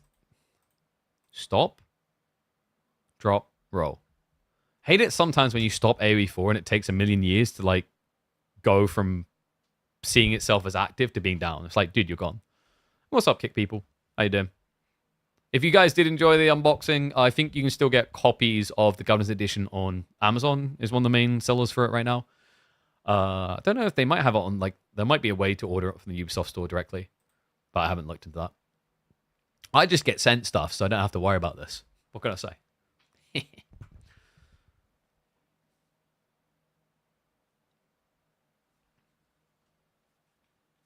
But yeah, if you guys like strategy games, building games, like definitely worth checking out Anno. I'd say, from my experience with Anno 117, and this is from someone who started with Anno 1800 but didn't bother to hop in on the expansions or whatever, it's comparative, different themes, different mechanics. They've definitely updated some things. Compared to if you played Anno 1800 most recently with all the expansions, apparently 117 can feel a bit light on content, but I'm not surprised by that. You're talking about a game that's existed for like 8 years versus a game that has literally just came out. And this does happen all the time. Like Europa Universalis literally has this. Europa Universalis 5 may be deeper in some ways than EU4, but in other ways it actually, in my opinion, lacks a lot of the depth that EU4 has in terms of quality of content. And they'll fix that with time for sure. All right, let's get ready to go though. Game number 1. And I'm talking like an American. I don't know why. I'm not even going to read that, Nick. What the hell? Look, if you want to go into a shady bathroom and get your protein up, go for it, buddy. That's your prerogative. By the way, they have already confirmed that there will be a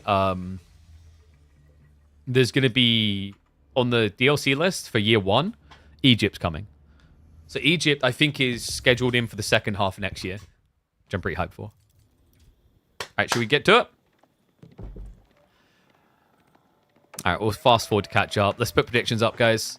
All right, one and all, welcome back to the channel for another caster game. It's grand finals time between Louis MT and Anatan, a best of 7.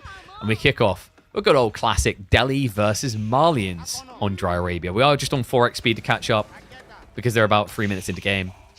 Delhi versus Malians, man, there was a time where Malians just legit couldn't exist. Like, Delhi would just completely destroy them. In more recent times with the Pro Scout meta, I feel like Malians got a breath of life, and then we saw a switch back to Fulani with Sofa support. There's also left Malians looking decent compared to what they used to be in this matchup. But Pro Scout's being nerfed as it is. Also, like, depending on the spawn, I think Delhi can do really well. And in fairness, this is kind of a weird spawn, right? Where it feels like the Sacred Sites have been pushed slightly away from Louis' base and gravitate towards Anno's, which is something he could use to his advantage. Also, oh my god. Anatan. Back gold, back deer. I mean, you've got good options here for the mid game. Meanwhile, look at Louis' spawn. He has got 1 gold at the back, but the rest is just Ford spawn. This is pretty rough. Interesting wall coming in early, but I do understand why. Like, you're going to be up against Ghazi Raiders, and you just want to leverage the fact that your tree line is close to the edge of the map to minimize the impact points. So, good call there. We'll go down just to 2x speed until we catch up to full life. Anno already rushing through the berries. Full sheep haul is going to be 13 sheep. Meanwhile, it's going to be 15 coming in from Louis. So Louis definitely hitting the jackpot by comparison. Considering that Delhi start on berries, that is actually a really good haul for Louis. Up to him. Louis already opening up Donzo's. Not too surprising here. You're usually expecting Delhi to begin Ghazi. It's just an assumptual thing because Ghazi's their best unit. So why wouldn't they build it? It's kind of like playing against French. You just inherently build spears because why would they not build knights? But these type of details are really important in an asymmetrical game because it allows civs like Delhi to essentially be 1 step ahead of the curve because they know that you're going to have to react to Ghazi, so they can already then start to prep for the second wave. And we always see the same thing with French, where French players will open the stables and already be plopping down an archery range before they even see your spears. You know what it is? Like we say, sometimes assumptions make an ass out of you, but sometimes those assumptions are too safe not to make.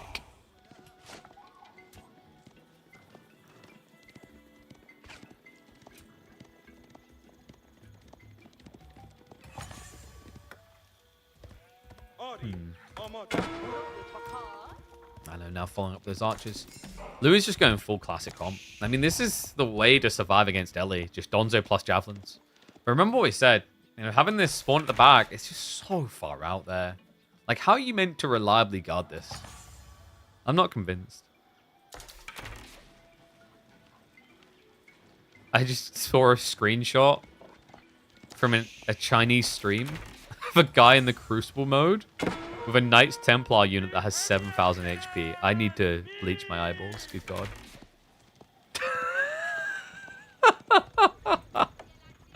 What? Yeah, for those that don't know, Crucible, like, if you're playing Knights Templar on Crucible, you're basically playing Crucible on easy mode. That's all I'll say. Okay, so Louis, just going to be chill pill mode here. I think the next time we're looking for is Anatan hitting the Sacred Sites. And then he can try to spread wide between these 2 pit lines. Because that's going to be Louis' biggest weakness, is shifting left to right. Wouldn't be surprised if he actually short walls this area. Maybe even try to get an extra wall in here. Because then Anatan doesn't have easy entry points.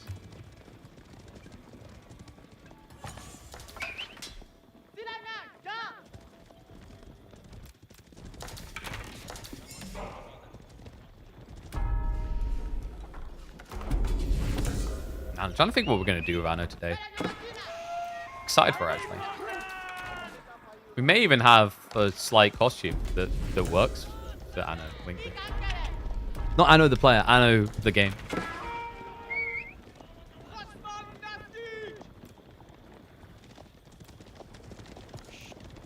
Okay, so Anatand. Archibald was building pretty big. I think he's trying to keep his Ghazi numbers down now, just to try and focus on using them as raiding and archers to overmass. He does have the blacksmith timings as well. Steel Dagger plus the undermesh. We are now seeing Louis skipping into those. He's also starting to prep for a tech up. Wait, is this a Farimba build? No. He's got one ranch. He could technically still go Filani and just scale it. His javelin count isn't that high, so I would be really surprised to see Javelineers here. Maybe a freeborn build, which would make more sense against all these archers. It's gonna be a Farimba. Wait, isn't this meant to be dead? Non-existent build exists? Huh? Okay. I was not expecting this. No, Farimba coming out as a contest point up against Delhi. This used to work quite well against Delhi when you would just have pro scouts coming in, because you'd have so much food, you just keep massing lots of javelins and donzos. Didn't we see this earlier this week? It was a different situation, though. Very different. I know. Is he expecting it? He's going to know about it. Louis, it's just triggered. And I'm assuming this is going to be freeborn. Let's have a look. It is javelins. Oh my god. Okay. Was not expecting this at all. Javelin is the nerfed option inside the Farimba. You used to move a lot faster when you got this upgrade. Now it's just 1.31 movement speed, so you only get a sliver of 0.06 increase. And you do get the poison damage as well. But why would you... I mean, I guess the argument is that Javelineers will contest archers. Agreed. But Freeborns give you someone tanky to poke in with. Alright, let's see how it works out for him. My only concern now is, like, Anno, does he not just castle into Lance of War Elephant? Because War Elephants, they'll get poisoned, but they won't really feel the sting of the javelins that much. It seems like Anatan is aiming for that age up. He's starting to stockpile the resources. Also has several hundred wood. I wonder if you just start adding in a few farms. It's not a bad idea as Delhi. Especially considering his berry spawns have been forward, but obviously he's already gathering them right now. Could be that he's looking for a production switch. He currently only has one stable, one archers. Also learning now on the way. Yeah, I wouldn't be surprised to see like double stables on top of this. If he has the economy for it, it's really good for the Lancer timing. Archers are going to step up the guard. Javelineer is able to kite them out. Ghazi Raiders are just going to bait a little bit of return aggro from the Donzos. Trying to allow the archers to get in range here.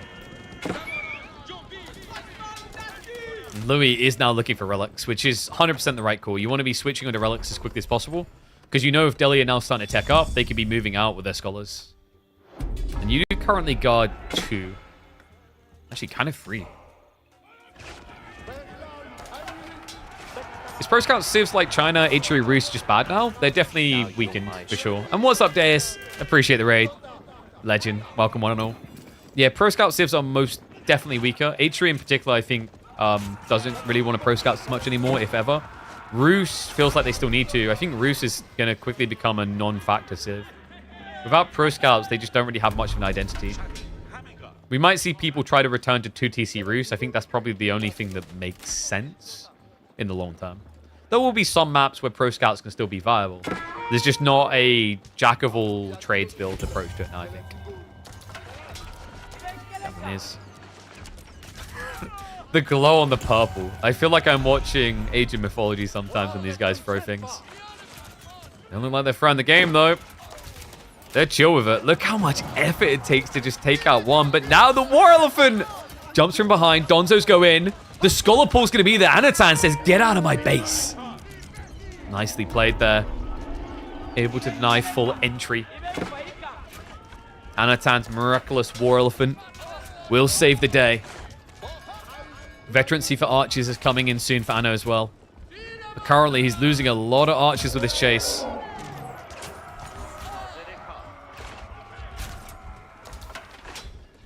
I think Louis is still in a pretty scary position, though. Anno needs to get probably, like, what, 2 War Elephants and a few Lancers before he actually has a real threat. That means food, guys. And remember, he was on the Ford berries. He has pro scout about the deer, so we'll get to gathering soon. But now we're down to 30 food income a minute. So start rocketing up, but that gap does matter. On the account. Still decent. War Elephant is going to be low, and notice he doesn't get baited into a hard commitment. Yeah, I think what Anno was trying to do there, instead of just chain healing War Elephant, he's trying to edge it as if it's a viable kill, so that Louis over-invests in it. You know, we've all been there. We're like, yeah, I'm going to get it, I've always been, and then it just doesn't die. And then you look at the body count, and you're 20 units down. That's what Anno's trying to bait Louis into, but he's disciplined. He won't fall for it.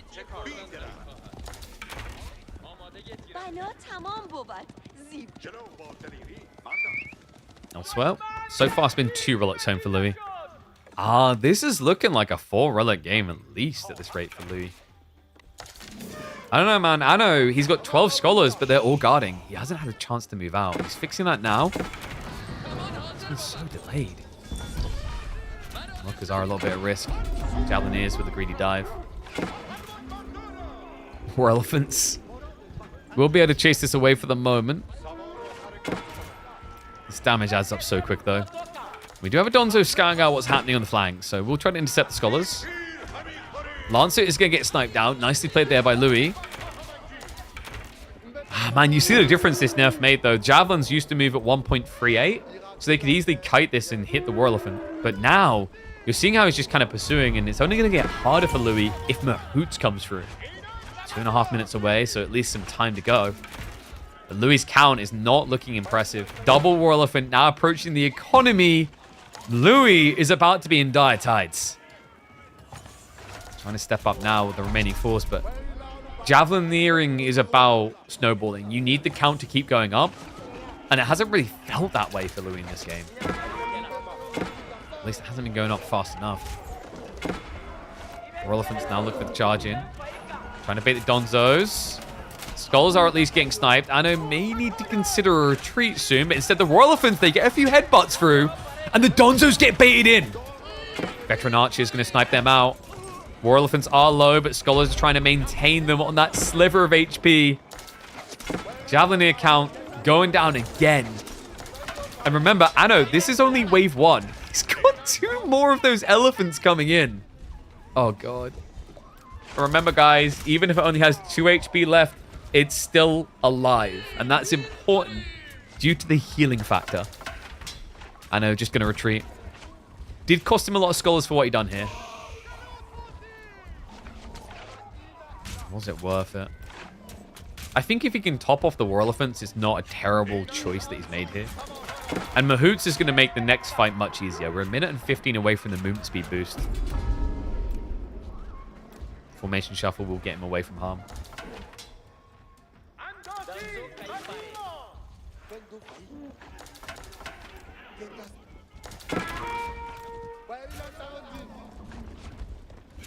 War Elephant count soon up to 5. Louis is scaling Donzo still, but it's so difficult to get a kill from range with these things. You only hit for 18 damage into an elephant with a javelin throw from the Donzos. So just think about the raw count you need to annihilate, because they've got 6 armor, so you'd only be doing 12 damage per strike, and they have 850 HP. So you'd need, I want to say 45 or 50 Donzos to insta-kill an elephant. That's a lot. Actually, it might be more than that. 850, so you do 12 damage, so 10 would do 120. Yeah, you need a lot more. Oh my god. You would need to one-hit kill a War Elephant. You'd need somewhere in the region of 70 to 80 Donzos. And if you don't one-hit kill them, they could always get healed. And Louis, if he just gets that final tap, that'll be an elephant down. He's not noticed it yet, though. No, so Anatan is absorbing the shots, but there we go. Louis gets the snipe, looks for the second. Anatan still getting some hits on those javelins. He's got more elephants on the way. Archer's now frontlining against the Donzos, and that's good for him, because remember, the elephants can essentially melee from behind. Does get segregated on the side there, but now these are fresh health elephants. He just turns around for the A-click. Does get pinched, but he can be freed.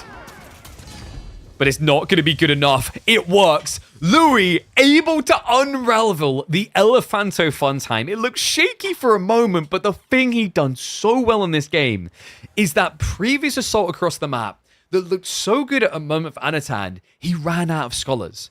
He did not have them at home researching texts. He was losing them on the chase. Louis was doing a good job of thinning the herd there, so there was never an insta top-off where you pull 12, 15 scholars and these elephants never die. There you go, guys. Delhi versus Malians. Turns out Javeliniers are actually still viable. Ah, that's kind of crazy, actually. I wasn't expecting Javeliniers to be viable. I think most people would have written them off as kind of just dead. Like, in theory, it should feel like the worst for Rimba choice, no? But props to him. Makes it work. The boys are hopping in lobby for the next game now. Let's have a look and see what we're going to be getting.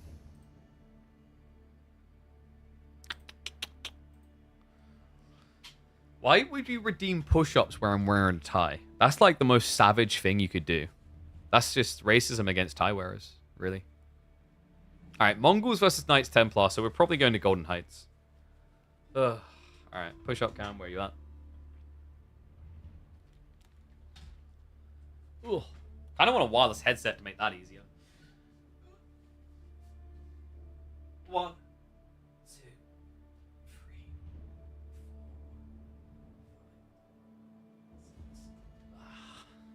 4. Oopsie. And Louis won game 1. Farimba not as trash as many of us probably thought. I'm assuming this is Golden Heights, like I said, though, so I'm going to just type that in. Like an ass making an assumption. Mongols versus KT.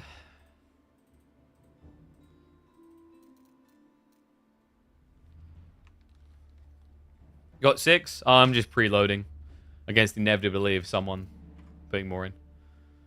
Yeah. GG's, Des. See you around, bud. Ooh. I'm going to open the window. It's so hot in here today.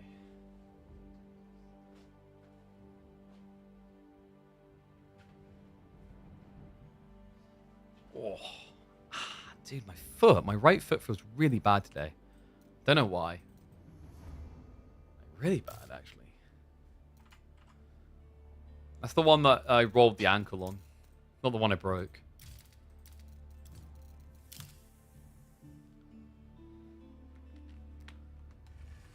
You left the gyms? I don't see how you leaving the gym makes me owe you push-ups. That sounds like you owe me push-ups because I didn't see them. Oh, it's not Golden Height. They're actually going Relic River. How interesting. Color me surprised. Yeah, I prepaid for the next burst because I can't be asked to get down there. Oh, we didn't mark in the wind, did we? Let me flip it.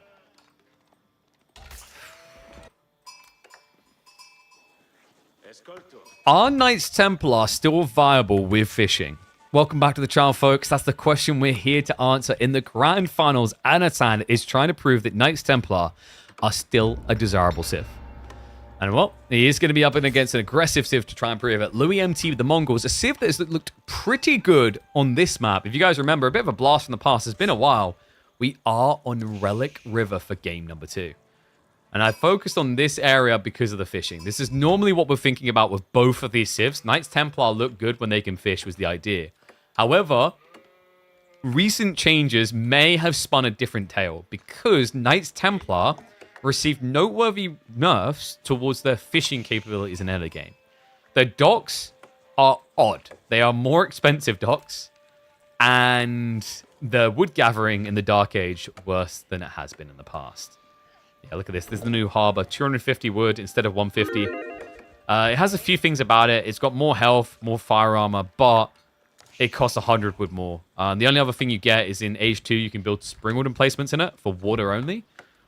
Which I've not seen used yet. I could imagine how powerful they would be, but I'm not convinced that Knights Templar is going to be a great water civ.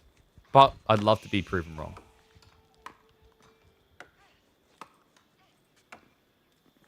Louis. With Mongols. Mongols received basically... Did they receive any changes? I'm trying to remember now off the top of my head. I feel like Mongols, there was probably something small that I've forgotten about. But the majority of it, no. There was nothing crazy from what I can remember. In fact, if we have a look. I find the patch. Oh, White Stupor. That's right. They changed the way White Stupor works. But I don't feel like that's fundamentally going to change much about them to be a negative Nelly. I don't feel like that change necessarily will alter the behavior of Mongol players for quite some time. If at all. Let's have a look. I'm even just double checking. So Mongol specifically, because it was, yeah, White Stupor now decreases the stone cost of units double production. I think the only time that's going to matter is if you're playing like a long castle and you're 100 plus workers, then you'll consider it over the Kaghanet. But then outside that, they improved the improved techs. You remember all those different techs you get as Mongols with the Gur? They've made them actually decent now. So for example, like here, horticulture improved. You know, normally you get the 10% increase. Now it's going to increase you by 30%, which is pretty nuts, but the trade-off is it will cost you 500 stone to get this tech. Yeah, I think that's like the area where we might see the biggest change, but to me, I kind of envision that similarly to how Macedonians function. You know, when Macedonians make a unit choice and they invest in it, they're hard committed. I think you're going to see that for Mongols where, like, when they make a resource investment choice, they're now hard committed. Like, if I'm going to get Broad Axe, I'm probably going to start spamming a lot of archers and then pastures as well. And yes, Knights Hospitaller coming through. This has been growing in popularity for quite some time, actually. I think the French Commandery, I don't want to say it's dead, but it's definitely not the dominant for pro-level play. Most people enjoy Hospitaller because of the safety of your workers. It gives increased movement speed as well as health on your villagers, which just makes you more efficient and harder to shut down. And then occasionally a game comes along where you can actually use their unique men-at-arms unit. I don't think we'll see that here. I think against Mongol Keshiks, that's pretty bad. Anno. Wait, is this our recovery arc for Knights Templar to return to how it began? It's 2 TC. Against Mongols as well. Then again, Louis, he's played out into the deer. He hasn't opened up with any units yet. And he's going archers anyway, so plenty of time to set this up. And a good spawn for it as well. Gets the back deer behind the base and locks it in. His forward gold is going to be blocked out entirely, though. But he does also secure some small tree lines. And the other interesting thing about this town center placement is it blocks full rotations around your base. I think what Anno's probably going to want to do around 8-9 minutes if he gets a bit of breathing space is just try to walk to this north side so you have a full corner safe to expand into with farms and additional wood gathering.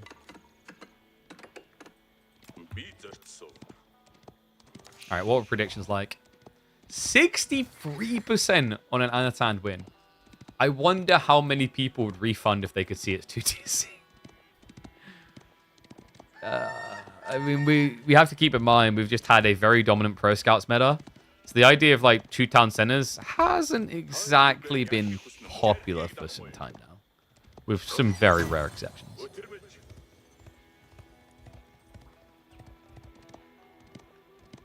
Magadai opening from Louis. Even bring the Deer Stone up, so yeah, it makes sense against 2TC. Your opponent doesn't have any defense right now. So he's going to have to work pretty hard to start getting an Archer Mass online, especially considering the primary tree line is getting blocked. Yeah, Anno doesn't have much wood if he tries to just make mass archers here. It's baby tree lines. And correct idea, but unfortunately for Anno, he didn't get this up. I mean, it's not going to be a quick kill, but if this opens up, like, you understand why Louis target this area. It just blocks both these tree lines. And then at that point, Anno's only option is to go really far out of his base to gather wood.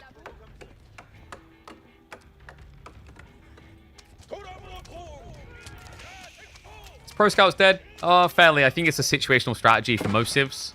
Maybe 1 or 2 really still treat it as the backbone solution. But yeah, it's very different now for sure.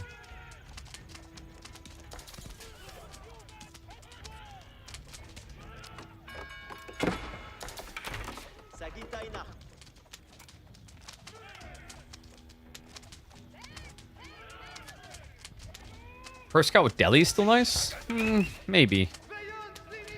It's only nice because it's free. It's even, like, I think for Delhi, Delhi's like one of the biggest benefactors. But yeah, like, most other civs are kind of shrugging. And we do have full cav, by the way. Mongols now going Keshiks as well because they are up against archers. Swim and switch already on the way from Anno, though. Do not really expect to see many Hospitaller, if any. He might build 1 or 2 to heal up any injured units that survive a battle. But otherwise, it's very difficult to justify this unit. Considering they have lower ranged armor and they're going to be up against Magadai. And they're a slow-moving unit anyway. But in theory, the idea of like 1, maybe 2 isn't terrible.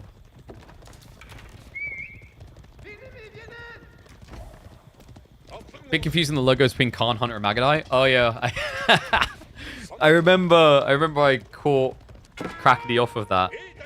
I think we were casting the EDC event. And I was like, ah yes, the good old Khan Hunter, Khan, Magadai symbols. Always so fun to not know which ones are which. And then he just boldly said, no, the one on the left is like Khan Hunter.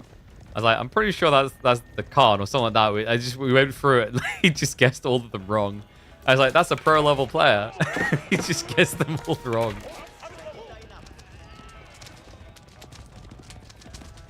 But yeah, the easy way to look at it, I mean, Magadai basically have the most compact silhouette. And then the Khan is always aiming highest. And then the Khan Hunters are the in-between, right? They have the most arch bow. Because it's kind of the same unit, just a different angle of look. And then, like, arching the bow differently. That's at least the way I always remember it. If you look at them visually, the Magadai is by far the most clustered in the way that they've been drawn and are holding their bow. Or you just wait 1 minute, you can tell by the count here. If he had 6 Khan Hunters, I'd be confused. I think the only player I've seen try to make that work might have been Mister, and that was a bait and switch 2TC strat. Do you think they should give a slight discount on KT fishing boats to compensate for the nerfs? No. I think Knights Templar are still going to be okay-ish on water, just not insane. And they needed this type of change because the alternative is you drastically nerf the way they gather wood, and thus they lose a big chunk of their unique identity.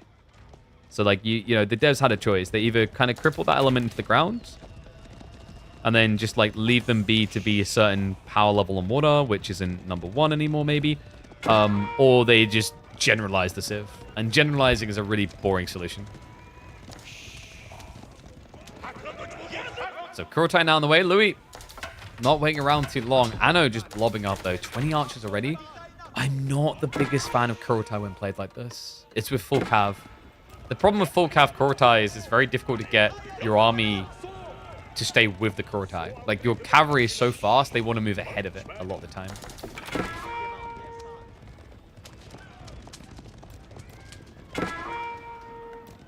Is Anno running out of resource anytime soon? He's already adding in a few farms. His sheep count's down to 6. The deer's almost ran out. But he's gaining ground now with berries at the back and berries at the floor.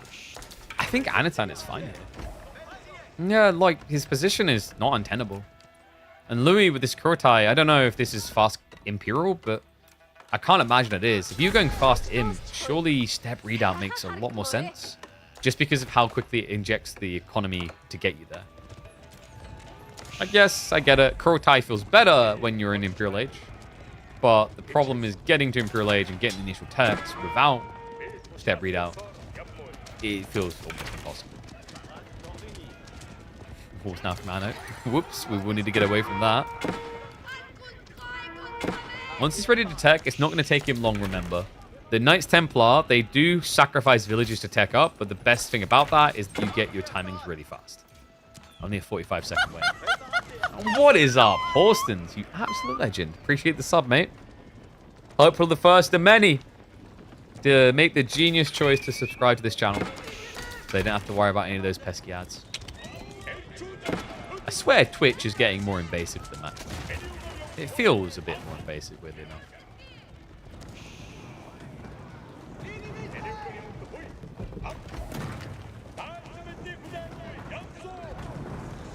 Only channel for you, music to my ears.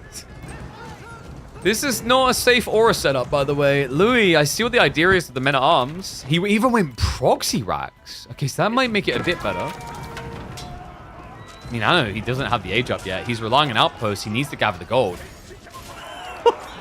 I thought he was going to go Cav, and that was my worry with Crotai, but Louis is convincing me. Men-at-Arms works with this because they don't move fast enough that they end up out of range regularly. Plus, he's got the Deerstone jammed up in there already. And what's up, Ooga Ooga with the Prime sub? Appreciate you. Gotta appreciate a good old-fashioned Men-at-Arms rush against mass archers. Anno, he has no opportunity to tech up here. He doesn't even have a Steeled Arrow yet. It's on the way, but with Undermesh already researched, it's not going to change the metrics at all. Perfectly done as well. Men-at-Arms bog down the Spearman. The Keshik just sustains throughout the attacks. And the Crotai is now moving up, parking up. Louis, on a timing attack from practically no army, able to make the Men-at-Arms strat work. Damn, that's sick. Double arrow slits now coming in from Anatand. The arrow slits at least register real damage on the Men-at-Arms, but the problem is going to be this Crotai, which he's body blocking right now. But it means archers have to stand their ground. Keshik MAA club continues, shifts the Crotai over now. My big worry here is Anatand doesn't have infinite resources in this corner. There's a big risk he runs out. He's already got a lot of inefficiency over here. Look, they're just watching. Yeah, I think you're chopping it right. Yeah, yep. Yeah, that's good enough. Backseat woodcutters. Backseat lumberjacks. Louis finally parks the Crotai, but the Men-at-Arms have shrunk in numbers. Then again, that does go for both players. Like, Anatandi lost a lot of the Spearmen. Louis, I think, did he have a gap? He did. He just started moving out to the berries, I believe. Yes, that munch gap is a big problem. He does have a lot of food influx now. There's going to be 26 villagers on berries. He'll start knocking at the back as well. Farm's starting to litter in. Anatand, he still needs a way of getting towards castle. Excuse me, you don't know the browser you want to use if you're worried about ads and avoiding them is good old Opera GX, actually. A browser that supports gamers. They even sponsor us. How about that?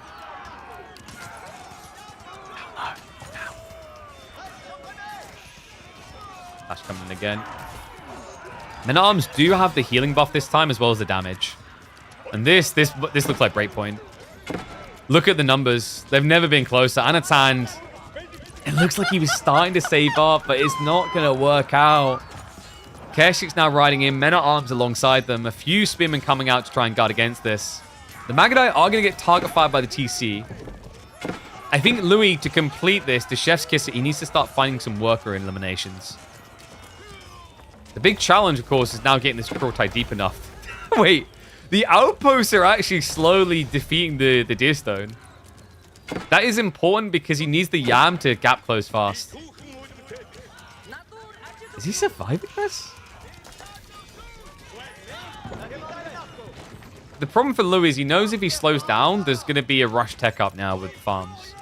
But if he continues on this speed, he's never going to build up critical mass to be really threatening. It's like such a weird position to find yourself in.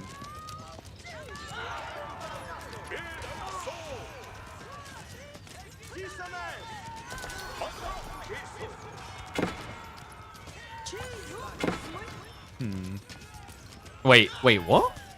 He's adding in Hospitaller. Okay. We said we'd be surprised if we saw these, but that was when it was Keshik. I guess if you get enough of them, they just tank, and that's all he needs. They've got 2 melee armor. It's not the worst idea in the world. If he has the resources. I mean, the majority gold, and he does have gold gathering now. Yeah, I guess at this stage for Anno, like, part of the problem is wood's going to run out first and food's going to run out first. Whereas the gold vein has been a struggle to even touch. What an unusual game. He's diving into the Crotai now, but, I mean, props to him. It's weirdly working. Yeah, Louis. I think this is... I want to say this is almost core to the Men-at-Arms rush timing. I feel like a lot of the time we're just seeing MAA rushes fail. kind of why I get so excited when they come out. I'm like, oh, wow. But we never actually see this kick off successfully. I mean, we're in the middle of the heavy cav meta, which is part of the reason most people shift that if they can. But it's just the slowness of it. I mean, look at what he done here. He built forward production. He built triple racks. He had Kurultai buff for a decent amount of fights. Deerstone assisting getting them in. And it still wasn't enough. No, Anno's done it. He's broken him. Army now surging forward. More Hospitalia coming through. This is it. KT2TC able to get it done. Damn, I'm impressed.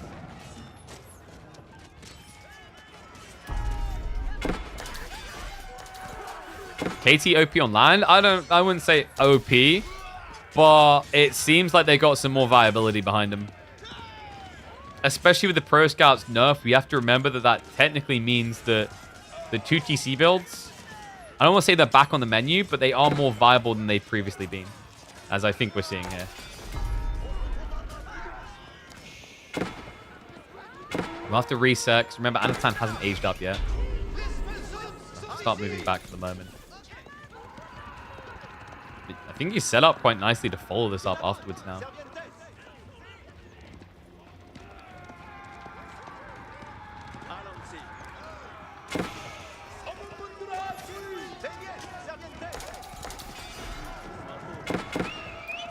Louis has the foresight to add in Keshiks again. His food income has rocketed up again, by the way. I was a little bit surprised he didn't try to pull towards the fish, actually, with a Gur. It's risky, but I think it's what he would have needed here. My concern is at this stage, Anatan has started to litter in more farms. Actually, no, sorry, he hasn't. I thought he would have by now. He's still on 8. I thought I saw another farm cluster. It's just houses at the back. But he has picked up the deer on the north and the boar as well. Risky against the Keshiks. And right now, it just feels like Louis is bogged down staring in one direction. Castle Age Up just came in from Anatan's. And now we're seeing Templar Bros as well as Crossbowmen to give him every solution required to shut Mongols out. It's a pack up and run. Just minus a few landmarks. Deerstone's already dead. Kurultai down to half HP. More farms now from Anno. By God, I think he's done it. Yeah, there's just no harassment point anymore. Even if there was, it's a 30 worker lead. And what is up, United 44? Smart lad there. No farms to worry about, indeed. Always appreciate people who sub to support the channel. Appreciate all the people tuning in. Got to get there nice and early. After all, it is only game number 2 of this series. We've still got potentially 5 more games afterwards.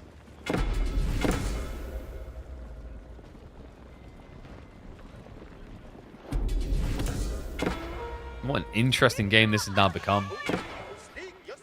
I mean, Mongols definitely isn't S tier. You know, like, it's not like he destroyed Lancaster with Knights Templar. But it's encouraging. It's inspiring to see Knights Templar able to play on a land map without fish. That is something to be praised and I think celebrated. Even if it did require it to be 2 TC.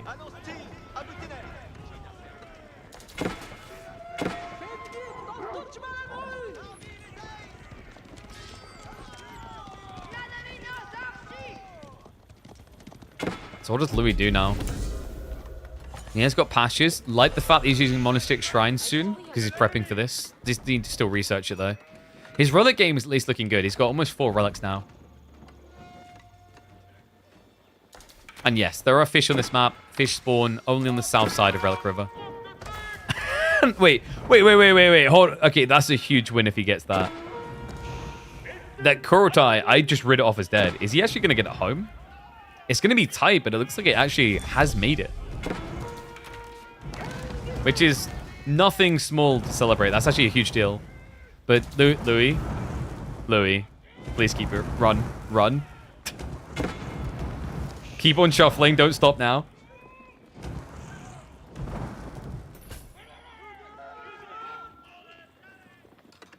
The farm spam at this point.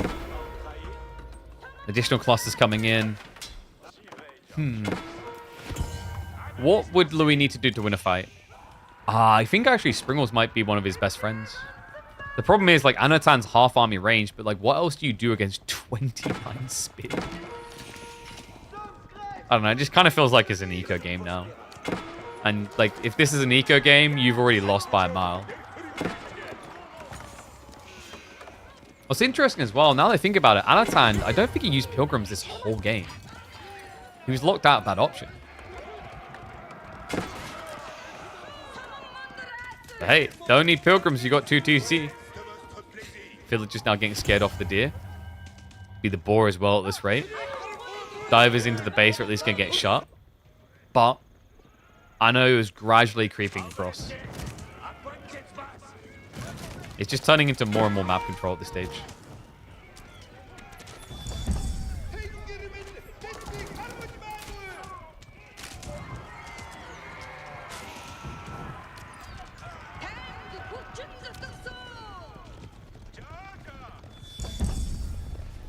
From here, how would you realistically get back? Because I know what's in a lot of people's minds is like, what if we just went Cargonet?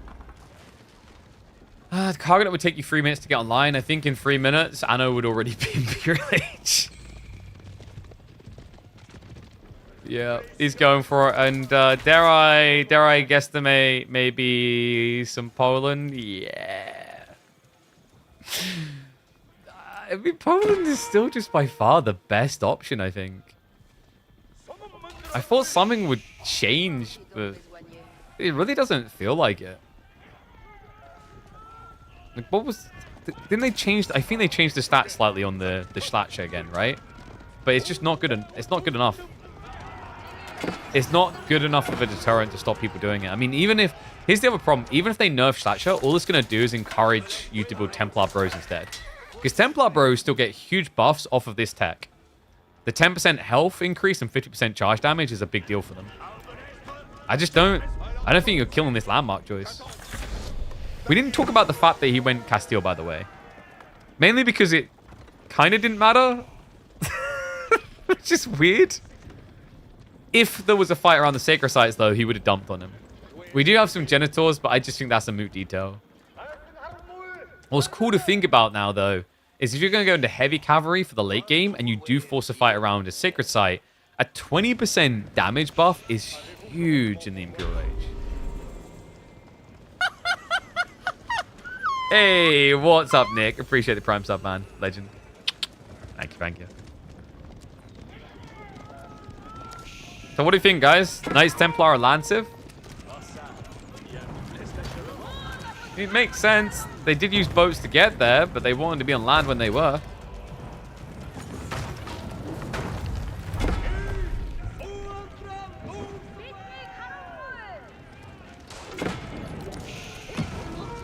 Louis says not done yet. Looks for a break-in, but the problem is, look at that bar. Elite, elite, elite vet. Plenty of solutions incoming here. Is it nice to OP in Crucible? Yeah, but we're not in Crucible, so... That's like me sitting here and going, you know, I could actually smash Louis MT in Apex Legends. It's like, wait, we're not on Apex Legends. I could kick Anatan's ass in Battlefield 6. Wait a second. I could beat them both at once in Dirt 2. Wait a second. I mean, props to Louis. He actually has found the breadth to go Cargonet. Yeah, but who's better in Imperial?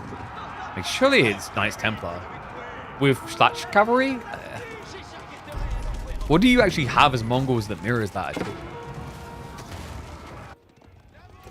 I mean, Cargonet does make sense over Stupa. He just doesn't have the economy to justify Stupa.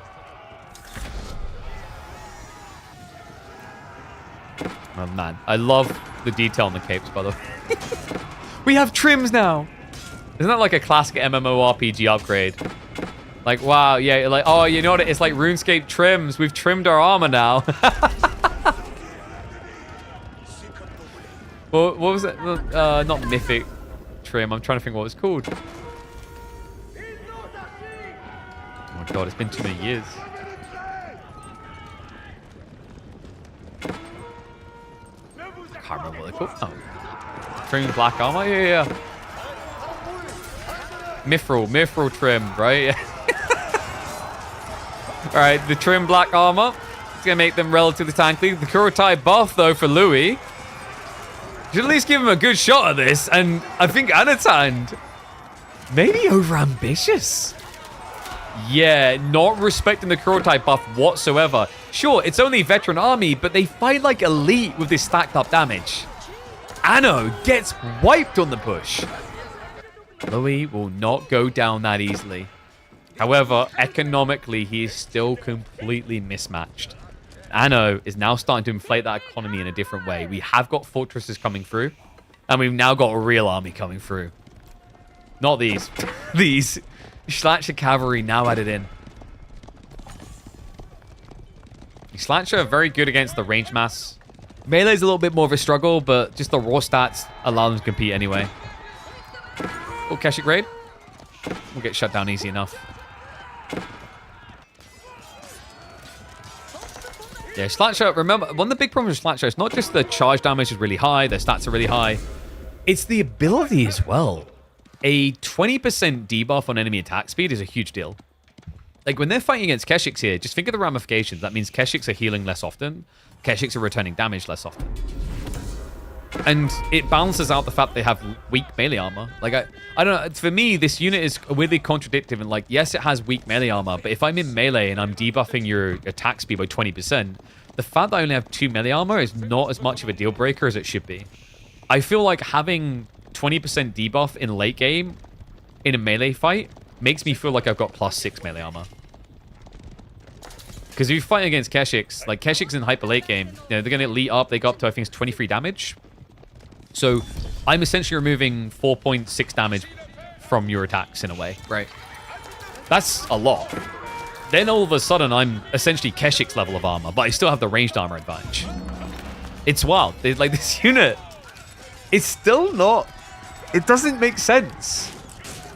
You know, it really hit me just how much it didn't make sense a while ago when we had an Enlightened Horizon game where Dumu was up against Louis, and it was Ottomans versus Knights Templar, and he, like, you wouldn't think you want to go Schlacher against Ottomans. That's crazy.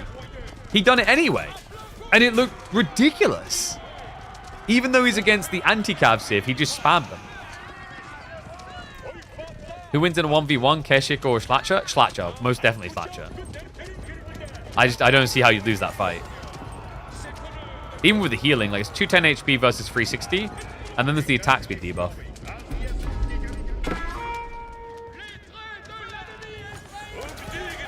And no, we got Cargnet coming in from Louis. How about Katas? Cataphracts would be in more interesting contests, but I still think the 20% debuff is huge.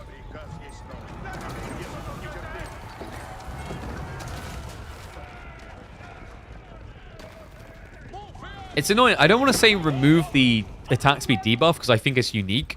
But I feel like if you don't remove it, this unit is just still too overtuned. Maybe shift more of its damage into bonus versus light. And then you have a balance point. Because the thing is, even if they don't have insane DPS, they're still very tanky. And they last very long because... You'll notice I usually talk about a term called effective HP. Effective HP and HP is very different things. You can have a unit that has no armor and HP, and then have a unit that has 8 armor and like half the HP. But that unit can have higher effective HP because if it's being attacked by archers, it's taking no damage. So the problem with Schlacher is they have high HP, and then because they decrease enemy attack speed, they have even higher HP. Because they're just not dying as fast, they're not being hit as regularly. That is quite a painful hit. Louis, half of his economy gets caught in the north side gold. I mean, that could actually just be it. Louis doesn't have backup gold options here. No, he's been blocked out of them. Anno with the Knights Templar fortresses to block all gold options now. He doesn't need to butcher them. He just needs to starve them. Louis is going to be stuck on food and wood comp against Mash Slatcher. Not a nice place to be.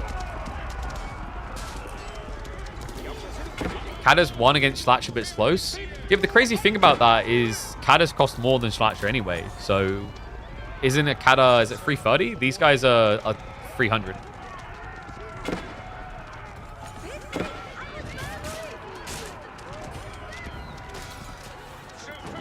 I have a guttural sound? Slasher? Oh, I get tired of this freaking unit. The Polish cav are coming. There we go. We've been through this so many times, and everyone's explanation of how you say Slasher is, like, if I'm being bluntly honest, terrible. It doesn't make it easier to pronounce. They make it harder. Alright. Looks like the cav is going to get pushed away for now. Louis does have a bigger army. I think Anno, is he maybe overburdened by economy? Not really. He's still got wiggle room to go full. Is it Slactor? I used to say that and got told Slactor was wrong. But this is so wrong. Oh my god, he retreats to the buff. He's getting the 20% increased damage. Biology just came through. Nah, that's it. Cracked his skull wide open with a Warhammer. The details here is kind of ridiculous. The crossbows, the extra range, the Cranoquins, the damage, it's simply too high. Dare I say it, Kingdom of Castile coming in clutch to make that an easy wipe on the army. And turns out Castile better than Kurotai? Nah, I think it's just time to admit that Knights Templars are land civ.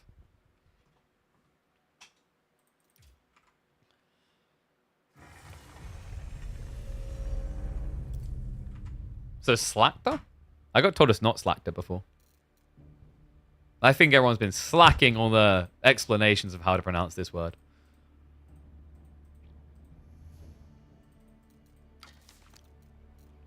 Alright. Boys are getting in lobby now. That one's probably uploadable, actually.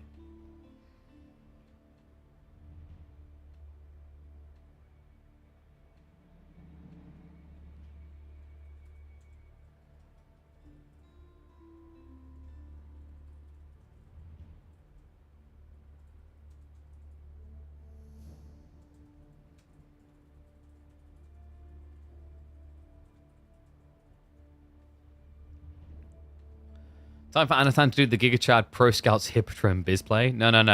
You do the Pro Scouts Macedonian play, but you don't do Grand Winery, because then you get a Mega Scout. And you know what? Like, what they should do? They should allow that Hippodrome Scout to carry 2 carcasses. That Hippodrome Scout should be able to carry a boar. I know, I'm going crazy, but like, hear me out. He's a champion scout. He deserves to carry it. Why am I Wikipediaing Slasher now? Schlachter. Schlachter. See, that was actually helpful. Thank you. Schlachter.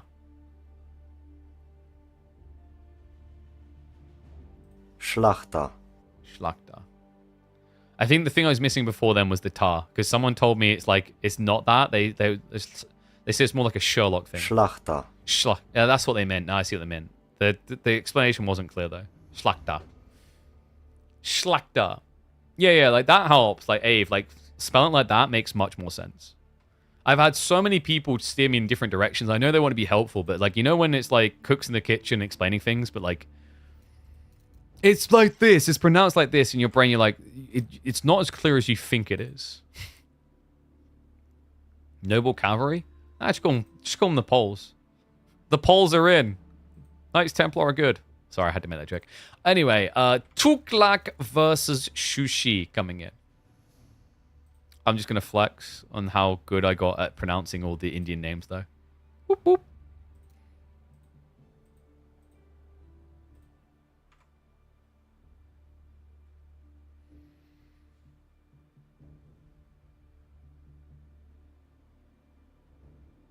Shlayata. Yeah, that doesn't help. Like, I'm listening to a guy and I'm going, what he's saying. Schlachter. Schlatter. See? Schlatter. Now, schlatter up about it, all right? We figured it out.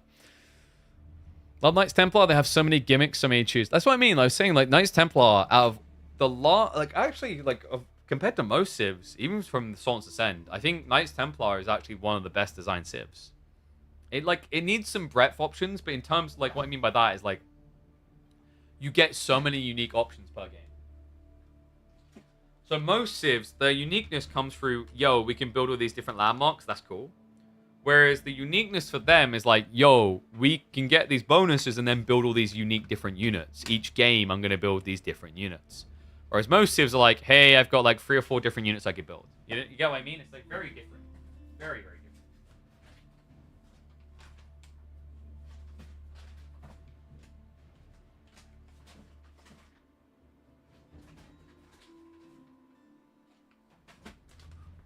Gonna make a liquid meal because I'm getting hungry. Whew. Man, solo casting makes you so hungry, guys. That's the funny thing. Like, if I was just playing, I could go like double the time without getting hungry. Casting. Whew. Like, explained it to the person I go climbing with. Like, it's comical because you wouldn't think that it's like. It's that energy inducing, but it is. It's actually like it's gonna sound weird to some people, but it's kind of like a workout.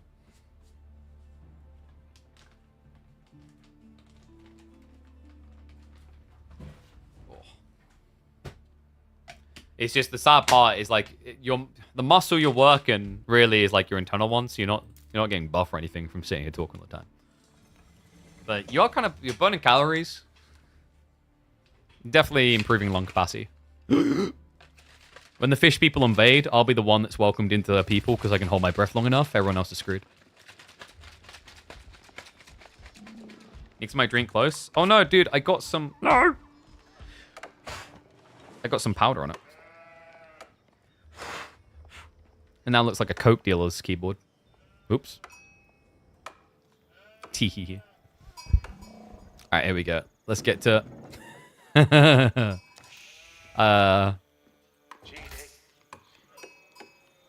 Let's just admit it. If Golden Heights is in the map pool, you're screwed when this pit comes out.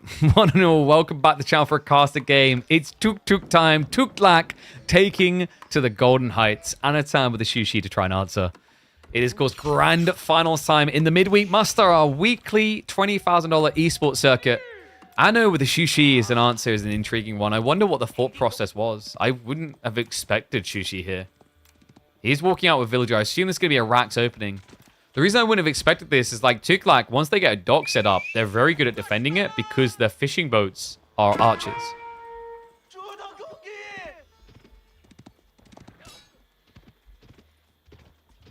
Well, looks like he has scouted him out early. Anno, is he just straight up... No. Is he straight up docking?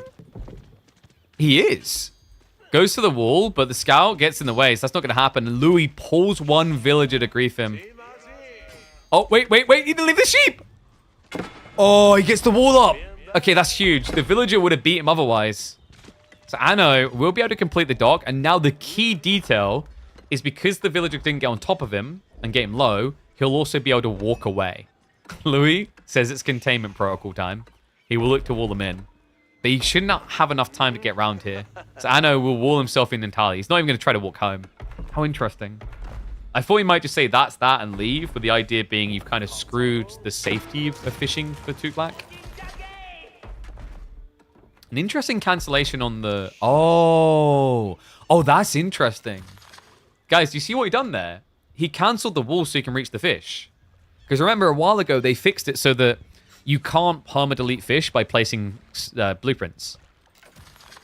That's a sick little detail. Anatand. Otherwise, he was going to have an idle villager here the whole time. There wasn't enough room for a lumber camp. So he optimizes it, gets the shoreline fish back, and now has relevance with that worker.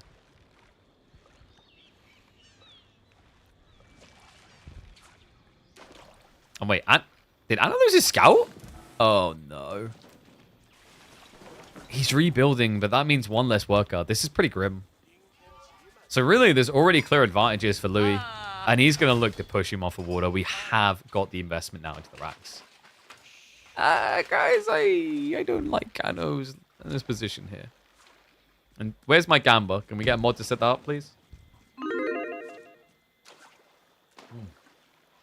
Wow, they work fast when I demand things. Not bad.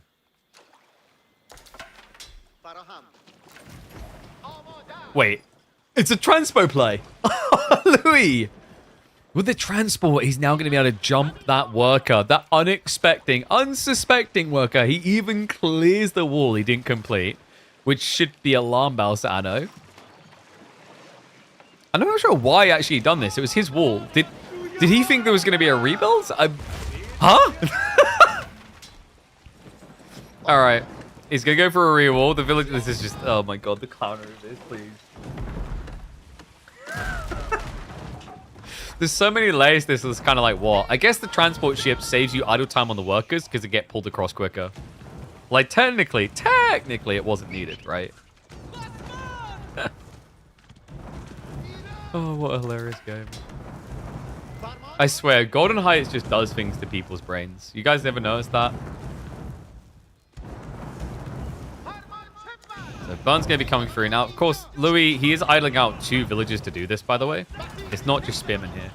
So there's still value there for Anno. Anno, who is teching up, and it's a decent meditation garden, actually. Yeah, get close to 90 resources. I think actually about 90. It's getting 36 food, 50 gold, and then maybe like 4 wood.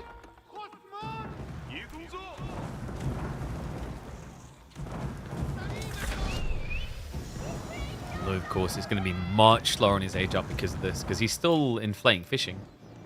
The thing that's weird, though, for Louis is his fishing hasn't been going fast because he had to build all those spearmen. Not just that. Is he going to creep the archer ship? Ah, it's close. But it looks like it's coming out. 5 health left. He gets the archer ship. And now I'll be able to poke at the spears. Love this as well, because if he targets the front, he'll hit the villagers at the back. Louis steering wider from the pond side to protect himself from it. That was disgusting. 5 HP! Those guys packed up every single piece of lumber that wasn't on fire and turned it into a junk.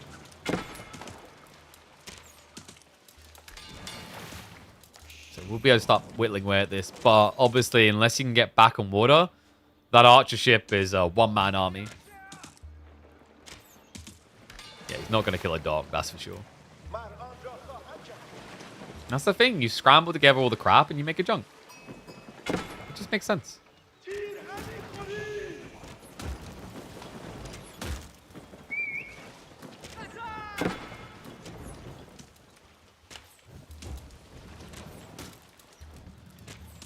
Okay, so is it going to be a land aggro play or is Anatan shutting down water?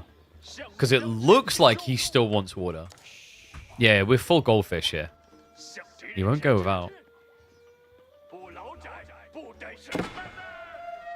This is an interesting approach, actually.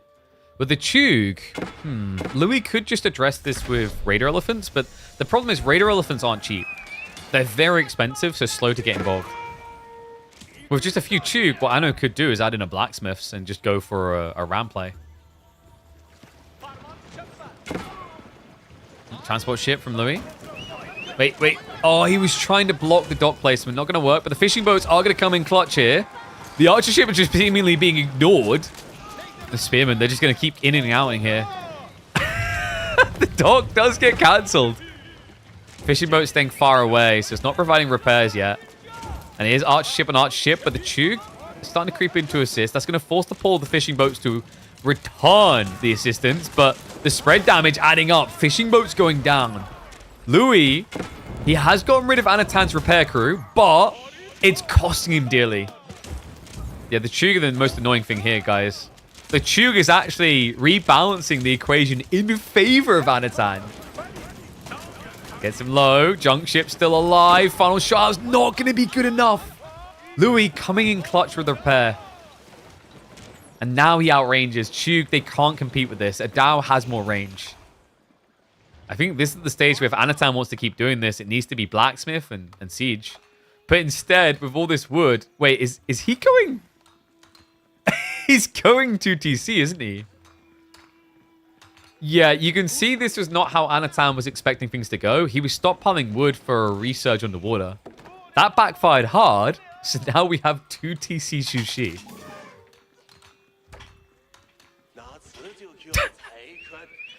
I definitely wasn't expecting that on this game of Golden Heights.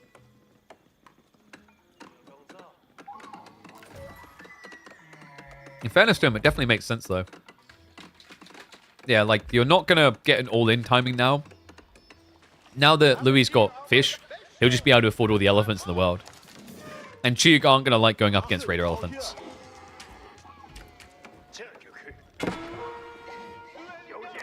Isn't 2TC a free win for heal elephant push? I think it can make their life quite easy. Because 2TC doesn't have a lot of firepower behind it. In theory, the Chug is meant to be your solution against heal elephants, but that's where the Raider elephants unravel everything. Like, I think what you've got here is a tricky hold for Anno. He's going to have enough food income to get Spear, Chug, and build out of 2TC. That's quite a lot of food. And to make matters worse, have you guys noticed what was done with that second TC? Yeah, anyone who's a sushi spammer is probably vomiting right now. There is no mill. There is no supervisor. I would like to speak to your supervisor to report a complaint. Because he's missing out on 20% more food with this. I know you. What? Wait. What? But. Huh? How did you? He actually got back on the water. That's crafty, man.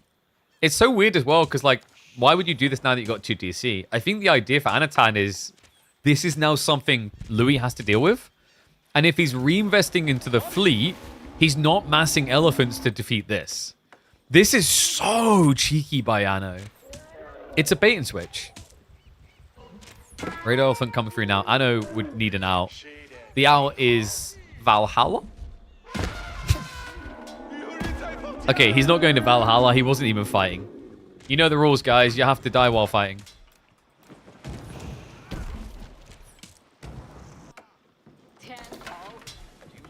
He's going to have a Springald ship now coming. Yeah, one Springald would probably force a second Springald out of Louis. He cancels, though. Okay, yeah. I think he's happy with this investment. Like, it's still additional boats that Louis did not want to build.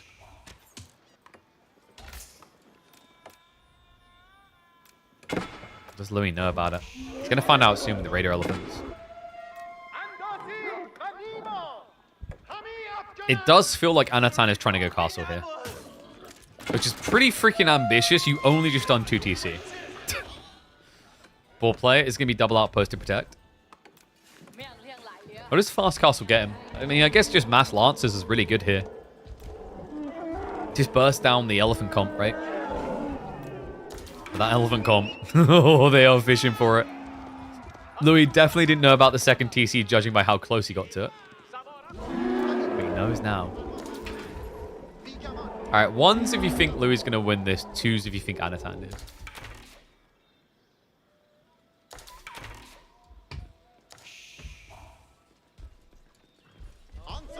My feeling is, at this pacing, I don't think you break the second TC quick enough. No. I think Anatan, if he's got the boar and the deer unharassed, he can get lancers out faster. And Louis lacks spearmen to deal with that.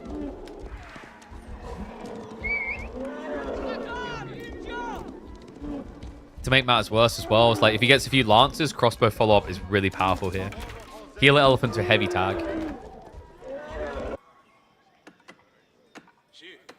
I know, almost complete the Mount Lu. Does not have stables, though. Is he just playing Chuk Spears? Cup just came in. He has got the gold for veterancy. Hasn't allocated it yet. Louis. Gonna start to siege in successfully. Workers in peril. Anatan hasn't built a real worker lead yet. Chuk Spearman commit. Scares the heal elephant away. Gets him low, but doesn't finish him off. The veterancy is being rushed now for Spearman. Is a Spearman strat to hold.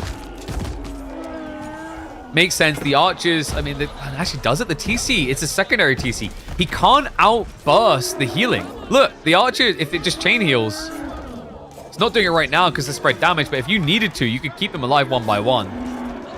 I know, with the veterancy on spears, it is enough to scare the bejeebers out of him. Backs off for now. But this does give him a double down on archers. I think Anno's secret solution might actually just be a nest of bees. But that could be bane too. Like, the idea is that nest of bees would counter the archers that counter your spears. However, remember guys, if he builds nest of bees, he would need enough to instantly wipe archers, because otherwise the healer elephants will fix all the damage. So it's really weird how siege fits into the equation. Spears with the forward again. Heal elephant pinned. Does get killed. You know, I actually think Anno's kind of doing this right now. The archer count is getting higher, though, so he'll need the next solution. Can he afford it? He's got a lot of gold gathering. Maybe just add in a few palace guard. That way, when it's A clicks from the archers, Louis not going to get as much value.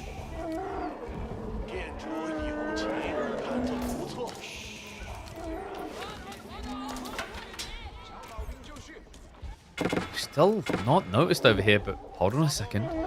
Louis. He saw the deer. He saw some missing. It's stampede time. And Anno, late on the reaction. He gets the gap close. He gets the connect. Workers going down. Anna's hand. Now without food sources. He's in trouble. At the worst possible time, he just switched into Lancers.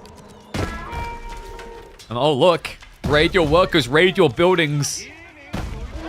Raider elephants looking to bring it down. Louis backs off, though. He's teching up. Okay, so Anno gets a state of execution, but it's not like it's a good thing right now. He's still losing his food sources over here. He's now down by almost 15 worker units. Louis will at least be chased away by the vet spearman. He seems content with the idea of just going into castle.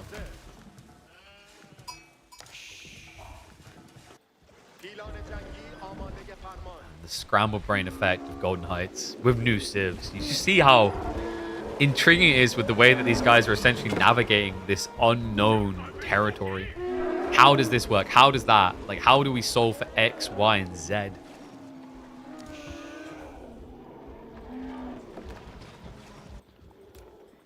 House of Learning.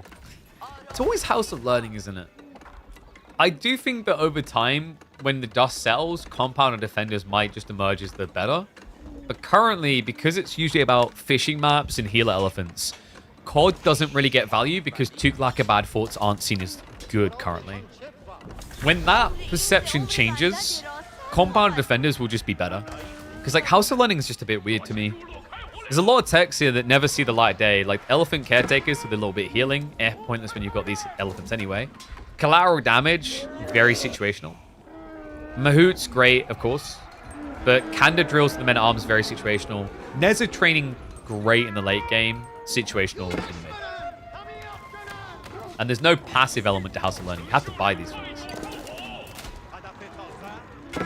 Louis.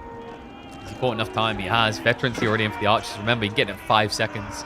Lancers are still going to get a nibble, though. The workers from Louis. The Seek Shell are griefing as well. Oh, we've all been there.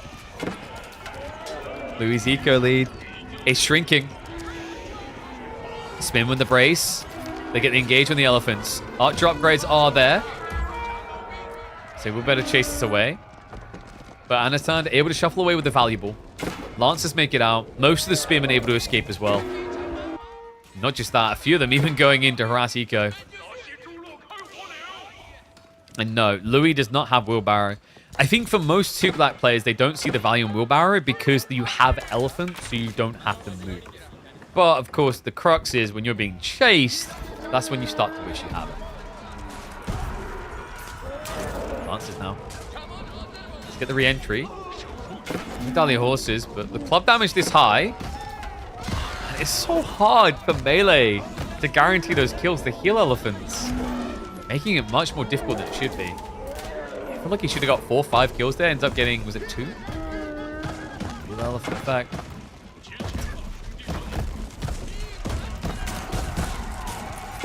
Time. Researches again. Lances. He's looking for the picks before the elephants get the healing off. He's not going to be targeting down the spearmen. The retreat continues. War elephants. Sorry, healer elephants. I don't know if I'm doing it on purpose subconsciously now. The healer elephants are going to be going to war, but it is going to be a painful one to go down. But the Lancers, whew, they are working overtime just to get anything done here.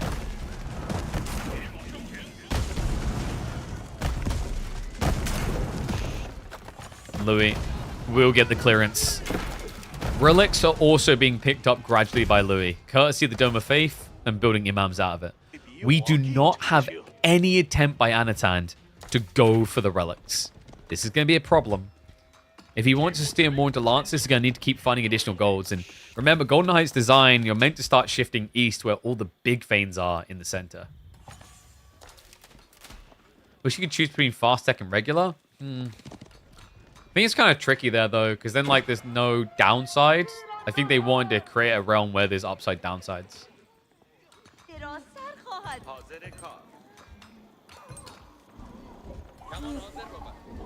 Maybe it would have been interesting if Ecotech didn't research faster and it was only like military, veterancies, those type of things. So then you don't feel like you're getting potentially screwed on the economy scaling. Now you're Hey, what is up? Shout out to Vortex, appreciate the raid, mate. Welcome one and all, just in time for the grand finals. In what is becoming a hectic, wild game of Golden Heights. Anatand, after failing to secure the water, tried to turn it into a 2TC fast castle build. Looked quite unorthodox. He has technically bypassed the most dangerous point of the healer boys. I don't know if he's done enough yet. Some relics coming home. Well, we're going to come home. Now they have no home.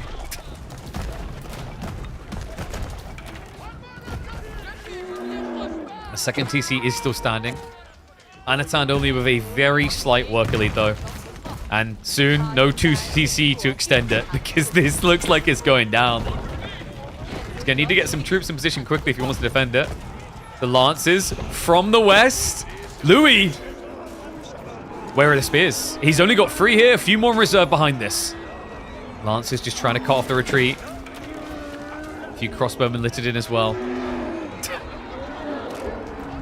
The army, if I'm not mistaken, isn't the calculation wrong here? Because I believe it's counting the fishing boats, if I'm not mistaken. Actually, no, I think I might be right. You've got 12 there. You've got another 6 there. 18.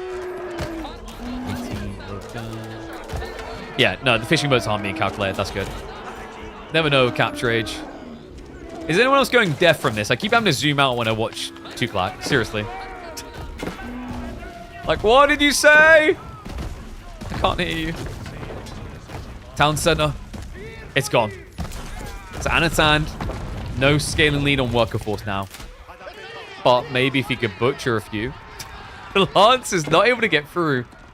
Spearman did stop a full rotation onto the deer. A few workers at least going down for it. I know, now the springald switch. Interesting idea here. I actually don't mind it. Don't know why people never make expos against heal elephants. You don't need that many to start killing them. Because at this stage, the whole idea is like if you overreact to counter heal elephants by building crossbows, and I have, say, archers, and something else that doesn't get countered by them, like raider elephants.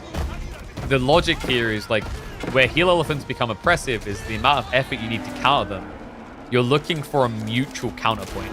Like, what's the other ... element? Like, oh, I counter this. And if you can't find that, for a lot of players, it's very difficult to justify building things like crossbows. Springwood elephants is very weird here. Like, Springwood rather is very weird here. Would love to see some Springwood elephants. Would be surprised. I guess for Anno, maybe he's running out of food. Because he's in the middle of a granary switch, but against Raider Elephants, you're going to learn why it's a bad idea. Archers, Raiders, too good of a combo. Too clean of a clear. A wacky game out of Anatand. We were definitely off of the beaten path of this. But the continuous experience is that the Tuklak on water maps cannot be beat. Definitely not easily. What a funky game. So Louis MT now in the lead in this series with the Golden Heights. Oh, sorry, I don't think I added in the next pick, so I think I had the wrong thing in the bottom. My bad. That one might be uploadable.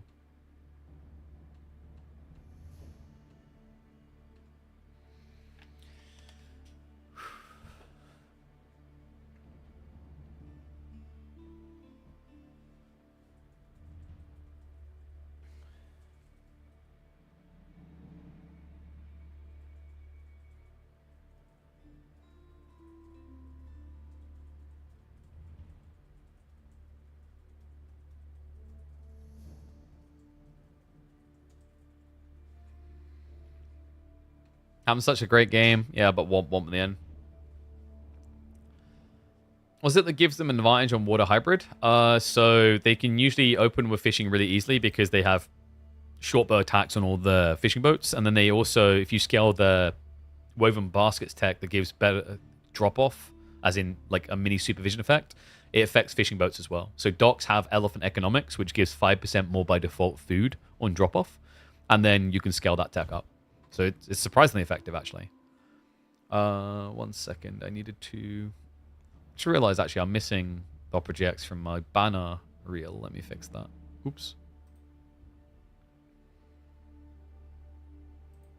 I could have sworn I had one, though.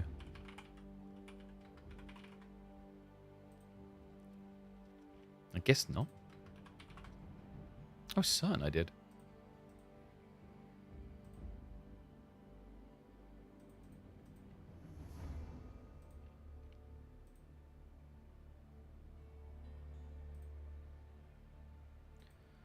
That's a crappy SVG file. Why are they always SVG files? I hate that.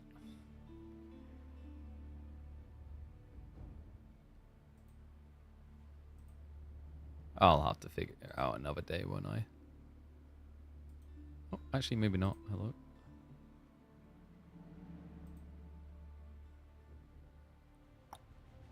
Yes. Let me fix this quickly as we get ready for the next game.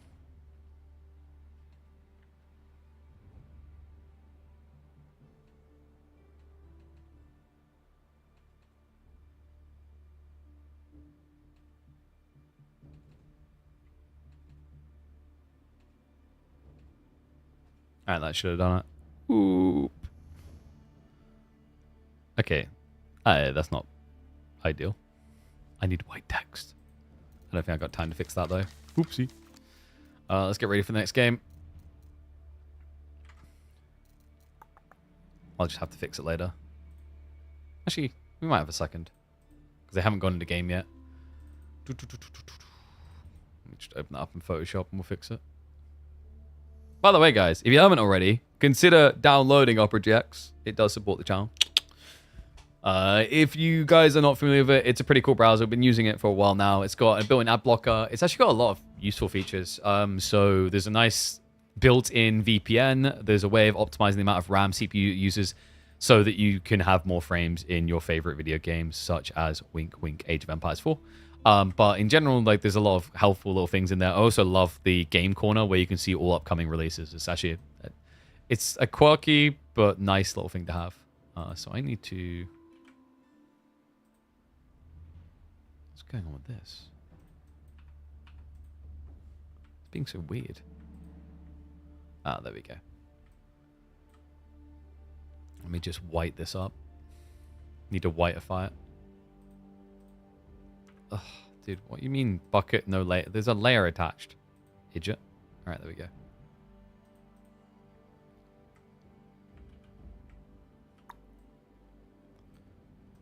And then I think boyos, are they hopping the game? They are. Let's get ready to go. Do, do, do, do, do, do, do.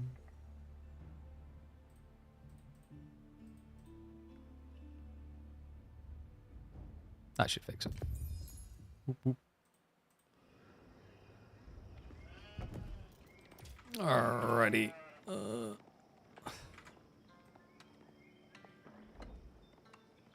Sorry, I just accidentally screwed up my whole layout. Let me just pull everything up so I can see you guys chatting and we'll hop into game. Cool shirt. Thank you, thank you. It's pretty good. Emma found it for me. APM meter for production work? Nah. Just got to get it all done in the background. Whoop, whoop. Alright. So, let me flip this around. Louis in the lead. Ooh. Oh. This filthy player has been exploiting a loophole in the Golden Horde to get win after win. Oh, the irony of this. It's being used against him. Welcome back to the channel, folks, for a caster game of Age of Empires 4 featuring the Golden Horde up against the Iobids. And this is going to be an entertaining one because Anno, if he gets to the Castle Age, Louis will experience a heavy dose of his own medicine. The Golden Horde has a little bit of an issue right now where Kipchak plus the eventual play into Imperial Age Stone armies is proving pretty strong. What a snatch as well. I think they've done it to each other actually in the draft because, like, looking at the draft, Louis, he took Sengoku away as a first pick, and Anno has been prioritizing that as a first pick the whole time. The irony is that, like, Golden Horde was available halfway through the draft, and Louis never bothered with it, even though time and time again it has led to ridiculous wins for this player. Let's see what Ibids can do to answer out. I mean, Ibids, I think they struggle a bit as a tempo civ, and that worries me here because I think the best way to shut down the Golden Horde is to stop them even getting online.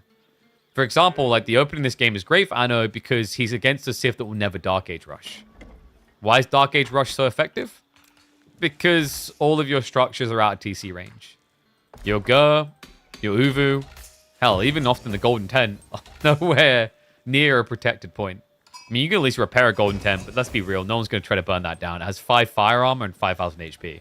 An Uvu, on the other hand, is a great target for Dark Age spear rushing civs. Has JD been picked at all? Jeanne d'Arc has actually been drafted by Louis. Picked is a different matter, though. You might see it. Remember, this is the best of 7. But the funny thing is with our format, it doesn't guarantee you'll see it because people can reuse a civ that they lost with for game number 7.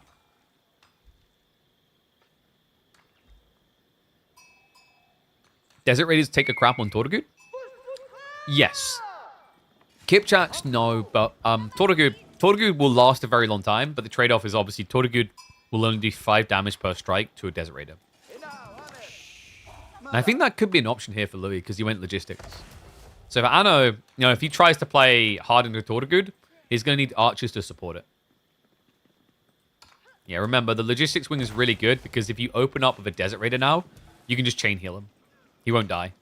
It's very hard for people to address the opening Desert Raider play unless you do something like Outposts to protect. And the problem with that idea for Anatan is the Outposts you build as Golden Horde are ridiculously expensive.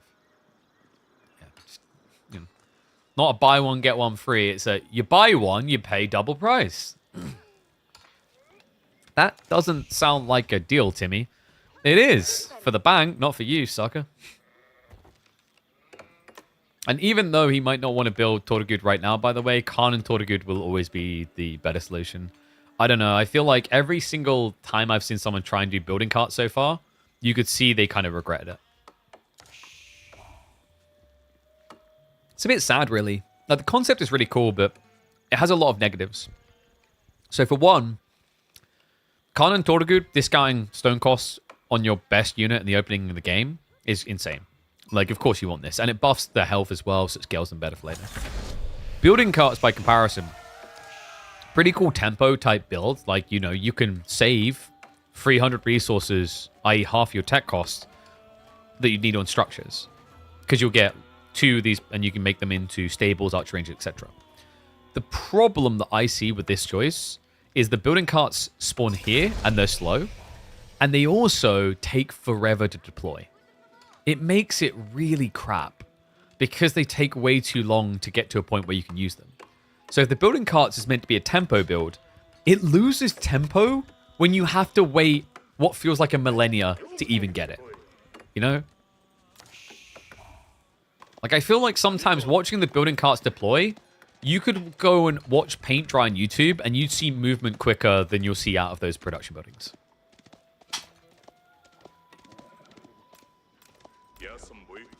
One min to produce 2 Keshiks. Feels pretty good, man. And they are going to be coming out. We already have the Batu Khan hitting the field. Lou MT, it's a fast castle. He's not even bothering. Yeah, this works as well because now when the Tortugud and the Khan come in, their base damage is going to be low pretty heavily. Like the Batu Khan, he only hits 10. He'll be hitting for 8. And double healer can outdo that. This is the comical part about this civ. Like, how are you meant to be a tempo civ when this is like your timings? It just feels weird. And I know, like, do you just cancel the Tortugud attack? I guess not. You have to get units. He's building archers as well. But age up is about to kick off for Louis.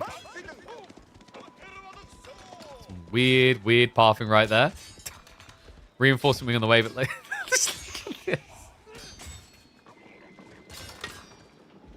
Dad, help! He's hurting. No, he's not hurting you, son. I wrapped you up in bubble wrap. No one can hurt you. I just like the mentality of this as well. Like, how do you explain this for immersion? Ah, help me. I'm being hit. You're not being hit. You are fine, my child. Oh, wow. That positive reassurance has convinced me I am safe. Body blocks. Oh, come on. Todagud are at least going to be able to idle them out a long time here because they're very tanky. But a dive is still a dive, and you want to feel like you're getting more out of it. So we'll just back off. Archers are now arriving, but like 2 archers isn't really going to eliminate targets here. You kind of feel like you need enough firepower to eliminate a dervish, and that's so difficult. Up, down. Nice idea. Anno just tried to get the body blocks. Loses the scout. Villager, a little bit questionable there, but Louis... Okay, who am I kidding a little bit questionable? Like, these guys might not go down easily, but they're struggling to make anything else go down easily. Oh, he gets one! The archer's actually coming in clutch there. And that was tight as well. I think there's like 2 HP difference. So reinforcement wing, 20 seconds out. Just remove the 6th villager. No! We need the gold for reasons. Imagine if that was Louis' Giga Brain moment. Like, he wanted him to keep diving, so he left the villager there intentionally. Cocky son of a gun was like, they can never die. Okay, so congrats. You eliminated a worker. So. Want to age up? It's coming. But it's going to take a whole 2 minutes. Did he notice the desert? He must have noticed the desert radar. I think that's why he went Muscovy Yasak. Yeah, Muscovy Yusak is actually sometimes not so sucky. So it gives +2 ranged armor to all heavy infantry and cavalry. The idea here is like against desert raiders, it's pretty sick. Otherwise, like against camels, not so much. But Ibis usually does camel lancer and archers. So if they do go archers, you're going to have an impossibility clearing the heavy cav of the Golden Horde. Do I think the age ups of Golden Horde is too long? Yep. And I've already recommended what I think is like the best logical solution to fix that. You should be able to worship at the Golden Tent to increase the movement speed, increase the research speed rather of your tech up. But it should be very painful to do. And what I mean by that is like it should feel like you're sacrificing a lot of gathering to do that. I.e., the effectivity quantity should be compared to a villager. Like let's say a villager is 100% adding in on a build speed. You should be adding in 25% compared to that per villager. And that way, like, if I really imminently need a tech up timing, I can sacrifice a lot of gathering to do it. So it's not just a good thing that I'm just describing here. It's a really bad thing. But in some situations, it feels necessary.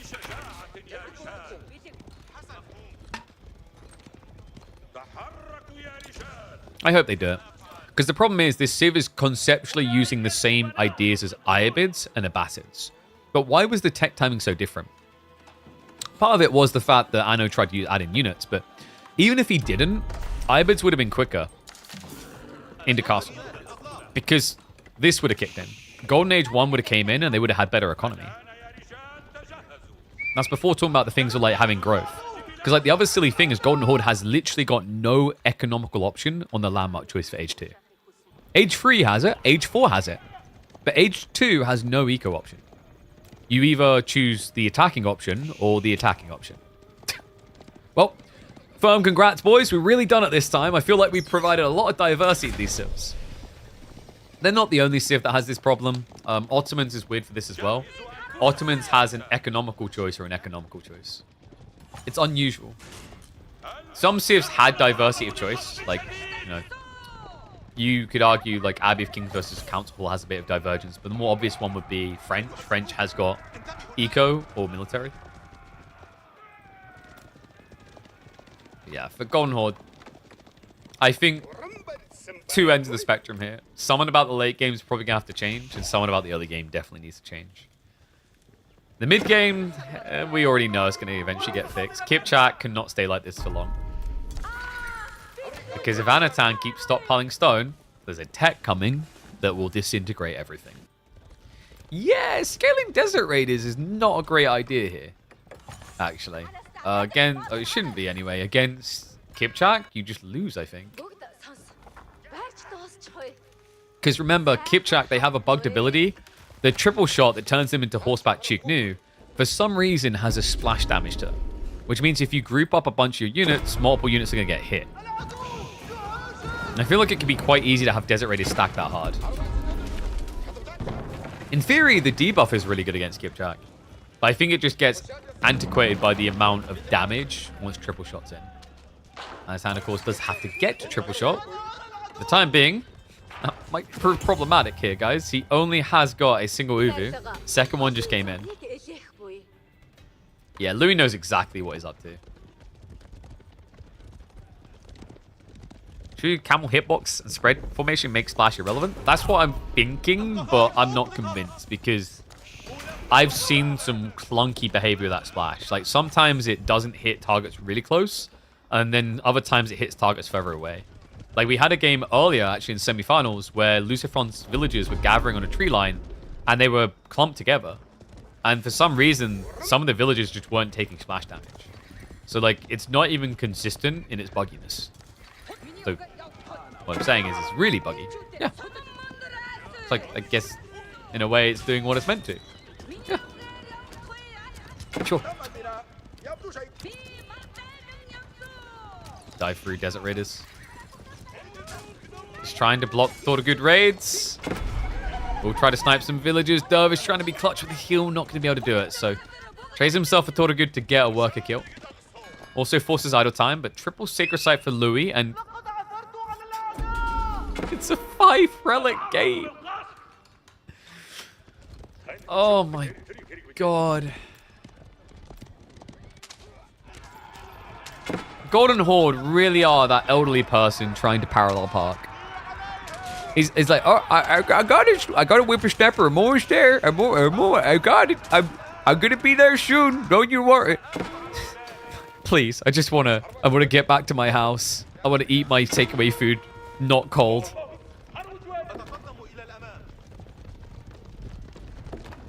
I mean, this is the thing. Like on similar economies, Kipchak pretty scary, but there is kind of a problem here. Louis is scaling ridiculous quantities of Desert Raiders with much better economy now. Yes, the gold. It's got so much gold. It's filthy stinking rich with the stuff.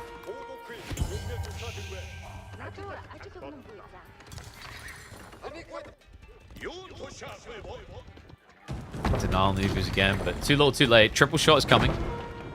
I like that detail, by the way. He adds in a few of the body shields, the Karash, to give the +1 armor. There's a raise, remember, hit for 11 damage. Kipchaks are losing all their bonus. Yeah, by having the Karash nearby, though, so you're kind of equal on damage output per shot. The problem is, Desert Raiders are weird in their attack speed. Like, I've seen Desert Raiders beat Horse Archer Mass, and it's because of the regularity of their attacks. They attack every 1.25 compared to over 2 seconds wait. Of course, the difference here is that these bad boys shoot 3 times.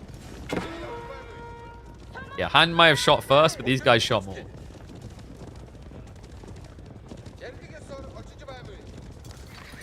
I have a license? I've got a provisional, actually. So, kiss my ass cheeks. You know, you really shouldn't insult someone who's learning to drive. Because if you're on the road next to them, I can just accidentally ram the learner car into yours and be like, oh, man, I'm just learning. No insurance increase for me, though.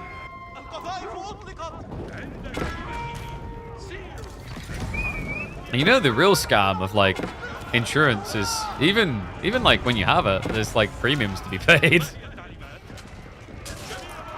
Kipchaks. Uh-oh. Oh, no. If he A-clicks, he just hits a few camel lancers. Louis. Has he cracked the Kipchak noggin? I think he has. Reinforcements are coming out to try and push away the second wave. That's at least good. But the Desert Raiders, they're circling. The Kipchak mass in trouble. Yeah, and he's not finding the multi-targets. Gets a little bit of spread there, but instantly the line formation comes in. The staggered formation now. He can't kill him. Kipchaks can actually lose. Gasp, shock, awe. You see what I mean about this early game, though. Like, I feel as if this Civ could properly fast castle. Can we agree just how different this could actually look? But Louis, you know, he had the right idea. Fast castles, dervishes, into straight relics, spams out his camels, has better economy at that opening. We never saw the Kipchak reach critical mass. Louis shut it down in its infancy. Love the small detail of the hybridized attacks as well. Like having Desert Raiders just be able to torch down the Uvus to guarantee it was always too slow. In Anatan, he still hasn't been able to achieve batch production, which would have been the other necessary thing here to compete on numbers.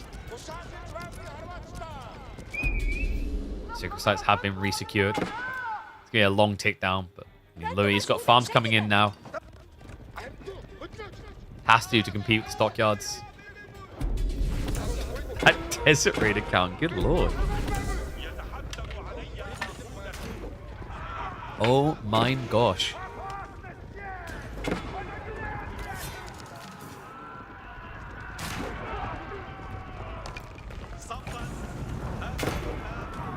Fortified outpost now to be taken out.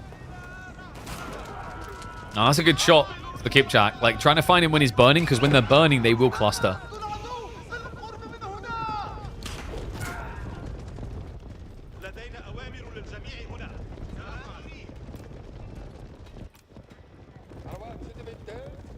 Anno. He says, I'm not done yet. Louis, I've seen you pull off bigger miracles with this. I think in Anno's mind as well, is like, well, the more Desert Raiders there are, the more opportunities there is for stacked AoE damage. Bleeding can be healing? Yes. Bleeding gets removed to get healed. It's not about that, though. It's just about the splash damage. Dive coming through. Camel Lancers wasting a lot of the fire of the Kipchaks. Desert Raiders now gap closing. The Batu Khan. He's absorbing a lot of shots here, actually. Oh, that's sick. 418 HP. He'll eventually go down. The Kipchaks, though? They're actually getting better trades than they should be here. New Muscovy boys coming out. The Rus tributaries are trying to assist, but the Kipchak count, it's evening up. Louis, he didn't respect the dive. Anno will scare him off.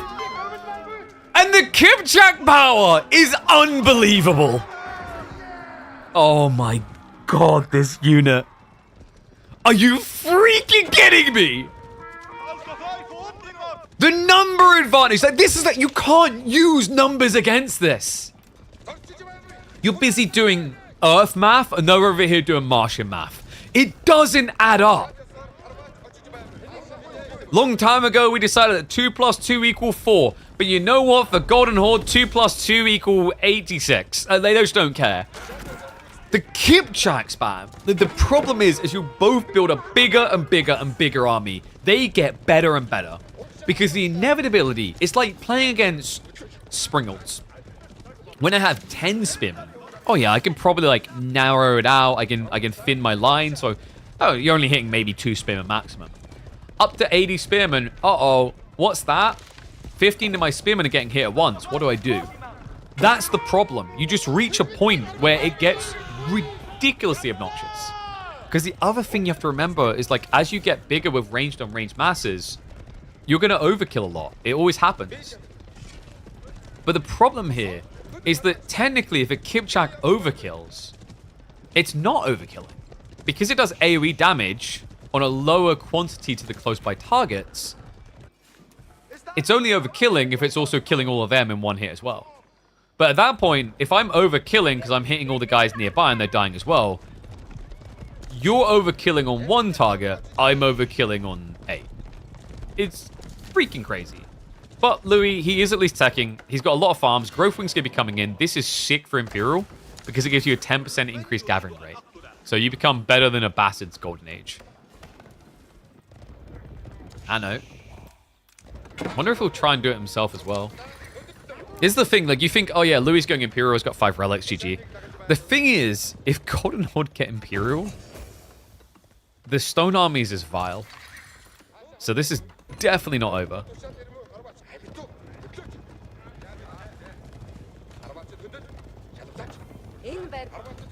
And we're aware fully that Kipchaks are bugged. Like, I think we were the first to, like, start highlighting that in games. Because we literally got treated to it very early by Louis MT doing it in tournament play.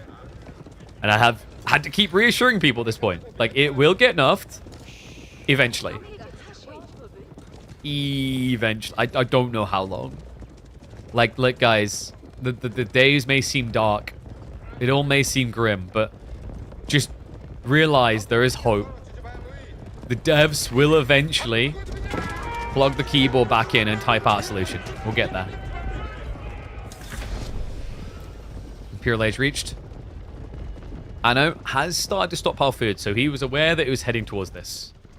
Did he stop off for the batch? No, he has not got the extra batch production. He just got the stone for it, though. It would be a good idea, and it is going to be coming. Archery range reinforcements on the way.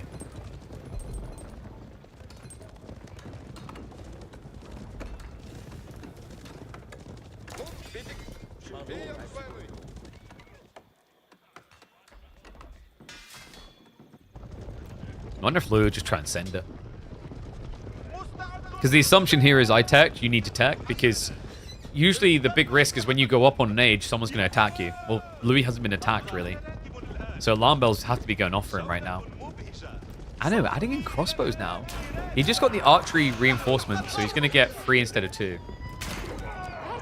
But, I mean, why? There is a really big problem here now, actually, for Anatan. If Louis rushes Silkbow Strings, he's not at risk. Because Silkbow Strings will outrange the Kipchak. Yeah, like currently they're mirrored. They're 4.5 on each side. But I'd love to see Louis just prioritizing that tech, because it gets rid of the whole problem.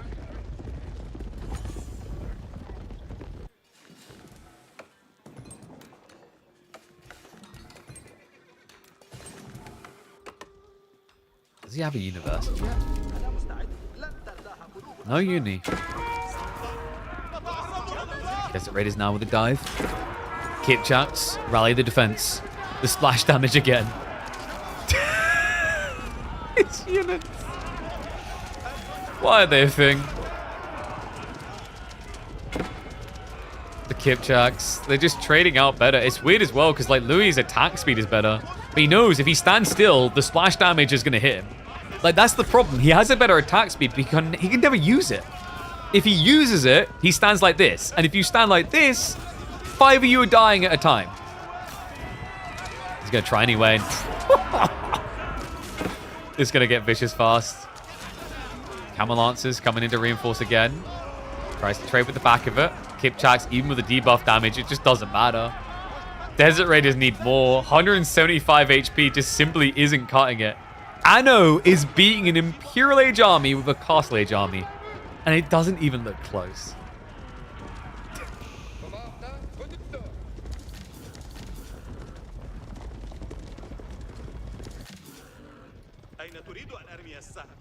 I think for Louis, he just genuinely needs to get silk bowstrings.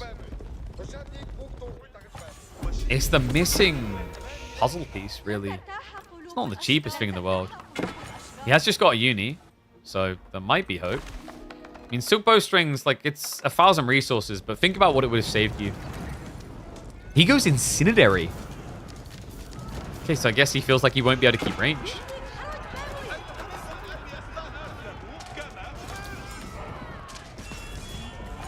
Camel Lancers are taking over. I mean, this can be a solution to Kipchak. Camel Lancers with 8 ranged armor means you're barely going to feel it. Still going to hurt. Wait. Is that hurting more than it should? I think that's the deception of the bleed. The bleed is the thing that's doing a lot of damage here. Because remember, it triples the amount of bleed being done. That behavior is intentional, by the way, allowing you to do 3 bleeds instead of 1. The problem is, and this is where it kind of gets nuts even against armor units, is that AoE Splash applies the bleed to the units nearby. So it's not just going to apply the bleed to the primary, it's applying it to the secondaries. A good read by Louis. Pulls the Dervish into formation. But Anatan has put so much time Stone Armies is on the way. Oh, boy.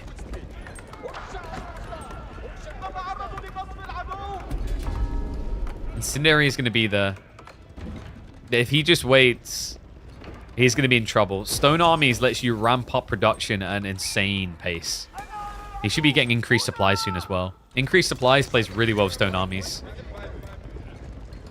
Another problem here is Louis, because it's been just attacking constantly, he's not stopping the Uvus anymore.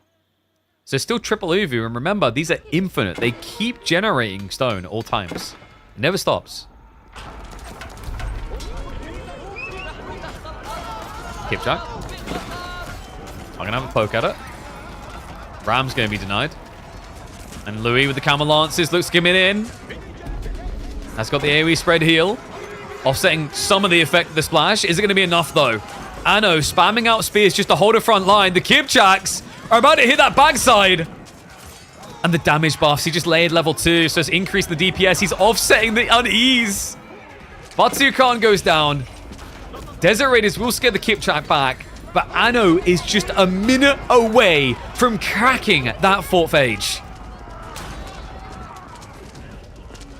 It's actually crazy. 5 relics, 3 sacred sites. And look at the worker lead as well. And yet still Anatan from an age behind says no. God. This unit. Oh, this one. Who cares about camels, Lamau?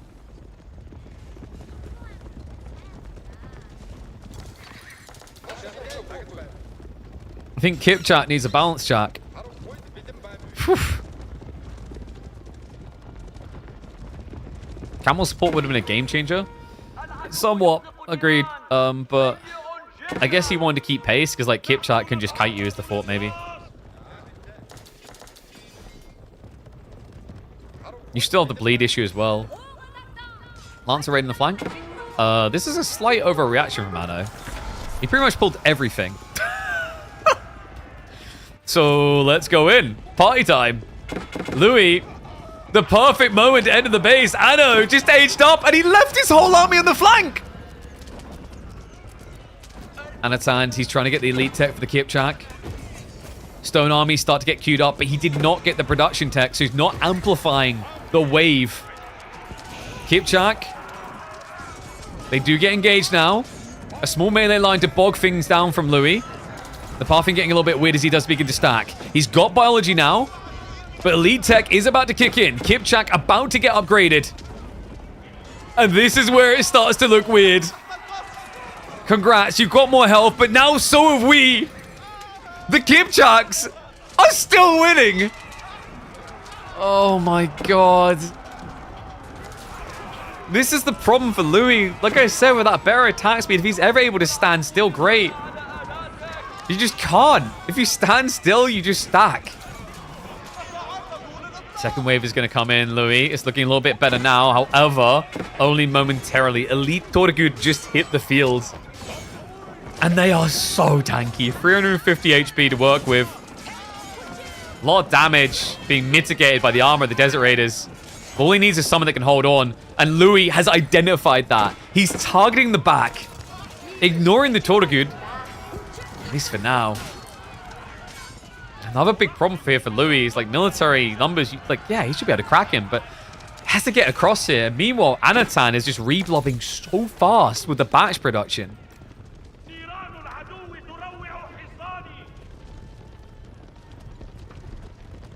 Anno going to be creeping out as well. Looks like he's setting up a new Uvu. Outpost is going to be built up. We have got some Camel Lancers now leaking into the economy. This is good. This is exactly what Louis needs to try and win this game.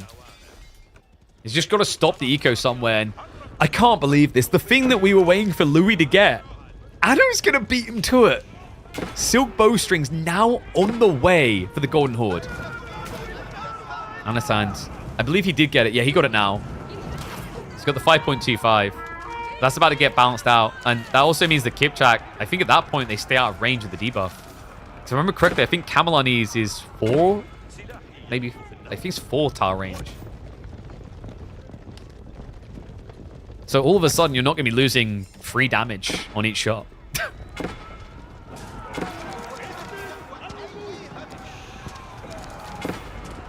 I just want you guys to process the fact that Louis is up 40 workers, 5 relics, 3 sacred sites, and it still doesn't feel secure.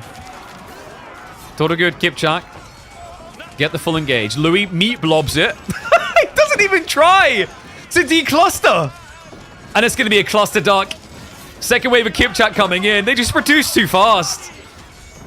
Total good, holding on well for the moment. Camel Lancer just trying to cluster them down. The Tortugud are buying a lot of time. Louis doesn't have any heal here, so he's not debuffing, or rather removing, cleansing the bleed. He's just looking to full ape click this. Oh man, for a moment it always looks good for Louis, but then the second part of the fight just seems to be Kipchak favored. He's idling him up. Anatan, he's down to 40 workers. I think he's dead. He has to be dead. But can we just stop to process just how much effort it took to finally break him? The amount of advantage Louis needed to stop these things is ridiculous. Successful raids will shut him down. Louis had to now be up 70 workers to do this. And even now he needs to retreat. God.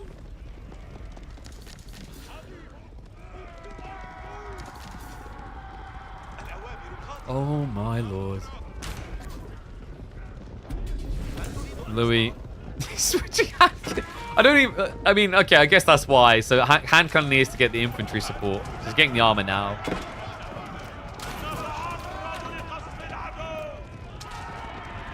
Kipchak. He's going to have to waddle back to base. I mean, not much economy for Anatan here. All he really needs to keep doing this is food and wood. A breakpoint should be here.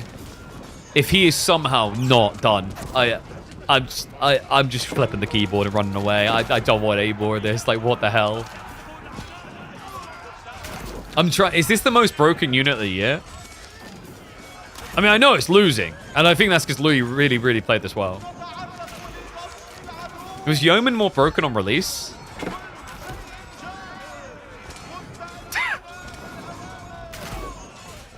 I mean, it's hilarious we're mentioning Lancaster because they used to function on this level of economy. But it looks done. Anatan has lost critical mass. GG's going to come through. What an absurd game. Kipchak may have lost, but Louis had to go into overdrive mode to actually break them.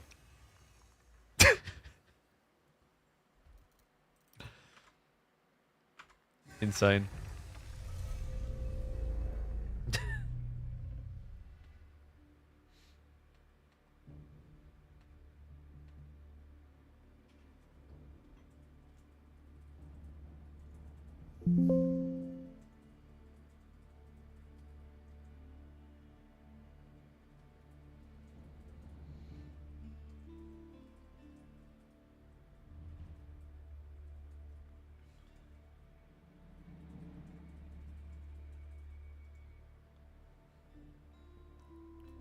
I think I typed that one. 50 villages down. Don't worry. Just build Golden Horde horse archers.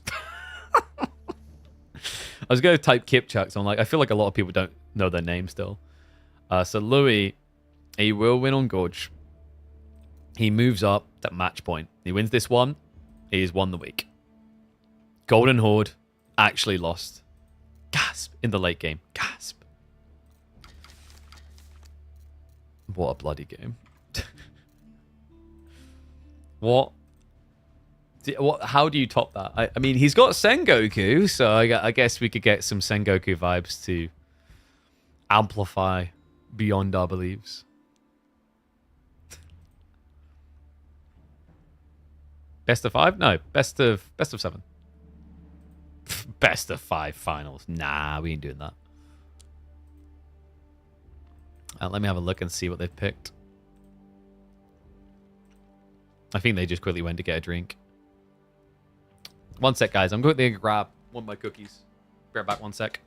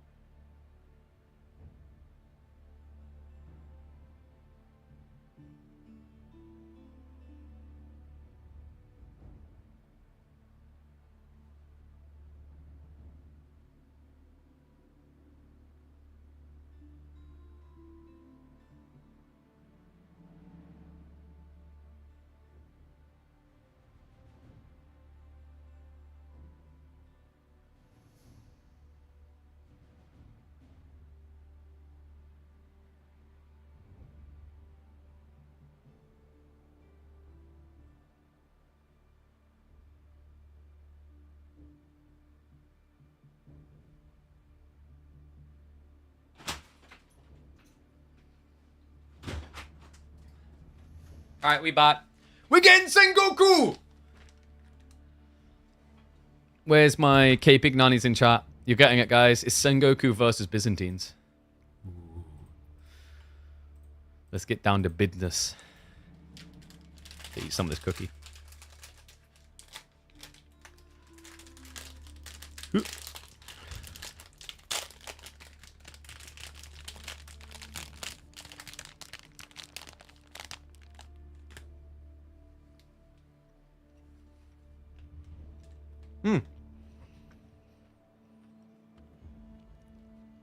And what's up, emoji of Indy? I see you with the Prime sub. Thank you very much, mate.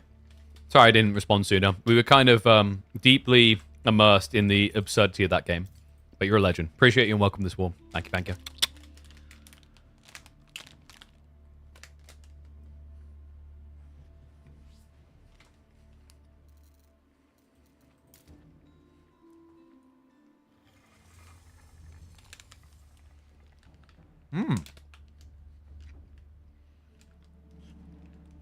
On Borderland.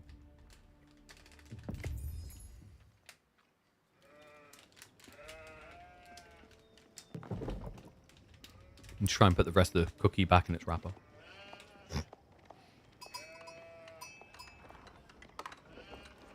Alright.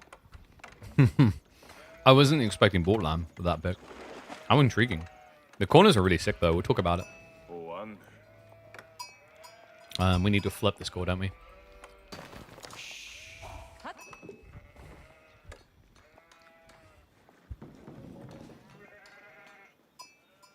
Are Sengoku busted? Well, if they can win a grand finals is a good start. Let's see if they can do it here, because it is match point for Louis MT, and he trusts in the new Japanese to beat out Byzantines. Welcome back to the channel, folks. Casted game time between Anatan and Louis MT. Byzantines versus Sengoku. Byzantines that used to be bordering on S tier. Some people would argue they've cracked it now, especially with the nerfs to Pro Scout civs.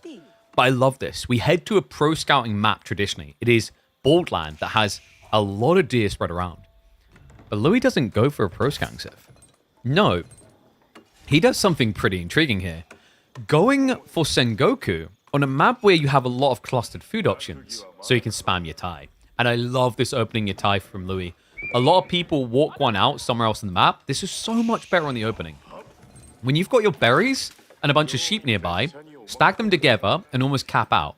At this point, he's got 10 sheep in range, plus a few on the ground, and that's generating enough food there. He's got 15 sheep generating 2 food each.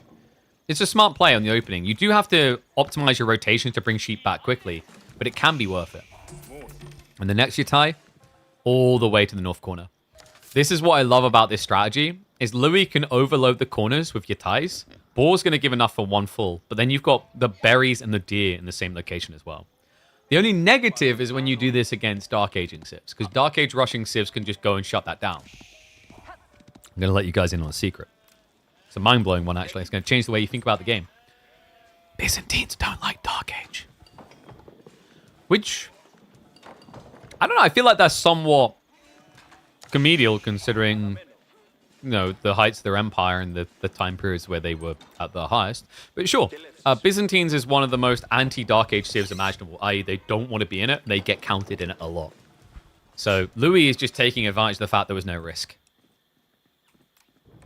Was this predictable from the draft as well?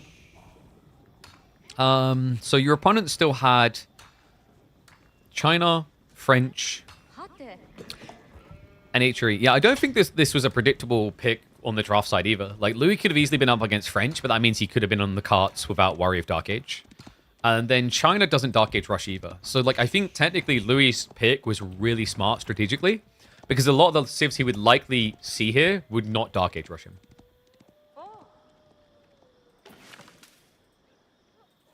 Good eyeballs. Did he trade... Was that food for gold? Nah, would it?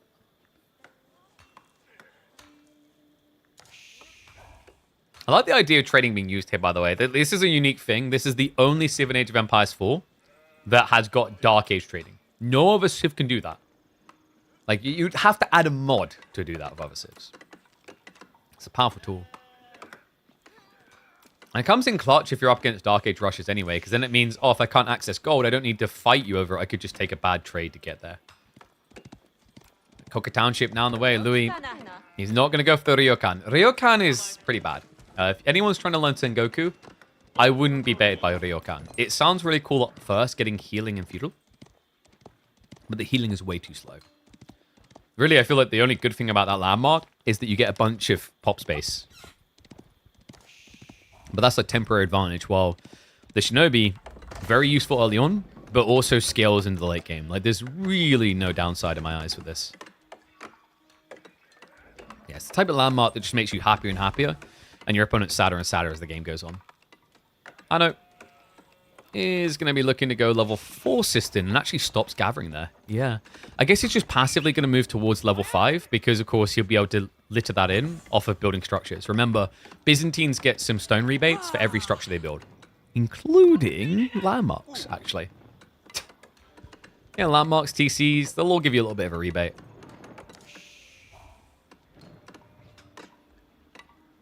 The healing's so slow. Yeah, the healing on Ryokan is really bad because it's free health every 5 seconds, but you have to be out of combat to begin that, and if you get put back in combat, you get no healing. Ready? Boom! That's a nice little rebate, actually. 32 stone back off of teching. That's like, what? Just over 5% return on your investment. It's always nice when you get these type of complementary details, because you need to tech anyway. Louis. Shinobi summoned? Well, that's interesting. Yeah, Louis, I guess he's saving... No, wait, he did use the scout ability. What? Wait, but his scout is already here, so what did he scout? I'm pretty sure he literally just scouted the scout. Wait, what? Because he could have just scouted a bit further back, and then Shinobi could have spawned in the outcropping, but I think the thing that he respected is that Louis knows that this ability lasts 90 seconds. Guys, 90 seconds is long enough to spawn in this corner and walk to this corner and still have time to spare. Like, look, he just spawned in his base. He's going to reach the enemy base, and he's still going to have half the duration left on these. This ability is crazy. They need to... I think they actually need to change the duration, and probably Shinobi's damage shouldn't scale. Because if Louis reaches Castle Age, these units are capable of sniping your workers on their own. And remember, they're free. They can spawn anywhere where you've got a building or a stealth forest. Jazz hands. I do like the idea of the Shinobi, by the way, as a support unit to buff other units' damage. I just find them a bit polarizing for the damage they do themselves. And I'm not saying this as an unfun, let's nerf everything guy. I just think if you don't decrease their damage, you're going to have to take something else away from them that would make them less fun. Yeah, it's free damage done there. Villagers getting hit in the face. Louis with the mass cav strat. He wins this, no? It's a bit weird because his cavalry are better, but they're more expensive, and Anatan's economy should be better. But the problem is right now, early on, this is where your tie are most impactful. This early on, 60 food per minute is a big deal. A, because both sides don't have many workers, but B, because food is the first thing to run out safely in your base. That food tray is going to try to run back. Anatan won't be able to stop that one.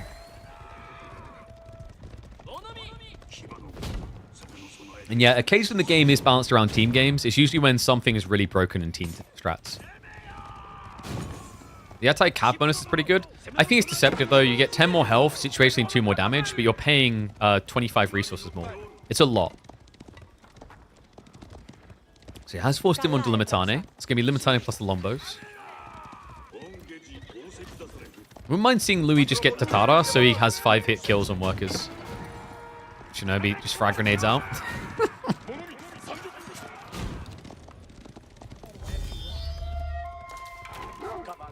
Louis is just blind sending it into ponies only. He has got the Daimyo coming. That's going to be increased attack speed. That's the thing. I think the Daimyo makes the Yari good.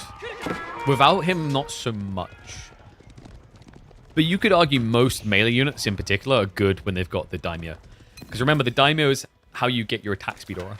He's going to increase the attack speed of your units by 10% at this stage of the game. And it does scale. 15 and then 20 in the final age.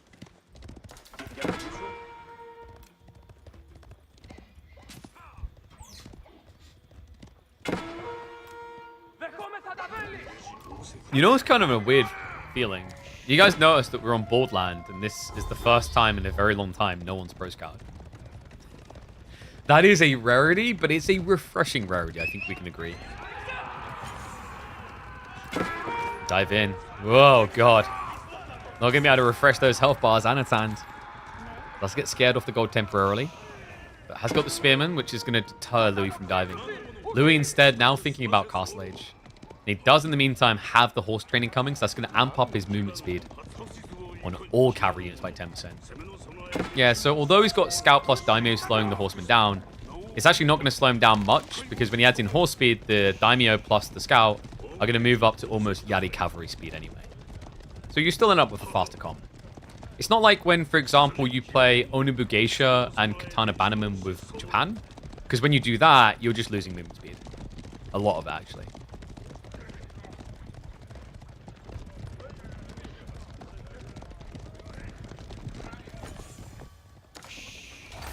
Louis almost ready for castle. Anno's not too far behind, mind you. He already showed that he was going to be going castle as well. The moment you set up an outpost like that, it's an alarm bell to Louis. So Louis, it may have been that he was happy with a longer feudal, but reacted to this play. But realistically, he doesn't want to stay feudal anyway against Byzantines, because over time, the economy is going to scale better.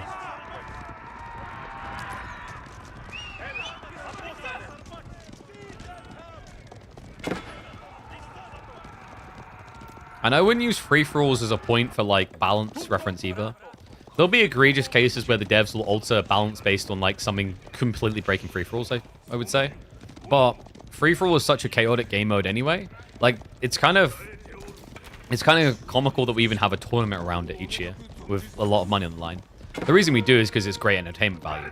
But from, like, a strategic and skill-based point, it's very difficult to balance. It always has been.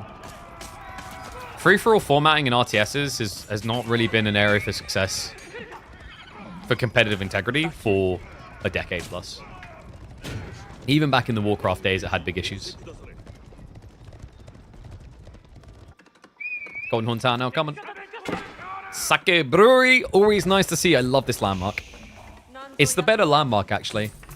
The Iko Iki Masikoki strat is cool, but Temple of Equality just doesn't really hold a candle to this. You know, you could get Temple of Equality and then maybe get your hands on 5 relics, which would give you 400 gold a minute. Or you could get Sake Brewery and get 5 Tokakoji mats that allow 5 of your villagers to accrue enough gold in the late game that they'd be giving you, on average, about 110 gold each a minute. Forever. Safely in your base. Didn't even have to gamble on reaching the relics. Even at this stage in the game, I think it equates with the Matsuri Aura at 20%. I'm pretty sure he must be getting about 300 gold a minute. It's really freaking good.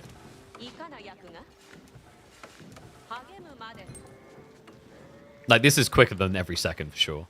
I'd say he's gathering gold every 2 seconds. So let's rough him out per minute. 2 every second. Let's math him out. Let's say he's actually getting about 100 gold per villager. Wait, no. It's got to be lower than that by default. Either way, it's powerful. And so's this dive. Yari go in. Straight after the Lombos. They haven't even got veterancy yet. Spearmen do take a stab at him from behind, but they were only hardened. He's going to shift towards the gold. That's an overloaded gold vein. Louis will be scared away, but he's got a full Yumi switch on the way. And he hasn't revealed it. Anatan doesn't know this is coming. And the irony is, Anatan has been obsessed with trying to make Yumi work with Sengoku. In fact, he used it to get here to the grand finals, if you guys remember. It was the detail that locked him in for sure. And it could be the detail that locks him out in game number 5.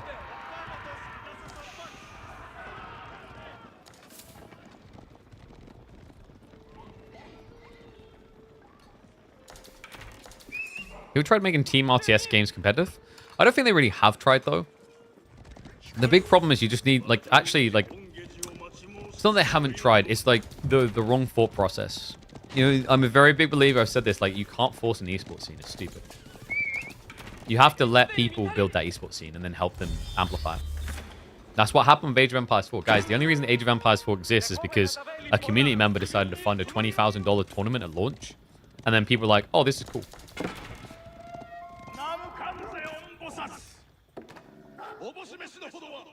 And that was out of their own pocket, by the way. Reminder that the very first event hosted by EGC was not a Microsoft-funded event.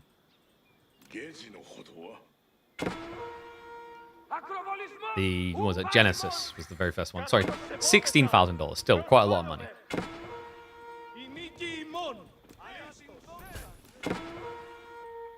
So we have got Relic Gathering, by the way, from both sides. Louis in the lead, though. And this is what I mean. Like, he didn't go Temple of low quality, and he's still in a good position here.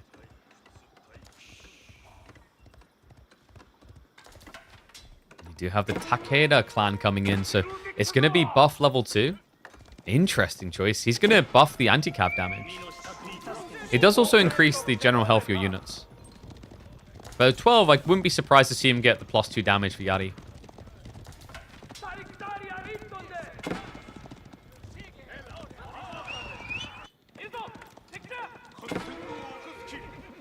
Louis. That did he double-digit Mount Samurai. Interesting that he's actually going into Tanegashima Ashigaru. Obviously needs it against the Cataphracts, but this has been a bit of a controversial unit. A lot of people are not impressed by the stats on Ashigaru. They may look really cool, but technically their stats are terrible. You know, without the Daimyo, their attack speed is horrible, and they cannot scale their range damage at all. Ash coming in here, though. Great fight, and he's done it! He broke through the Yumi! I mean, he didn't even get a chance to breathe, to try and actually resuscitate here. So a 4-1 victory. He will end him with the Yumi. I was not expecting him to be that quick of a defeat. I thought we had a few more minutes left in us that we could dissect the Tanegashima Ashigaru, but they ain't even going to matter. There you go, guys. That's how you build Ashigaru and win a game as Sengoku. Win it before you become reliant on them. Louis MT. What an absolute monster. And you know what the best part is? The thing that he's been utilizing this week, the Golden Horde that looked giga-busted with the Kipchak strat, he even let his opponent take and still proved it's beatable. That, I mean, hat off to him. You've got to respect that. Whether you think it's a dirty strat or whatever, the fact that he put it in the hands of his opponent and was able to beat it. Undeniable champion this week. GG's to Mr. Louis MT on a fantastic victory in the end. 4-1 to take down Anna Chad. Oh, but I think what we should do now is eat a piece of my cookie. And I gotta change clothes. Guys, I got to change clothes. One sec.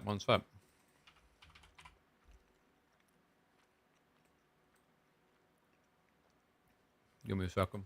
I'll update the title. What do we make the title for Anno? T-shirt and tie? No, I got something better than that.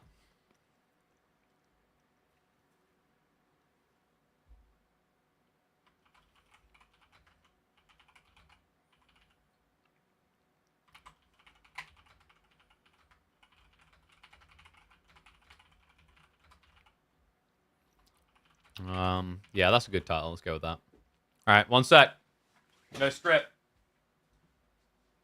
Can someone start singing, like, strip music? I don't have to hear you. I just have to believe you're doing it. Da da da da da.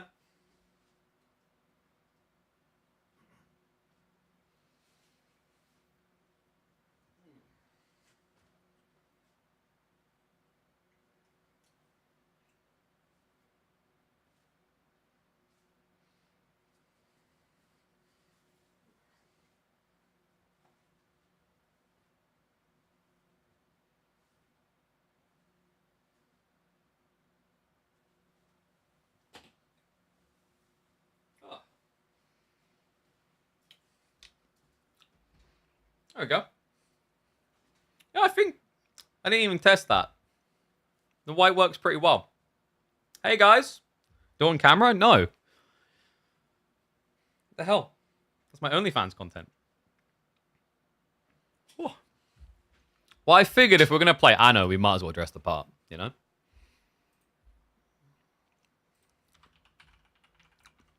Oh, that peanut butter cookie don't taste right.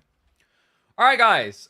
We've had our fun with Age of Empires 4, and I thought we'd check out a different strategy game today because Anno did just launch. We got hands on with Anno 117 long before a lot of people, actually. We had our hands on it back, was it late October? I think it was late October we got access. Had a lot of fun with it. I thought it'd be cool to mix content up today and play a little bit of it. I'm trying to think of like some fun challenges we could do to make it more intriguing. What do you guys think?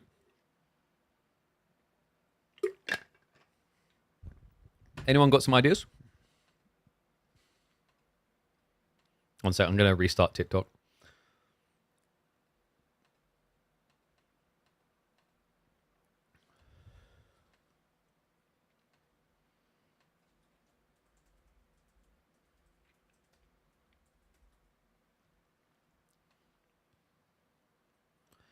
Do you know the digits in Anno games always adds up to 9? Yeah, first, I believe they said it was a little bit of a coincidence, and then they just stuck with it afterwards. They're like, oh yeah, we'll keep doing this now. But I don't think it was, there was no deeper meaning, basically. It just kind of played out that way. But let me get the game started up, and we'll get ready to spin this one up. Hopefully a lot of people hang around and support us, checking out some new games. Besides, gives you guys a little peer into it to see if it's worth it yourself as well. All right.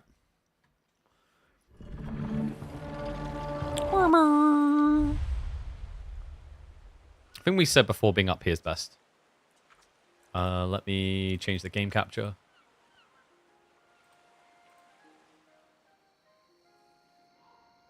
I think you guys have got audio, right? Yes. All right, let's go. So more KPMM return tomorrow, but I thought it'd be cool to actually check out some Age of Empires 4. Some Anno. I'm too used to saying Age of Empires 4. Also, I just noticed that we're on like a weird screen right now. Why is it doing that? One sec, I need to change something.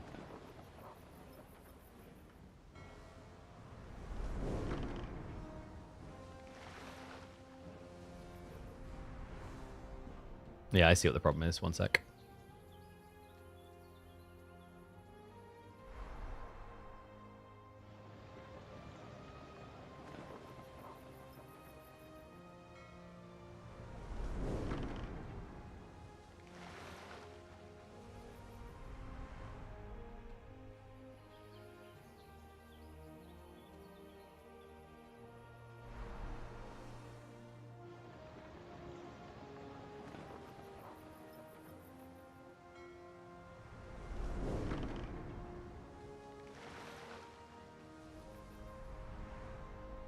Alright, I fixed it all.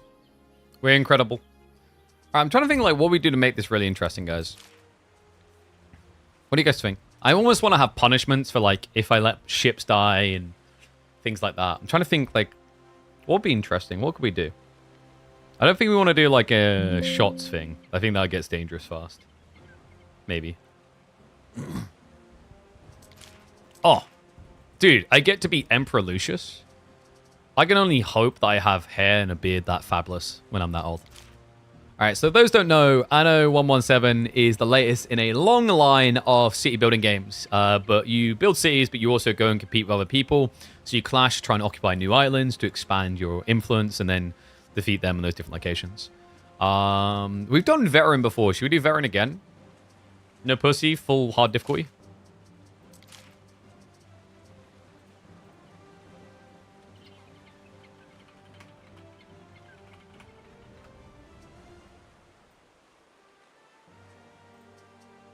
Yeah, let's get this right.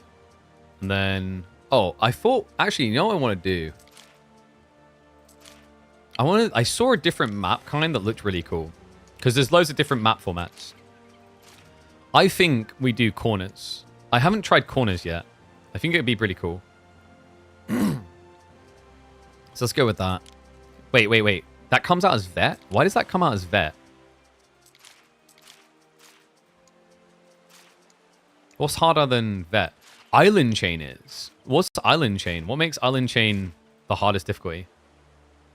A chain of islands stretches through the center of the province. How cursed is this going to be? Okay, so we have legendary difficulty, apparently.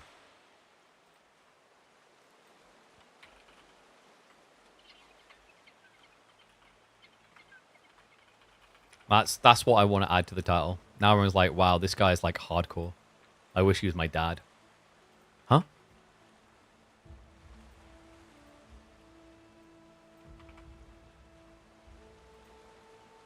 Alright, there we go.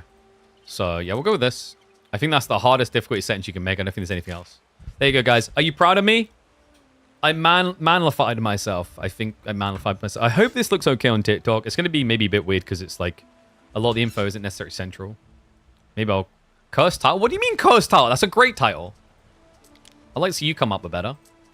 Alright, I ain't no filthy grubber in Albion, okay? Like, who would want to go live in the Britlands? What a stupid move. Could you imagine living in that third world country? I mean, that would be... like, who would ever choose to live in the Britlands? Third world country. Oh. Subscribe? Alright, guys. We have Legend difficulty. This is apparently the hardest difficulty. We've set everything to the absolute top to make this as difficult as possible ourselves. We even chose to get this format, a map format called Island Chain, which apparently is the hardest version. I have not even looked at this map format, which is a big problem because it means I don't even know where I'm going to go at the start of the game to not just end up empty-handed. But let's find out. Man, I was so looking forward to Corners as well, because like Corners sounds like it'd be really fun for a multiplayer game. But then I was like, dude, if we don't do the hardest difficulty, we're a coward. And I wouldn't want you guys to think bad of me, you know? It matters too deeply.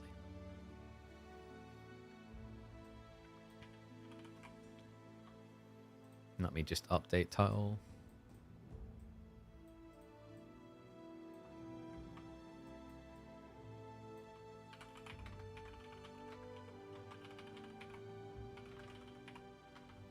Is it still not loaded? What's taking so long? Like, holy crap, Grandpa. I got places to occupy. People to take over. Huh? It's rendering all the islands? Yeah, but dude, like, it doesn't take this long. We've played this game before. We know it doesn't take this long. I don't know if it's because I alt-tabbed out earlier. I'm going to alt-F4 and we're going to try this again. That's taking like a century, dude. That's horrible. Never played Island Chain? I mean, clearly not. But, like, why would it take that long? That doesn't make sense to me. What was it doing that's so different? All right, let's give it a restart.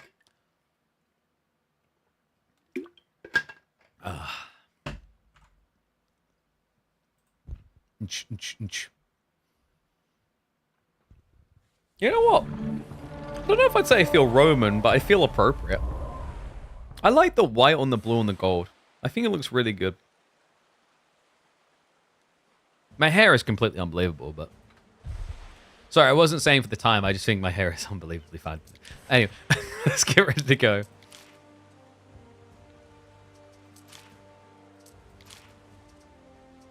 we want vet, edit.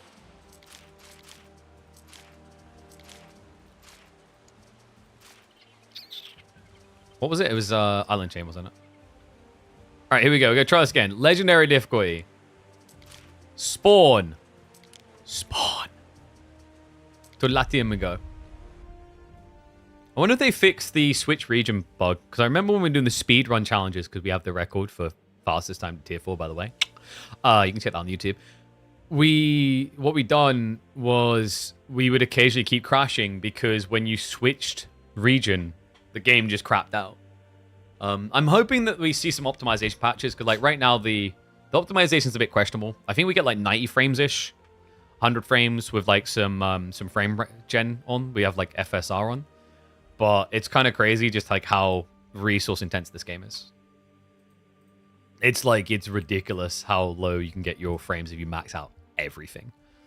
And it's not like we've got a bad setup either. We've got a really strong PC. So yeah. Hopefully it gets tweaked.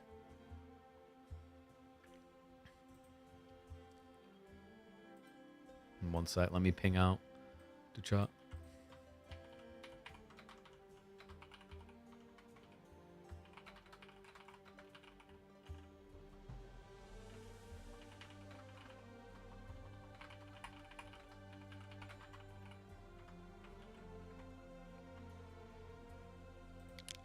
Is it just bugged? Can you legit just not do this difficulty?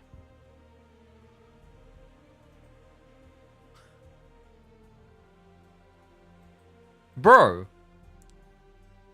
The tease. The tease. Alright, chat, should we just give it a minute to see if it can load island chain? We're screwed if it ever crashes, but...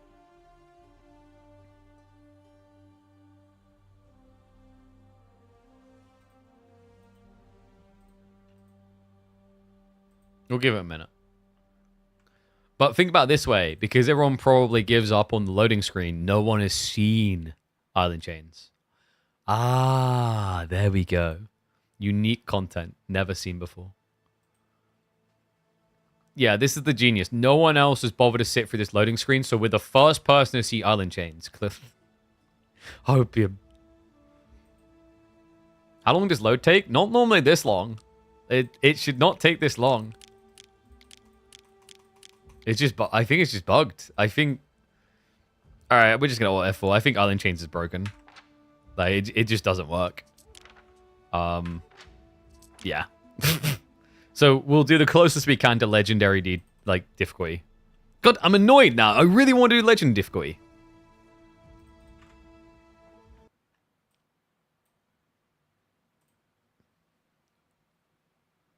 May miss KPMM, but you won't miss Anno. Damn right you won't. You're in the right place. What's up, Hossein?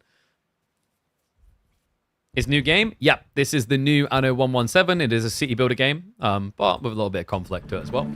And this series has existed for many years. Yeah, like the Anno series has been out for a lot of years. It began with, I think, Anno 1404, which I believe was the first one I played. Absolutely freaking loved that game. And then the last one before this, Anno 1800, that a lot of people still love to this day. But let's set up the difficulty.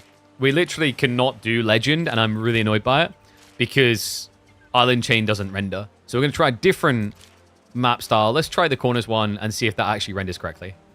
No, don't reset. Just go. Go, go, go, go, go, go, go, go, go. Yeah. They had a massive PvP, did they? I didn't see that.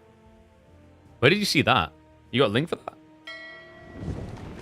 Okay, so I can confirm. We just loaded in like 5 seconds. It is definitely the Island Chain map. The senatorial province of All right, blah, blah, blah. Off we go.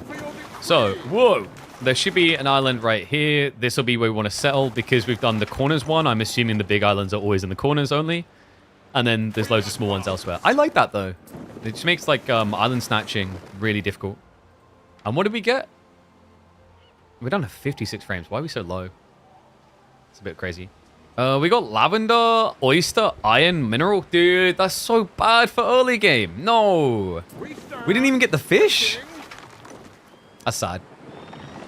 Naval Battles looks better than AoE. Hey, they didn't make it difficult. All right, we'll get set up here. Off you go, Bowie. I think we have like some unlocks here, by the way, where we can get extra stuff for free, if I'm not mistaken. Yeah, we can do this. We can speed up the game. You want me to speed up the game, guys? We have Roman material packs that gives you loads of timber, tiles, and concrete. Nah, you guys wouldn't want me to do that. Restart? I considered it. I don't want to go across a river yet because it uses wood. I think we might actually... I was thinking about setting up my city here, which is really nice. It's really defendable. But like, I actually might go up towards this way. Oh, dude, I so want to be up there. That's like... This island looks really sick. I wish I'd set up my dock here, because I'd love to just build my city up here. Maybe we'll have, like, 2 cities, so we'll, like, set up a second one afterwards. But anyway, let's start getting some houses. You need to get your residents down first. Oh, there's multiple big islands. Dude, what? We could have chosen this one. I was expecting it just to be all the way in the corners. It's not. Okay. Interesting. The frame rate is really bad. I might have a look at it in a sec. I don't know why it's that low. So usually, like, a lot of people I think have been doing 2x2s at the moment. I'm not sure if I like 2x2s, but I guess we'll try it. Because I usually do, I think, 4x2s. So we'll set this up initially. And now we want to set up some lumber camps. Because you need to get wood. Wait, you get broke in this game? Yo, Anno, I can give you tips, man. Oh, wait. Oh, wait. You talking about... Oh, you're talking about the Civ. Or are you talking about this? I can teach you. Teach Anno how to play game. Yeah, no. This is like... So, the way that you avoid going bankrupt in this game... You need to make sure that you are littering in your production buildings into your economy. If you do that, you won't go broke. If you do that, you'll make money fairly quickly. So we'll show you. Like, I'm down to 7k already, but it's because I'm waffling a bit. We want to go around here. I'm just going to shift queue everywhere. So basically, I think we're on 2x speed. What you want to do is obviously macro is going to increase the amount of food I'm going to get, obviously. We're going to just do 2 lumber camps. I usually go up to 4 and I haven't got enough workers, which is really bad. So you have to balance that out early on. It kind of annoys me. I just wish I could actually have more lumber camps straight away. Because if you're trying to speed run, you just want as many lumber camps as possible. Like having 4 lumber camps is pretty good. But that was the only way I could get your eco going in Anno. Oh, the soap. Yeah, selling soap to prisons, right? I remember that. That was quite funny. And then also getting the specialist. Specialist was a big deal as well there. So we should be getting food coming in soon, which will amplify the amount of people we've got. I'm going to go up to max speed. In fact, bear with me 1 sec. I'm just going to pause the game quickly and check the settings. Because our frame rate is worse than it was earlier. It shouldn't be either. I did good quality, but like this shouldn't be a problem. Maybe the preview, OBS's preview capture might be weird. I'm going to quickly just restart OBS on my primary PC. But like its overhead should be minimal because all it's doing is capturing how the game looks and projecting it. It's like it should have no real weight. It's very weird. All right, let's see if that's better. Let me just set everything up.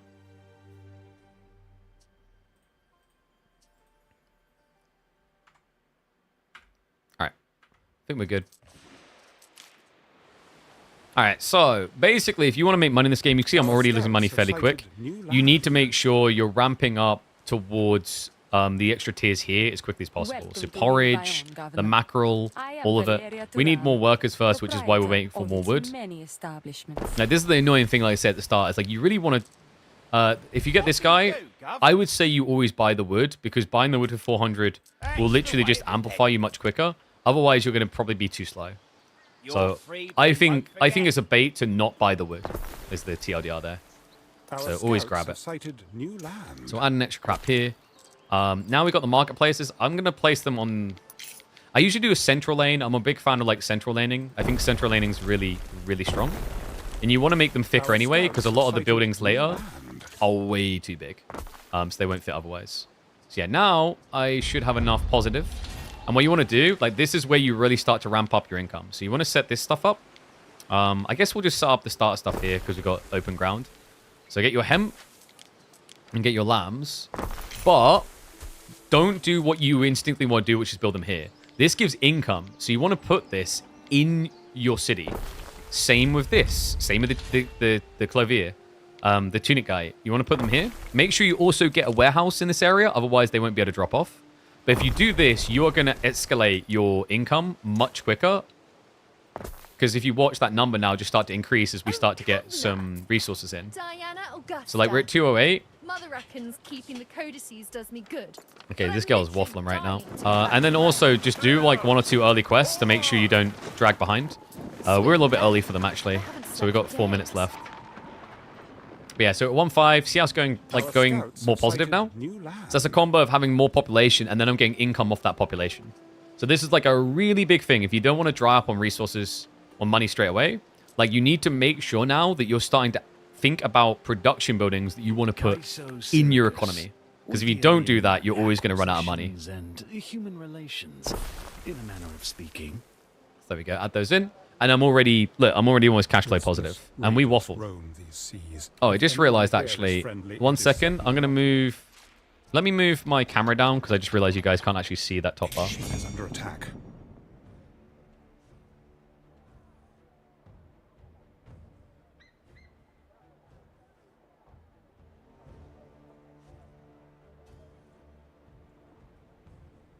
There you go. How can you copy and paste? Sure, it's this little icon down here. So this one here called copy.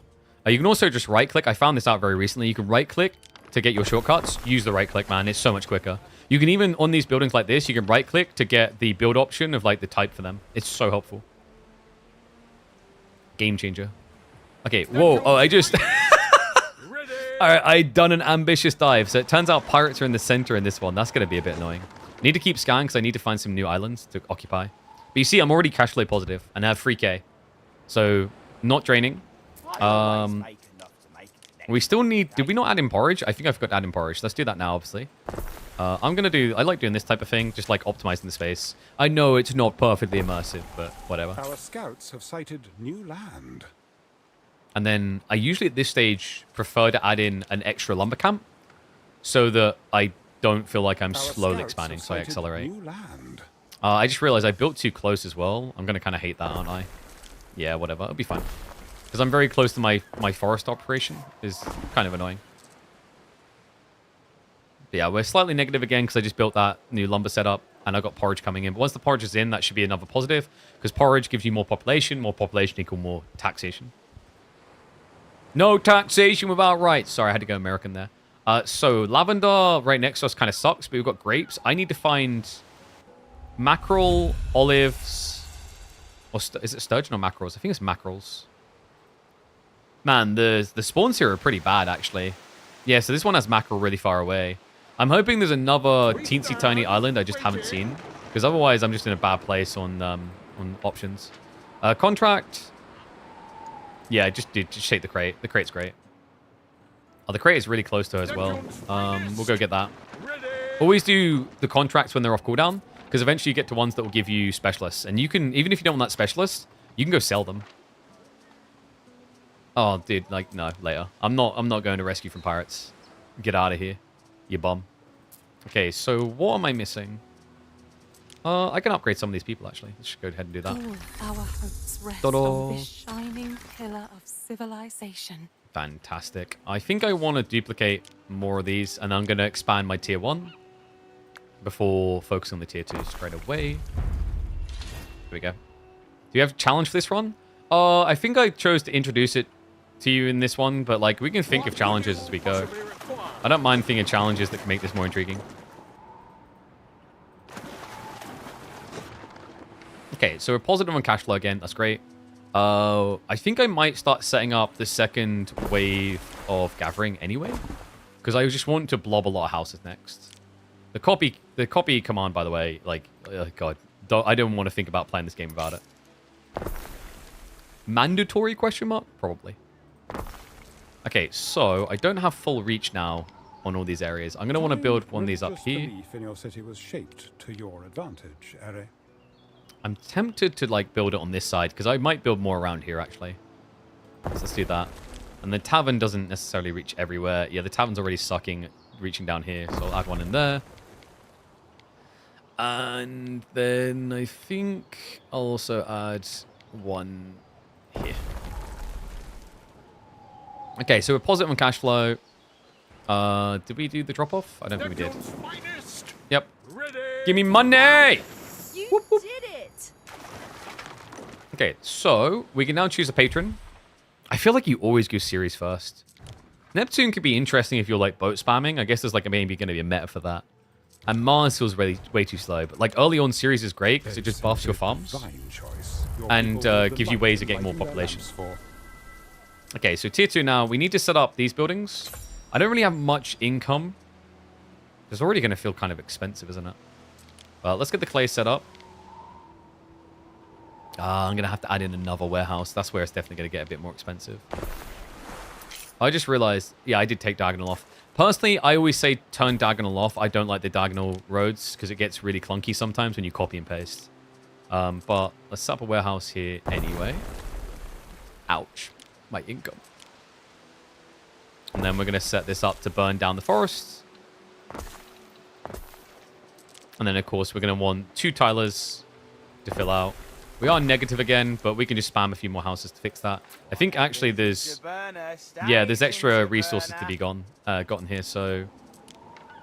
Yeah, see how, like, the little arrows here? You want to fill those out. So I want to bring another one up here. That might not be in range of my warehouse, but there's actually an easy fix to that without building a second warehouse to increase my costs. So I'll show you in a sec. So just build it like that. Connect it in. And what we want to do, obviously, get You need more a hemp. Ere, essential in demonstrating your control of an island. And then we want to get more sheep. More sheep. I think you can probably add in like this without interfering too much. Yeah. Okay, perfect. So, I did need more porridge. I'm going to want to fix that soon. But these, because they're not in range of the warehouse, I'm just going to move it up here. Because I don't want to build more warehouses. That's just more worker population as well, and more overhead. So it's just a negative. So And I meet definitely a could have laid stranger, this out better, I feel like. just But as the goldfish implied. it's fine. I Zara think I'll bring it up a bit. Yeah, ritually just accept pure that gap. interpreter of omens. Money! Whoop, whoop. So, I have to paint the quest. interiors with roses. You wanna- can roll your eyes now. You want to do quests as much as possible, so we're just basically going to... Because the moment you take them, it's going to put them off on cooldown. I do not really want to get you 57 tons of sardines, I feel like. I guess I could, actually. That might be an interesting strat to try and get ahead early. If I spam sardines. And then later on, we can see if someone wants to buy that. Let's try. I've never tried that, because I feel like these early challenges of, like, get 57 sardines is kind of crazy. But it might be worth it for 3,500. So let's accept it before she changes her mind to something else. And remember, you can also go to people's islands. If you go to their islands, they'll also have challenges for you. So I think if you go over here, there should be Our lighthouse scouts here. have sighted new land. And he'll give me destroys or delivers. And that could be a great one. Is like timber as well is pretty good. How much food in each pond? Infinite food. There's no limitation. The limitations usually on these type of things is like, for example, if I want to get iron or mineral, there's going to be stone locations like these mountain slots here that limits how much of that I can get. That's how it works. Okay, so we're positive. We could definitely be a lot better. But we're now actually generating a lot of tiles. I'm going to slow down the speed a bit because I just realized we've been free this whole time. This is actually a big boon, by the way. Bread, if you have a bakery inside your city, it's going to give you +2 population, income, but then also the area of effect has a positive negative. You're going to increase fire risk, but you're going to get income. Fire risk is really bad. Fire risk is a quick way of ending your game, but at this point, worth it. I think it's worth the risk this early on to have the fire risk in your city until you get better income modifiers. So we want double wheat farm here. We'll just set up in this area. I think that's fine. I'm just trying to not screw with the forestry stuff. So you want 2 wheat farms to 1 grain extractor here, grain mill. And then finally, you're going to want to have your hands on the bakery. So we're pretty low on resources right now, but that's fine. We can set these up. So we do this, and then if we drop this in the middle of the city, like you see the positive negatives, but the positive is going to be worth it. The positive is going to make this worth it. I'm going to place it this side because I can build more things collectively around it. There is a shortage of workforce in one of your cities. And we do need to upgrade some of our peeps. Whoop. Always be upgrading. Okay, so we found another person over here. And we... Oopsie. I wish there was a quicker way of checking like how much you've got in resources on island instead of clicking the warehouse over here. So the warehouse, what are we at? We're at 19. Also, my sheep count is going up pretty fast, which is surprising. Oh, that's right. Sorry, no, it's 2 to 1. I didn't need the extra sheep. That was my whoopsie. But I can benefit from that, guys. I can just build one here because it's not just your houses that will buff income. It's any building in range. So actually building one each in these areas is pretty nice for a little bit of extra cheddar. So perfectly balanced out there. I remember hemp was 1 to 1. So spinners and hemp's 1 to 1. We're definitely going to need another one soon. So I might as well add it in now.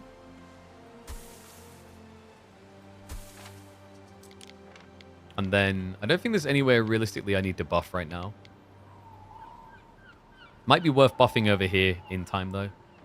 Yeah, what I'll do this. I'm going to go... bloop. And then if I place one here, it should be in range of the warehouse, I think.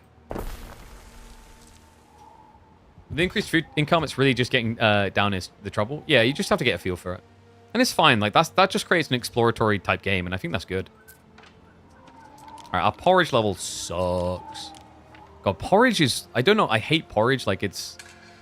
I mean, I hate it in real life as well. It's like the baseline that you need, but it just feels so consuming on space over time.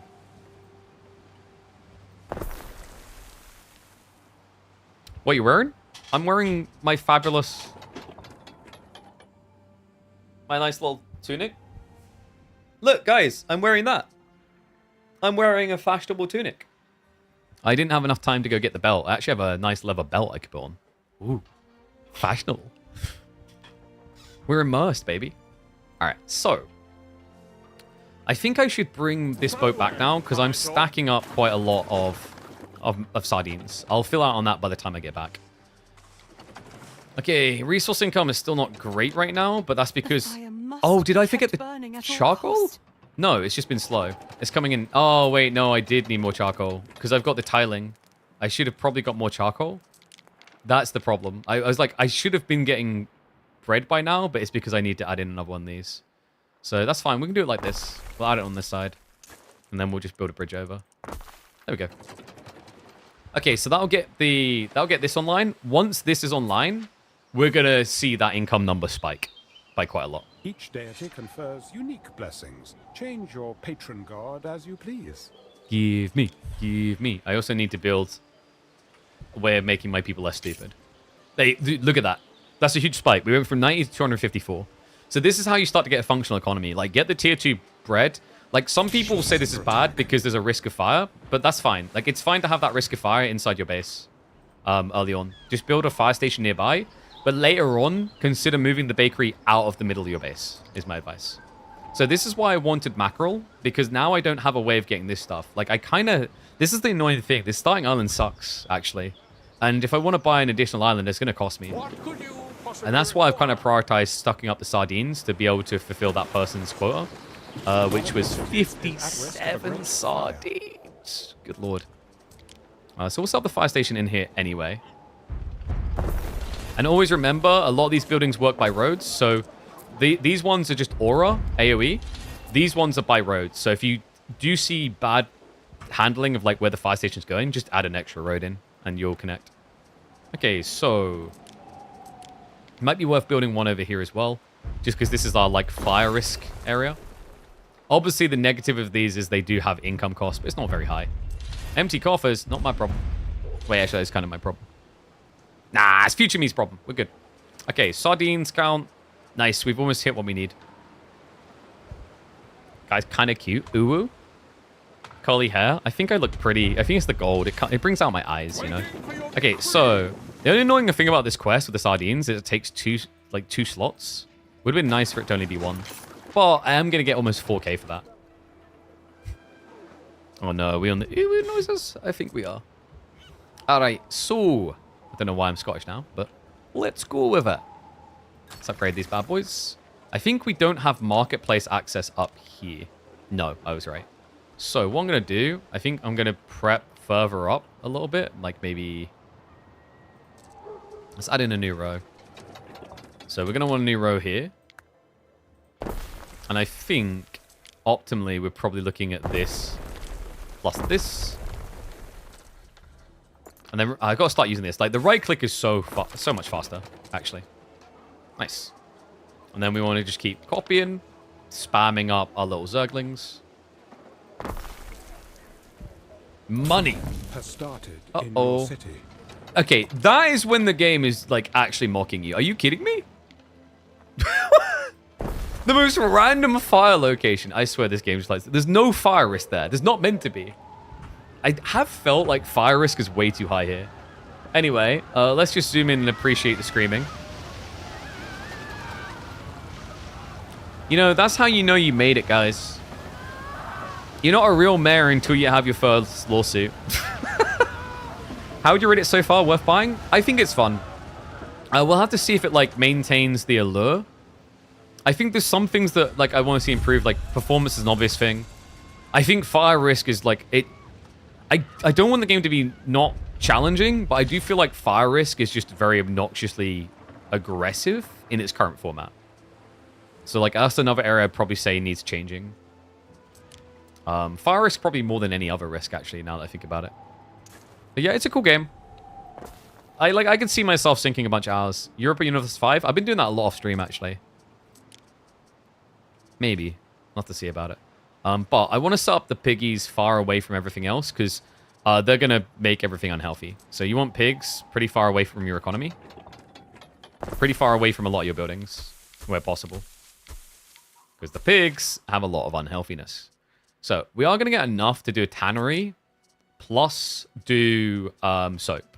So, like, I'm not going to do double pig. I'm not going to do double tannery. I'm just going to do one. I'm going to set up the warehouse over here.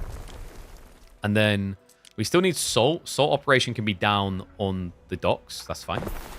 Also, because we still have all the extra, like, fishing, the sardines, I'm going to want to set this up to sell. So I can configure a trading option by clicking on it. And I can set it to maintain a stock level, which means that, actually, like, we should go here. Sell's better. Just go sell when above. And we can say, like, 20. If you're above 20, then go ahead and sell. I believe also our boat has made it. Yes, so we're going to sell that. Many sacrifices were Nice. So we just got a bunch of cash. I think that now allows us to afford the festival. Bakeries. Now, this is an important one. This is actually worth it. You're going to pay 2,000, but because we have the bakeries inside of our base already, it's going to pay off quite nicely. Yeah, we just got like an extra 140, but that's for 4 hours of real in-game time, which is a long time. So I think that choice, it's not even a bait. I think it's definitely worth it. You just need to make sure you build the bakery inside your base. So we said we were going to do this. We already got the salt ponds going. Now we just want to do one of these. And then this, we want to build in our city again. Because this is the big thing. There's a big difference for anyone who came from Anno 1800. You want to build a lot of these end production line things in your city. If you're not doing this, you're playing Anno the wrong way. Because you are simply missing out on huge buffs to economy, to population. Some of them are not great. So, for example, I'm not a big fan of Soap Maker because it will give health, but it will decrease happiness. So your people cough less, but they will riot. So this one's not good. But raw income, like even if this is like we saw earlier with the bakery, where it's going to be income, but fire safety issue, it's still worth it until later on when you've got better balance, and then you can move the fire safety issue away. But for now, it's absolutely worth having. The Sandal Maker is only positive, so you want this slap bang in the middle of your economy. I will probably place it central for now, but I'll shift it to be 2 at each end afterwards, because it's really good income. It's +1, and it's going to affect 83 buildings, so that's 83 extra gold on the tick. So we got that. Now we want to set up the lavender. Dude, the lavender. Oh my god, the lavender is so space consuming, guys. Watch this. Place the lavender, 180 blocks. Doesn't look like a lot. That's because I haven't filled it all out. It takes up so much space. They are crazy space consumption. So now remember, I'm getting a lot of excess pigs, so I can now get the renderer as well. I also set up a second charcoal already, so I don't have to set up a third. Because it should be fast enough. But this is, again, happiness and fire safety. So I'm just going to stick it down here in the fire safety district. Because remember, they'll go drop off the warehouse and they'll pick up the warehouse. If you are having huge issues with traffic jams in your warehouses, which will happen, the way that you minimize that is by optimizing your logistics. So an example of this in the early game that's really easy and really good to do, you guys may notice I started off by setting up woodcutters and then setting up the sawmills, but not connecting the woodcutters to the main road to go to the warehouse. This is because you don't need to connect to the main road. If you have a 1-to-1 ratio between these buildings, it is better to do this because then there's never a risk that this woodcutter, for whatever reason, takes lumber here, which will then eat up loading space in the warehouse. Really focus on this and optimize around this. Wherever you can, trim the fat. That, for example, we've done that over here where we've got oat farms that are going to deliver oats to the porridge stand. There is no reason for that porridge stand to be anywhere near anywhere else. Because a porridge stand, it doesn't give me any buff to nearby buildings. So, like in this case, I chose to not keep the renderer near the pigs because it has a fire risk. And if I placed it over here, I'd now have to have a fire station here already. But instead, I can save myself time and not do that yet. Okay? Look at me, actually knowing things. I know I'm impressed. Dude, look at the festival. Woo! I paid for this. And when the night's over, we're gonna pelt rotten apples at that statue to see who can headshot. Woo! Dude, is it me or does the horse is kind of janky on the move? Oh, that's because we're on 2-speed. That's better. Man, they actually, like, the cities feel quite alive like this. Little donkey. Is there a go into first person mode? That'd be pretty cool if so.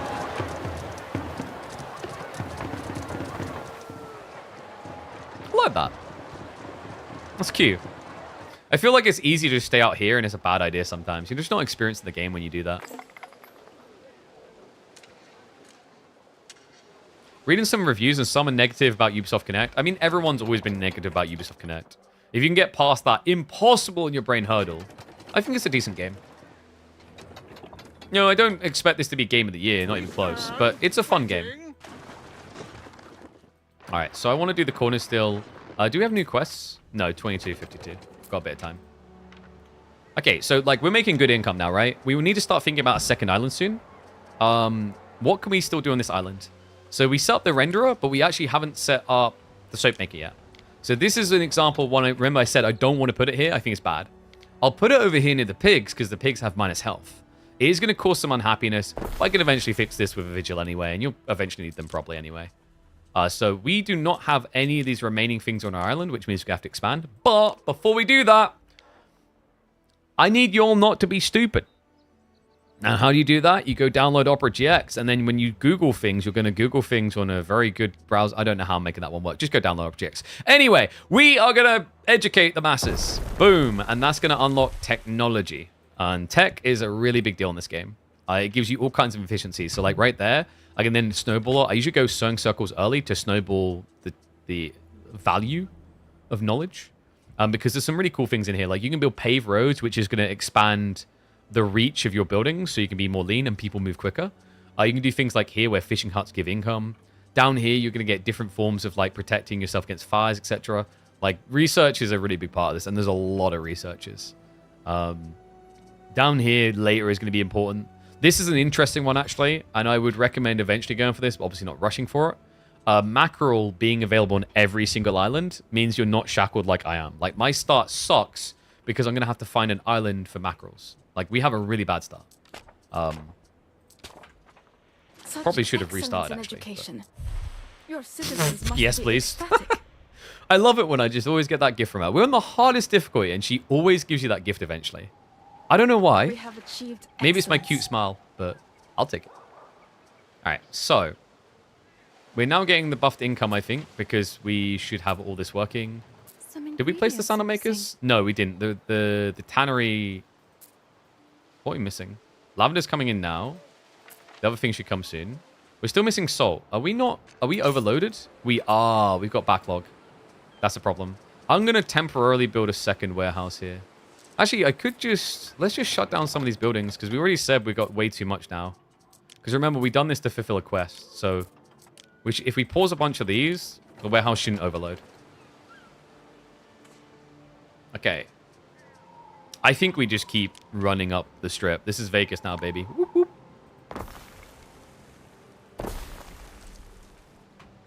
I'm out of wood.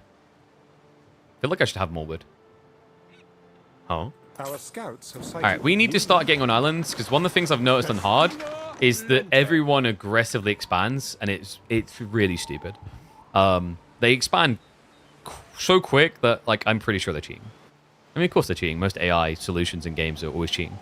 Mackerel would be good. Grapes would be good. What's up, T-West? Mackerel is over here. Grapes is not. I need olives. I need mackerel, olives, and resin is the challenge. And I don't think I'm going to get all that on one island. No. It's kind of sucky, actually. There might be another island I missed, though. Take over their expansions? Yeah, but I'd have to go to war. And, the AI is already cheating, so I kind of don't want to go to war with them yet. Because I feel like they will crotch dump me. Because they will crotch dump me. They will definitely crotch dump me. Anyway, let's get a lot of better people.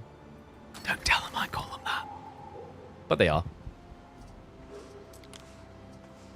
Is this game worth getting? I think it's a lot of fun. I've sunk a decent number of hours. I think I have like 15 hours in the early access. Maybe close to 20. And I've been having a blast. It's a fun game. I don't know about the late game because I didn't go that far. Like, I just restricted myself to just before tier 4. So I can't comment on the late game and how that functions. And I haven't done multiplayer yet. I really should, though. That would be fun. All right, we'll keep searching to see if there's one more island. Actually, what am I doing? What I want to do with this guy now... Actually, no, keep going because I haven't got wood yet. Why haven't I got wood?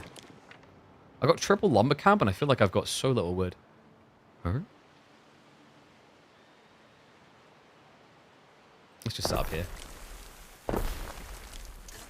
We'll just get more wood. When in doubt, guys, more wood. In fact, like I said, especially if you're going to start playing multiplayer, you'll probably be doing this. You're probably going to spam the crap out of like lumber camps quite early on.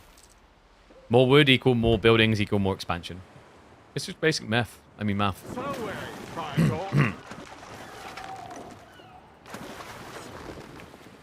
Treat your rivals. Research stuff so I don't look stupid. Still got to get that guy's wood. What do you want? You want wood? People, and they You all want a have lot that of wood. in their Whole... lives, Oh, no. all Oh. pursuing their own lives. I would have preferred It's that to so this crap. This crap chaotic. sucks. The last contract option was much better. I'm annoyed. What could you Kiki. possibly require? Okay, we've got loads of gold, though. Like, we might even be able to go buy Double Island, and it's probably worth doing. So, let's load up our boat first. We need to get the boat loaded. We just don't have much wood. Take that many tiles. 20 is enough to start, and then we'll just add in a lumber camp when we get there. One of your cities is So... at risk of a great fire. We don't want this one because it has lavender, and we already have lavender. We need olive oil, resin, and preferably mackerel. And we're not getting that. We could probably take these two small islands close together. But the other problem is, like, that's going to put me very close to Douchebag Pirate in the center. That's his official name, by the way. I didn't choose it for him. The devs did. I swear. Like, there's options over here, but they're so far away. Also, I don't think there's a way to optimize where your boats go. They will just straight up send it on the shortest route to a location, which means if I took this island, I'd go through pirate territory every time instead of around it. I'm going to scout an island to the south side. It kind of sucks because they're already expanding, but I need it. Jesus, Warfire. Why? All right. Should we get religion up? Let's do that. Yes. Make my people believe.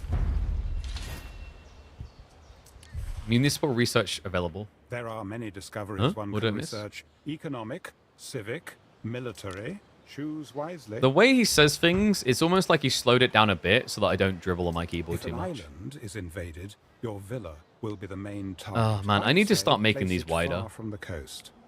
It's ruining my immersion, man. Like, look, Trading it's like the posts can one now be tile. upgraded Ah. and so benefit from increased storage and extra What if I do it loading here? ramps. Okay, I mean, sure. I'm just going to jam myself in here. Because I can. Because it's my island, and I make the rules. Don't you forget it. Or I'll get the belt out.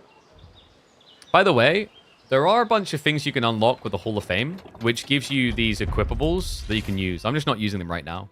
But they can accelerate the start of your game. So like, I could basically put this guy in my palace, and he would buff market's income by 1.5, which is really good.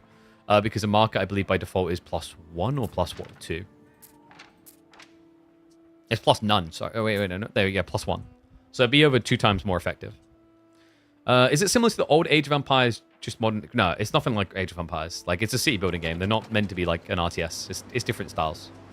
Some people categorize this as an RTS, but it's really not. It's its own thing. Fresh beacons light our maps. Okay, we found her in the Now corner. we must tend to them. Okay, Evil Grandma has been found. Did I kind of just want to take this because it's a big island, but it just feels bad. I want to... Also, I think, if I remember correctly, the bigger the island, the more expensive it is. Time flies, as do we. Sometimes I feel like the island spawn balance is a bit crap. Like, it's very random, I guess, but... I almost feel like I don't want to have two resources next to each other that are the same, if you know what I mean. Oh, can we upgrade this now? Yeah, let's do that. Boop, boop. Oh, she gave me money too. Dispense property without male Suckers. supervision. Well, the lady's just splashing cash at me. I got sugar mamas in the west and south corner. This guy's never going to give me anything. He's like the most grumpy asshole in the game. So we peace out and stay away from him. Do I have enough people being drunk everywhere? Yes. Oh, wait, no, sorry. Drunk is not so much. I'm going to build that there. Because the tavern's going to give more population happiness anyway.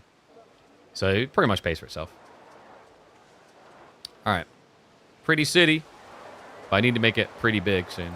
No, dude. That was olives, which would have been helpful, but not the end of the world. I think I'm just going to start off by taking resin. I've had enough of waddling around circles. I'm not going to find a perfect solution. That's obvious. I think I just take these two small islands. So this one's going to be for like olives and flax and then eventually murex. And this one does have marble and resin. Marble's really important later on when you get to like tier 3. Because you'll need it to make your buildings in the tier 4, I believe it was. Do I have enough resources?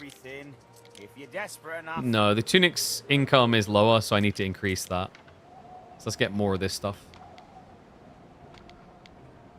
Can I show you first person? I don't even know how to get into first person. I heard about this, but I don't know how to do it. I really should test it as well, because I've got the perfect mouse to do it.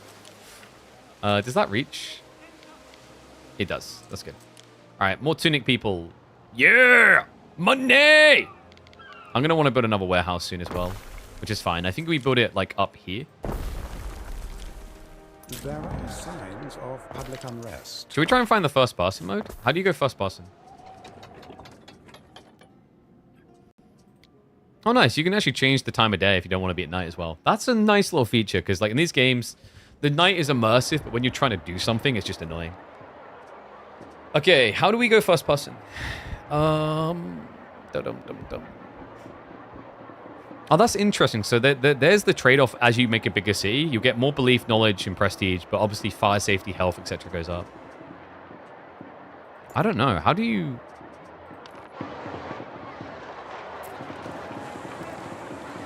Can I pluck a peasant and become them? What is truth without virtue, and virtue without truth? Oh, we can make nice ornaments too, chat. Whoop, whoop.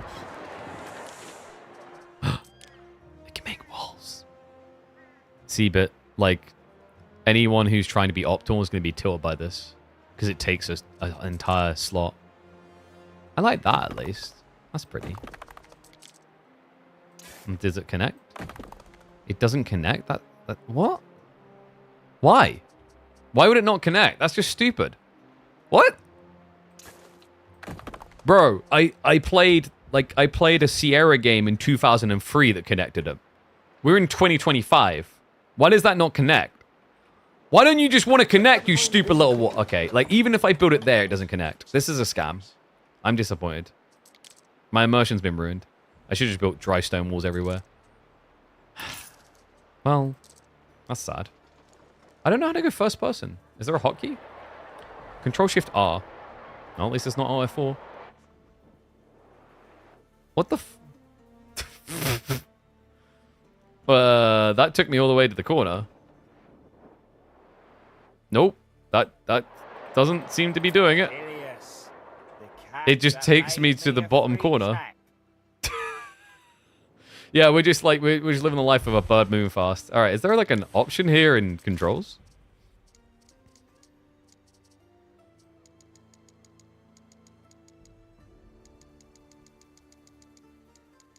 God, imagine actually using all these hotkeys. Nah, we ain't about that. Cinematic shot, controller free. That's not what we want. We're on the camera area. I think I've gone too far though.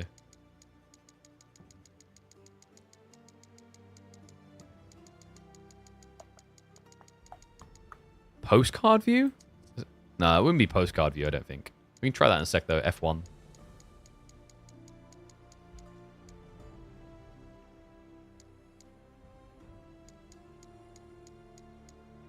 I don't feel like I'm seeing anything here.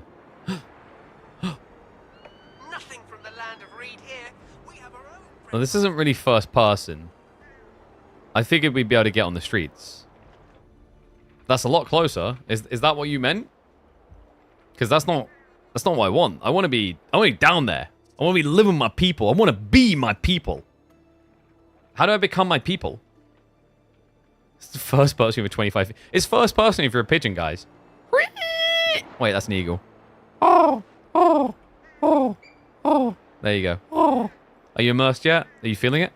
Oh, so let me just... Zip. I'm just going to cop a squat here. Got him on his tunic. Wait.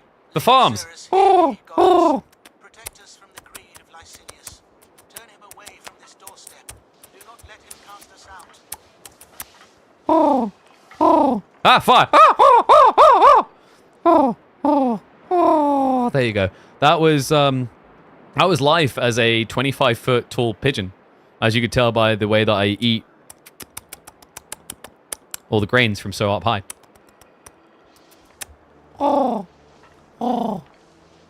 Is there anything else a pigeon does in this situation? Oh yeah, I'm 25 feet tall, so I'm going to check the shorelines for any seagulls.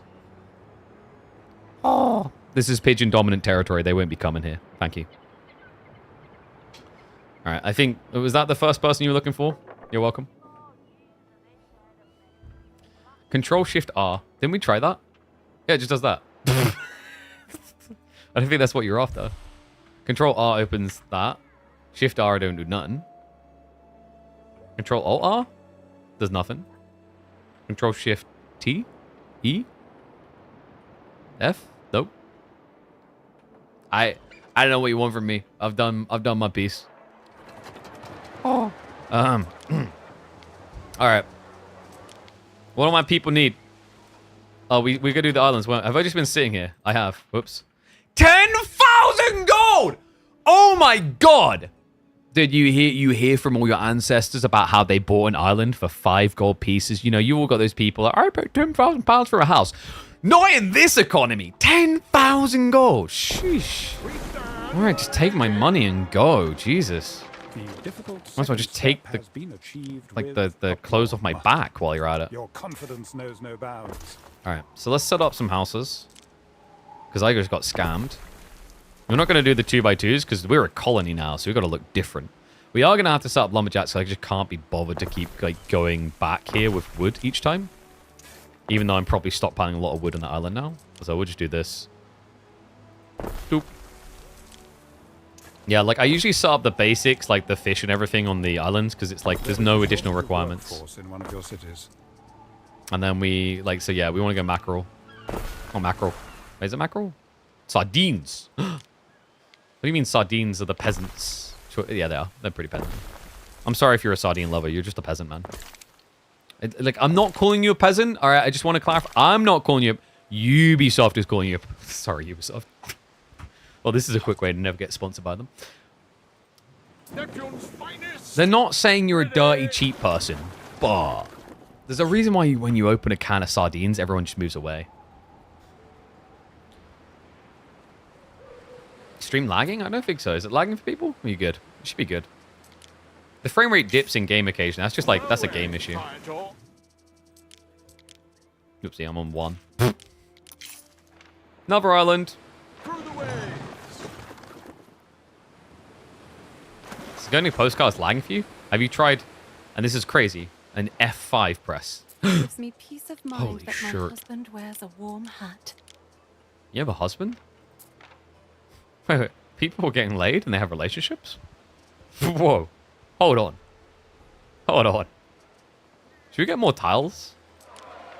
I want more tiles. I'm impatient and I don't have enough tiles right now. And no! No wonder I don't have enough tiles!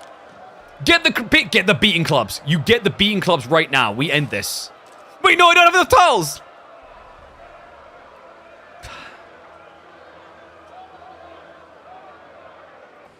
Well, I did have enough tiles until someone stole them. I mean, technically, I stole them. Get back here now. We have a riot that needs to be put down. We have a population that requires some police brutality. Okay, can we just... Yeah, get your butts over. Get your butts over. This is what happens when you spend all that time flying around your city as a giant, oversized pigeon. You lose sight of what's important. Actually, was it that important? I mean, I guess tiles is kind of important. There we go. All right. Billy Club's out, boys. And we said the other island we're going to take was this one with the olives, right?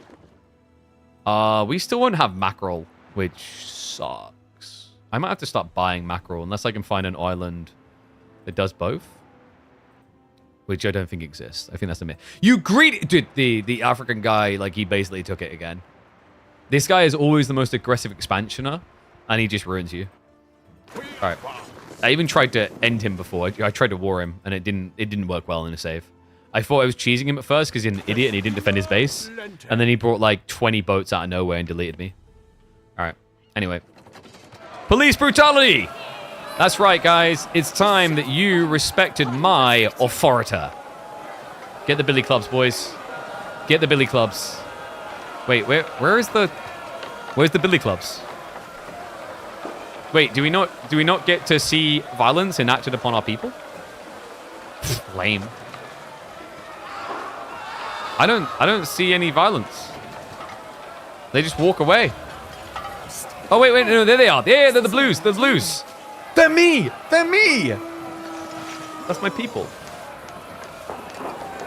You have slideshow stream as well. Wait, really? Let me have a look.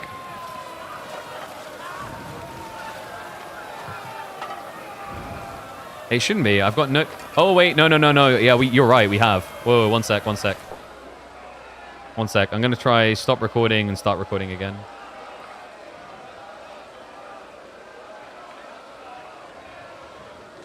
Good call. Is that better?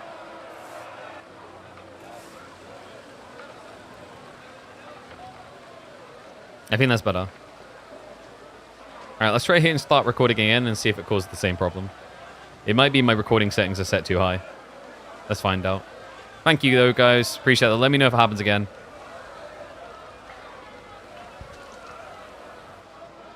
Yeah, I stopped the recording, restarted. I don't know why it done that. The recording was being weird. But we should be good now. Hopefully that recording actually came out well and not like a pile of crap. Ooh, we done sewing circles. We got old ladies that just stand there yabbering together. I remember Timothy. I loved him dearly. Anyway. Where most hesitate to follow. Alright, so get my peoples over here. So yeah, guys, my guys do have billy clubs out. Look at them. Yeah. Beat them up. Beat them up. Wait, why is no one in the back? Lame. Okay, so we're getting there. The riots may have caused slight damage. Just a smidge. But we're getting there. Alright, how much is this going to cost me? 15,000! Oh my god, whatever. But I'm going to take it now before one of these greedy mother duckers takes it. It increases the cost with every island, unfortunately. So yeah, things get quite pricey quite quick. Okay, so what we should do, not just build more houses straight away. We should get everyone drunk and get everyone buying. Whoop, whoop. Okay. Actually, why did I place that there? And that's stupid. I'm an idiot. Let's just do that. That's much better. Okay. Fantastic. Is under attack. Uh-oh. No, end him. Whoa. No. You bit off more than you can chew. You bit off more than you can chew. Yeah. Unload! Say my name! Birdman!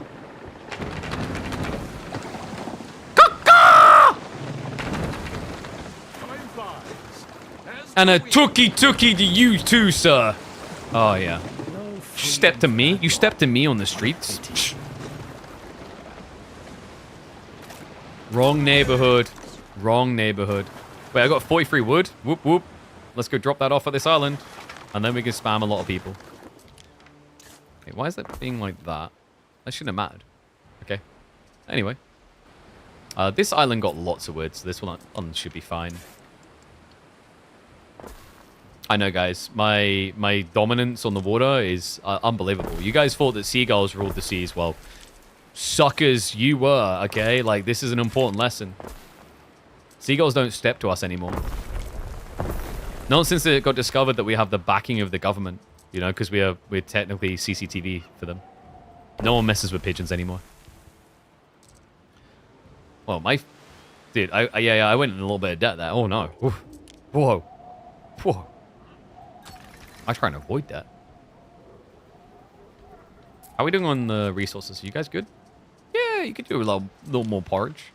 I might just start buying porridge. I just kind of hate the amount of space that oat farms take up over time. I guess it's like not crazy compared to some other things, but it feels crazy. There we go. All right, we aren't getting any stream issues now, right? Hopefully. The grooves on this liver imply good weather for her journey. Okay, so drop off time. Give them the wood. Perfect. Now we can spam like a bunch of houses here. I think I'm just going to go kind of ham. So I never worry about having enough population to work all of my greasy little farm operations. I think that one doesn't have road. There's a slight possibility that person does not have road access. But they're not complaining. They're complaining. Okay. Road access. Okay, so we did set up the mackerel. I usually say that I'd set up porridge just because I do. I'm an idiot. Whatever. And then I don't mind like doing this stuff because it's like it's cheap on space technically, and it does fulfill the needs easily enough. Would have been nice to have actually had this deeper. Oh, that's fine though. I'm probably going to build a warehouse over here anyway, so we'll set that up now. Oh no, he's going to want stuff, isn't he? Just hail him jovially. The Legion has a saying. I don't know if there's any point in being an ass to the Emperor. So I'm guessing you can eventually try and take over from him. Alright, and then that two. Kissing me cheeks. I like it. Kissing me cheeks. I like it. I like how whenever you get these depictions of Romans, they always have to be British people. I don't know why. For some reason, if you think about it, when you visualize like Romans now, the idea of like buongiorno Italiano, like a proper Italian accent, sounds wrong to you. You ever notice that? It doesn't sound believable compared to a British accent. Has anyone else just had that? Wait, he's right. Wait, what? Why? How do we convince ourselves that that is correct?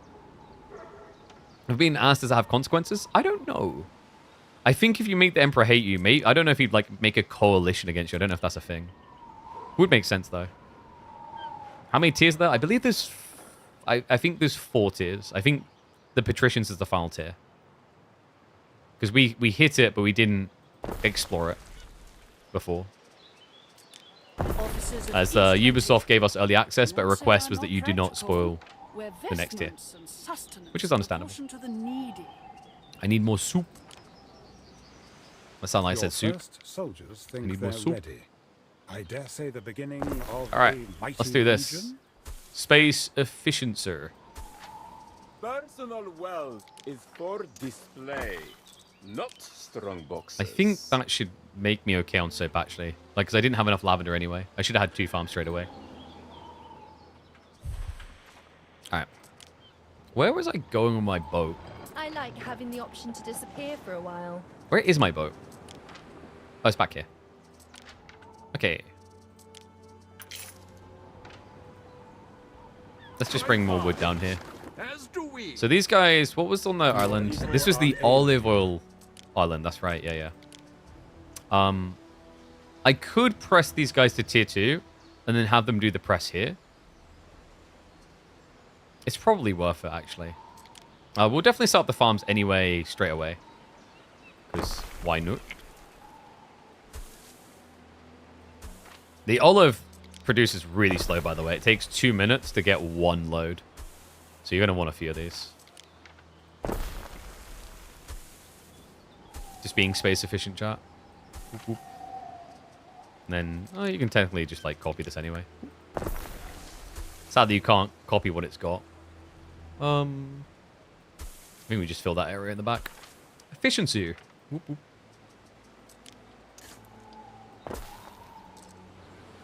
Oh, and we need the other tiers, don't we? Yeah, yes, we didn't get this yet. Probably a good idea, because I don't think we have enough people on this island. Actually, we do, just about. And then I guess, like I said, I don't mind doing one load of this type of crap. A ship is under attack. Uh-oh. Wait, what? Wait, you, dude, no. You want to step to me on the streets again? Come on, then. Ramming speed! I'm a killer pigeon. What did you think was going to happen? Get! Don't you forget it. Nice, we got masts that I'll never use. I just want to get rich and buy my boats, you know? Oh.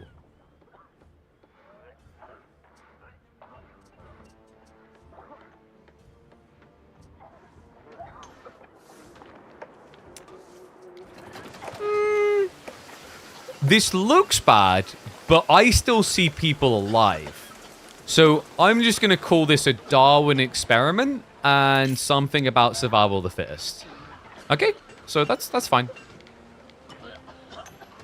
Let's just go ahead and get one of them. Anyone else coughing to death? I mean, coughing to nap. I should probably build this in the city at some point. Probably. At some point. I'm kind of being a cheapskate, though. I'm weighing it up in my brain. I feel like I don't want to yet. I probably should. Fire safety is mostly fine. Now, emphasis on the word mostly, but it's mostly fine. All right. What else we got? That's going to start fixing. We should probably rebuild all this. Oops. Oh, wait, there's more stuff. There we go. I think I got everything. I'm very much sourly in the red again. Oops. It's like Caesar Free? Yeah, like Caesar Free. That's the correct type of game. Caesar Free is a goat game, by the way. Good choice, good taste. One of the best city building games ever created. Okay, so I think what I said I want to do is I want to get these guys to tier 2 anyway. So that I can have them press on this. Oh my. That was bad.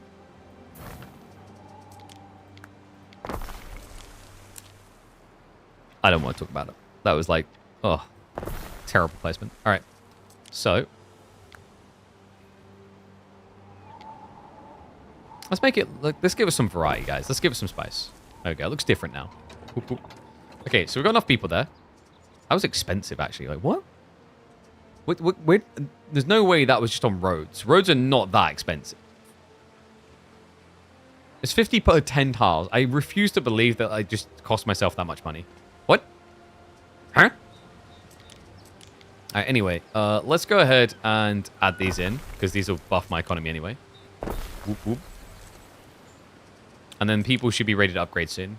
And when they're ready to upgrade, we can have them press the olive oil here. Oh, I think I'd done the maths wrong. If it's every 2, I think I want 6 to 3? No, that's on 1 to 2. It'd be 6 to 4, I think. So if I add in 2 more olive oils, I can do the presses at that ratio, which is good. All right, we'll let that upgrade in a second. How's everyone look? Look at you guys. You're so much more healthy-ish. Yep, that's probably going to help my economy. That my people that provide the goods aren't dying. Probably.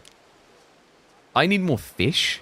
Oh, that would be because all of the buildings decided to get fishbola. It's a common disease. It's never the fault of the leader. It just happens. Fishbola. It looks just like it with better graphics. Yep. I mean, Caesar 3 was a long time ago. There's a bang of the time, but yeah, the graphics didn't really hold up, surprisingly enough. I know, big shocker. Okay, why is this... So buildings will auto-repair over time, but it takes what feels like a millennia. So you should just never trust it and just just fix them yourself. Especially production buildings. Okay, nice. So we can do this. And we're going to upgrade a few of these people anyway. Boop, boop. Because on this island, we wanted resin, didn't we? And I can set it up so that they actually make the pottery. It even gives some income in the area. I don't think this is as good as bakeries, because bakeries is +2 for 2 fire safety, whereas this is +2 fire safe, -2 fire safety, but 1 income. So we'll do this on this island. And we do have, thank goodness, clay pits on this island to allow for that. Because we need, I don't know if you guys know this, but when you make pottery, it does occasionally require clay. Crazy concept, but I don't want to blow your minds with all these, like, revelations too quickly. Anyway, we need wood. Oops. The resin gathering's 1 per minute, so we want 2 to 1, and we'll obviously expand that further. I'll also probably set up charcoal on this island anyway. And then, I guess we'll do that, like, here. Hey, that's close enough. I'm probably going to put you all at risk. Haha, you're in danger. Yeah, why not? We're going to need a lot of wood, though. We'll get there. I can probably bring some across. Give me wood. Wait a second. Lots of wood. This is why I have so many lumber camps on the main island, by the way. Like, it's horrible without. What's going on with these guys? Patron gods, right? I know all this stuff. And intelligent. Okay. So what was prestige? Prestige is mainly to give you more of the officers you can place, isn't it? And we should really start using that soon. I don't think we have any specialists to go in. Oh, we do. Oh, hello. Oh, wait. These are the Giga Broken ones. Chat, am I allowed to use them? I thought about not using them. Basically, you can unlock these with your progression points. And so you start each run with them. They definitely accelerate the early game. Gatherers in range. What's a gatherer? Upkeep. No, this isn't a gatherer. I think it's just like farms or whatever. I did just realize I've been neglecting to do the quests. Give me money. What have you got for me? No. I want quest now. First on the frontier beats second in Rome.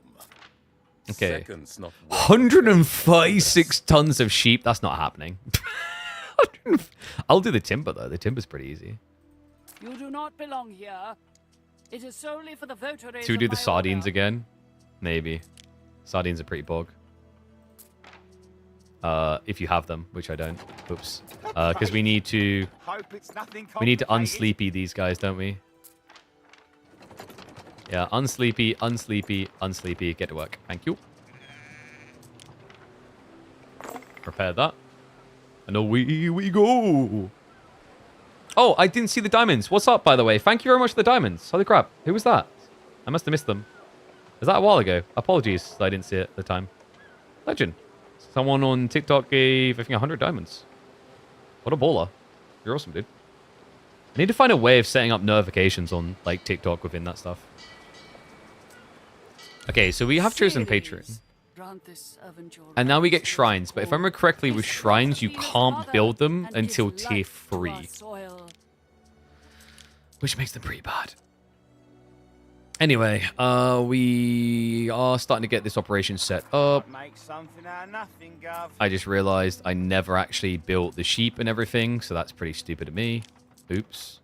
I did build the hemp, though, right? No, I didn't build the hemp either. I'm an idiot. All right, let's do this. The good news is sheep don't seem to infect your people, which is nice. So there you go, chat. Pigs were the enemies, sheep are your friends. What game is this? This is Anno 117. New city builder game released. Alright, so let's go over here. Drop the goodies off. Whoop. Lots of wood to work with now. And I've already got everything else I need. Doink, doink, doink, doink, doink, doink, doink. And then need to bridge that. And this is going to be for the resin, isn't it? So I want to link that in. So remember, resin, we're going to need that to make the porters. So that's a nice 1-to-1. It's got 2 of those going. That should be enough for now, but we'll obviously expand that later. Over here, we've got lots of olive oil, and now people are upgradable in a moment. So what I'll start doing is, I think we do like 3 olive presses for now. I think that maths out actually perfectly. 3 olive presses, I believe, is 100% correct. I think. Obviously, these guys need to upgrade first. before I can even do it. And I'm going to need more... Oh, I'm going to need more tiles, aren't I? All right, go get them. Work. Yeah, I might as well stick one in the city to buff my people. In one of your cities. And then... I think I'm just going to plop them here anyway. And we'll set up a warehouse just to be safe. Okay. So we'll go get what we need. And then the people should now be upgradable anyway. Almost. We're waiting the tunics now. Soon! My great empire will slightly suck less. Oh wait, what's this? We've got a quest item right next to us. I've kind of been ignoring these quests. I really shouldn't. Because this is one of them. Yeah. Okay. Because some of these quests have time limits. So you want to be on it. But like once we set this up, we'll be able to go tier 3 people, which is good. But we wanted... We don't need an insane amount. I think we just need like 20 tiles. And then we still need to let more sardines stack. But was it timber? I think we had a timber challenge, didn't we? Yes, we did. It's a Zara's lighthouse. Okay, we'll get to that. Anyway, for now, let's take care of our tiles. Whoop, whoop. So positive on the monies, and then these people are now upgradable. Yeah! More than enough people. There are signs of public unrest. I should have got more wood here, actually. I might just start stockpiling wood by purchasing anyway. There are 2 gentlemen here. So buy one under Unless 35. that is, I am seeing... Oh, this is an interesting choice, by the way. You always get this one. You can get one of 2 officials. And remember, you put the officials in buildings to buff you. Now, when it comes to this choice, guys, you're going to get tempted probably to go for income in market range increased by 1.5, which is pretty good. I think, personally, Brutus is better. Because Brutus will make all residents in range give increased workforce. This isn't as valuable in tier 1 and tier 2, but this is definitely more valuable in tier 3 and 4. When you've got a bigger demand of like needing additional people. And it actually does help down the line for the lower tiers. Like when you've upgraded too many of your people, you're going to probably find you don't have enough workers, like standard workers. So I tend to go for Bruce. I reckon in like a competitive setting, you're probably going to want to go income because you want to inflate that quicker. But that's not our goal here, so that's fine. And then I can just plop him in. Let's work together. And look at the increase in workers. May Very nice. Your island and economy in whichever way you wish. I am not paying your ransom, so kiss my cheeks. What could you possibly require? How long we got? Where's this? It's all the... Oh, I should have done that first then. Whatever. Let's go ahead and we'll drop off goods here. So we'll drop off not all of this because we need some of it for another quest. I think that should be enough. Was it 72 or 70? 65. Okay, that's good. Let's take this ship up here to complete the flotsam because that's the time limit one. So we want to get that done. Vamos. Oh my god, dude. You people! You people? No, I didn't mean it like that. You people? No, I did. Actually, I kind of did. Oh, where do I move stuff? I can't move you because you're annoying. I guess I can move this, like, here? And that should create enough space. To police brutality. Off you go. A structure is under attack. Uh-oh. Oh. Good luck with that, mate. Under attack. Catapult. Huh. Mate, please tell me we're hitting that. Dude, you better be hitting that. Ain't no way you're potatoing. Did you just potato that? Wait, are you just... Yeah. Wait, what the... You do no damage. I am... What? Okay, quickly pick this up. We got a job to do, Timmy. Okay, Timmy, we got to move fast. Please don't blow up my base. Do you know how how expensive this is? All right, go. Vengeance. I think this is his revenge against me for... Wait, no, we're connecting. Yes. Get him. End him. Eat him. Are we eating him? I feel like... Yep, there we go. Okay. Why is it this close? One boat has almost deleted my base. We got him, though. Nailed it. A ship is under attack. Oh, wait, you want to fight? We can fight. No, we can fight. We can fight. We can fight. We can fight. We can fight. We can fight. Yo, yo, yo, yo, yo, yo, yo.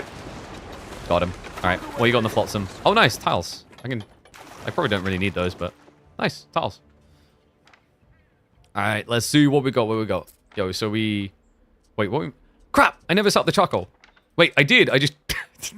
They've been waiting to burn stuff. All right, there we go. So that's now set up. We're going to start getting resin, which is great. I might even inflate this further soon, but for now, that should be enough. Next up, our really big priority. I don't want to use this as my trade ship, so I need to get a trade ship next. Okay, she's close by, so I can complete that quest easily. Let's just give you the tiles for now. And we will go over here to turn the quest to get more goodies. So now, let's add in this. We've got wine presses. We've got 3 wine presses. We should get loads of olive oil. So we're going to want to set up our traders soon, and then we can inflate up to tier 3. Has douchebag us done tier 3 yet? You're only plebs? Okay, guys, I'm so in control. Ignore the fact that he's got 4 islands already. I'm not coping, all right? We're good. I'm kind of coping a little bit. Why has he already got 4 islands? Like, bro. No. But our income is pretty good. And it's going to go up a lot more once we fix this stuff, because you get remember, population equal income anyway. Prolific series. Okay. May our soils reek ripely in your care, that when So that's that done. I want to check if she's got anyone worth buying. That sounded really bad. There's people wanting people. So prestige from soap, if supplied, I don't care about. Who cares about? I don't know like what the value prestige is yet. I think I've heard rumors about there's a way you can become emperor and that helps with that. If that's the case, it's pretty cool. But otherwise, I don't care. Anyway, let's go across to Zara. She's on the other side of the map, but she's got that timber drop off. We're going down, and I don't think I had anything researched. I'm really bad for this. Little tip, like devs, you need to add in something where it pings you when you haven't actually changed your tech to a new research. Because I feel like, and I won't be alone in this, I'll often just forget I haven't got technologies, especially if I'm playing at 3 times speed, because sometimes the game can feel slow at certain points. Okay, so we need to go to Latium to start getting these deeper things. In the meantime, growing city hasn't been reached yet, so we can't get that. Warehouses, upkeep, workforce down. I guess it's not too bad. It's not crazy either, though. It might be worth getting the night watch for additional patrols. Actually, let's get the fire one. We'll get that too. I don't need more officiums right now. Latrines is always nice, actually. Because they're very small, so you can just slot them in for health buffs. Well, that was good timing. But fires are to be resolved. For most people. I think some of you... Oh, no, you're in range too. You're all insured. It's fine. Which I didn't know one of these anyway. We've got a quest target. What's my quest? Oh, it wants you to build an officium. But, like, why? I don't need an officium. Stop bullying me. It's too easy to bully me. Anyway. Got lots of wood here. Too much wood. I think this island, which is just set to sell. Like, this is something you're going to want to keep an eye on. You always want to try to sell when you're above a certain threshold. Because otherwise you're just, like, it's just dead weight economy. So you might as well make a little bit of money. Okay. Let's set these guys up to be better.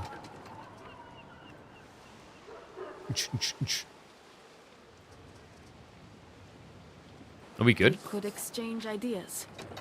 Oh, wait, did I make it? Oh, I made it fast. Wait, no, I didn't make it fast. Damn it! Where's my boat? Is it only here? Oh, I've got ages to go. Yeah, because the problem is that, like, and I'm not a fan of this. So in the bottom left corner, there's this little icon that tells you the direction of winds. The thing I'm not a fan of is I feel like the wind direction doesn't change often enough. I think it should be more dynamic. Makes it kind of tedious. I see a few of you may be homeless bums. We can fix that. No bums in my city. Which is weird for Roman time because I feel like everyone had their asses out. Okay, I'm going to upgrade all these people because I can't have filthy peasants living near my palace. Okay, it's a matter of principle. All right, they're all dirty and stuff. They don't even use soap. Anyway, bring this in, do the trade. Whoop, whoop. Wonder what she has to trade with. Oh, I don't have trade rights. Can we be friends? Can we be friends? Honor our agreement. Oh, I forget. I always forget. You need to, like, each island has a patron, so you have to select them. Or they just won't have one. Yeah, I'm good with that. Okay, so let's try for some diplomacy. Let me take the Friendships? notes. She seems like she'd be my friend. She won't be my friend. Why? She's petty? Ugh. No devotion to Minerva? Oh, God. Like, get out of here. Fine. I won't share my booty. What I can do, by the way, is if you don't want to build your own boats, you can buy them. They're not cheap usually, but it's a good idea here. I'm going to buy this one. It's got 4 stat locations. And this is where you start to get into logistics. At some point, you're going to have to do this. So you can set up trade routes, basically. So we can set a trade route up between our islands. So we're going to start off at Matria. So new trade route here. And then we want to add a boat. We're going to use the new boat we just bought instead of our flagship. We'll start off in Matria. And Matria is the one that has got resin. So we're adding pottery in from here. So we always want to stack up our pottery. And then we're going to go across to Tiberia, which is our olive oil island. And then we're going to load up on olive oil. And then we're going to head back to Anea. Anea? Anea sounds way too close to someone else. And then we just want to unload. And down the line, you'll probably have other elements. So like your main city will take things out the other island. But this is the gist of it. And there we go. Automation. Because could you imagine manually managing that? All of the... Oh, God, no. I don't want to think about it. Sandals chains in range productivity increase. Health from sardines is kind of interesting. With their lot and may soon revolt. No, I don't like any of those things. Okay, my people are cranky, apparently. I think I need to build this in the city. Yep. Let's go ahead and police brutality it. Some would say it's not the answer. They've clearly never billy clubbed someone. Alright, what am I missing? So we're now going to start getting the goods, which means once these are all in, we'll be able to upgrade people. Yes. Done with the plebeians. The plebes need to go. It's time for the citizens to emerge. I've got a lot of plebes, actually. How's my income? I probably want to set up some more hemp. Some good old hempage. Let's go with that. And then is there anywhere... No, that's pretty much buffed. But I remember what I said. I like to eventually do this. After I've expanded the production enough, it's nice to find somewhere to slot one of these bad boys in. Because it's just going to be extra income. But I think I'll just set it up for here. I'll save logistics anyway. Oh. Oh yeah, I keep forgetting. I wish there was a way to draft them to not go past that. It's fine. We'll get home soon. Okay, I said about upping the resin production here, didn't I? Because we could easily stack it more. We could go double clay and then the rest. Actually, do I need anything else on the river? I think Sturgeon's is, if I'm not mistaken, I think it's main water, not river. Actually, no, I think Sturgeon's is river, so maybe we shouldn't add in more resin yet. We'll leave chill for now. We'll leave it at 1. We should be able to go to the new land soon. And we have a trade issue?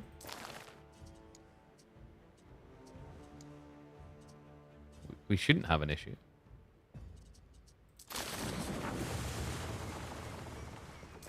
Why are all ships on this route paused?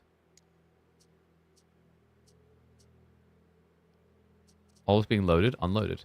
This all makes sense to me. What's the problem?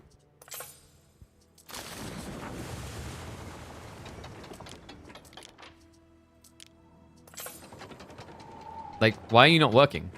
Dude, you're just being lazy. What's the problem?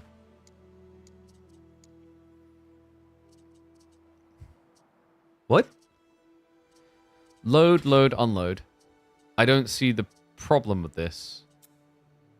That's Matria, Tiberia, and then back to Anea. Why is it not working? Options. That's not the problem. Unless I have to tell it to start again, but I shouldn't have to. Yeah, but why are all ships on the route paused? Is it just... Oh, that's the problem. For some reason, it was just paused. You'd think approving would just make them go, but apparently not. All right, I've got an insane amount of wood, by the way. Just clunking me over the head with it at this point. All right, we should do something with it. I guess more people? Should I make like a second little city area here? Because we said we want to do something pretty. I might even move my palace up here. Yeah, let's do that.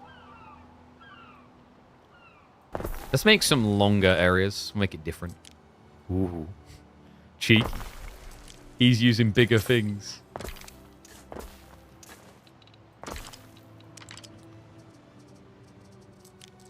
Okay, and then we wanted to... Does this have multiplayer? It does indeed have multiplayer. You can play with up to 3 other people online in a session. I think normally you want to be one wider than this. We'll make it thin for now. And then we're just going to copy and paste this crap on the other side. Maybe make like a courtyardy type effect. It would be pretty. That's enough reason? Which I don't know. I want a double road entry. Oh my god, he's beautifying his city. Yes, chat. Yes. Like the Grand Chariot's just right in. Okay, it's actually a triple road, which is a bit beefy. But do you know what? The thought was there. Yeah. I think it'll look pretty. Wait. Even better. Beautification. Wait. Where's the other beautification? There's like... They don't have... I could have sworn I had more stuff. Oh, yeah. Sorry, it's clicking. Commemorative arch? No. Can I make a wall? I want the hedge. Yes. There we go. Now we're pretty. Okay, it kind of looks scuffed that like I have linked it, but whatever. I think it'll be fine. This is the thing though, like I think there's 2 ways to play this game really at score, right? Like you can play it optimal as all hell, or you can play it like, you know, Barbie dress up princess and just make pretty stuff. I feel like the people that are happy making just pretty stuff are having more fun than the optimal players as well. For sure, right? They have to be. They're just enjoying it. They're vibing with it. All right, we should have Oil Daddy coming home soon. We stand waiting. In the meantime, while you're waiting, we still need to do the sardines. And we still need to do a little teensy bit of timber. He still wants 9 timber. What could you possibly require? Probably should have dealt with that earlier. We'll just get loads. I don't have enough sardines. Oops. So I don't even have enough to do the quest, which is why we are now going to spam a quadrillion fishermen. I might even just set up a new line because it looks cooler. That little gap is going to tilt someone in chat, and I'm all here for it. It's the only reason it exists. It wasn't a misclick. It was all intentional. All right, Sardine-topia. Off you go. Man, I'll see. It's coming alive. Oh, someone set up in Latium. Yeah, it's the friendly girl from the corner. The non-Bible bashing one.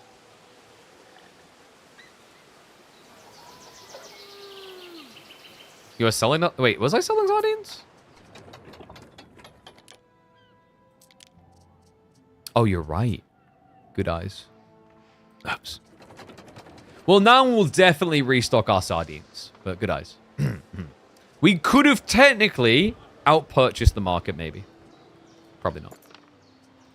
Someday, So good eyes. I'll be a famous seafarer, and they'll All right. paint me with me hat. None of you get to be peasants. You're the elite caste. I wonder if I should actually just make this like the Giga Elite area eventually. That'd be kind of cool. We do need more peasants, though, I just realized. Oops. Whoops. That's fine. That's what this area is for. The slums. Ah, yes. I didn't even copy and paste that right, did I? Let's get that. Get him like that. Cram him in there. Cram him in there. Cram them all in there. A city is unhealthy. Ideal conditions for Why are we plague. unhealthy? What? Just don't die, lol. I don't see the complication here. I have to build a hospital over here too. I should probably build it for my elite cast area, now that I think about it. Fire has started Uh-oh. in your city. Yeah, just build that there ahead of time anyway. Uh-oh. Did we never set up a well, that's embarrassing. Don't know how that happened. Anyway. Try not to all get set on fire at once. Cremations are expensive these days. Cheaper? I'm not sure. Uh-oh. Begs your ears, Governor. Donate a less impressive son. How is 10,500 gold a less impressive son? What? At this point? All right, here, just take my money. I want a knife in me back I'm gonna bribe the Emperor. Gonna make him my sugar daddy somehow. I just need to figure out how. I'll make it all worth it, chat. Somehow. All right, I think... Are we upgraded now? Some people make How are we not a lot of upgrade money yet? selling bread. Oh, we done all the other stuff, and I knew I forgot something. We never solved Garum. Garum requires mackerel. And we pointed out that none of our islands had mackerel, which really sucked. There's an island down here that has mackerel, and it does fill in some of my other gaps. But I just gave all my money to the Emperor because he's a douchebag, and now I don't actually have the money necessary After to build our another marriage, island. My husband swept me off my feet. That is He's from the city, really annoying. so we haven't yet returned to my family casa. I should have rejected him. He won't even be my sugar daddy anytime soon. This is like a investment in the future type thing. I can tell. It's a Ponzi scheme. I think what we do in the meantime is we just set up to buy mackerel. Actually, no, like, let's just straight up buy garum. Screw it.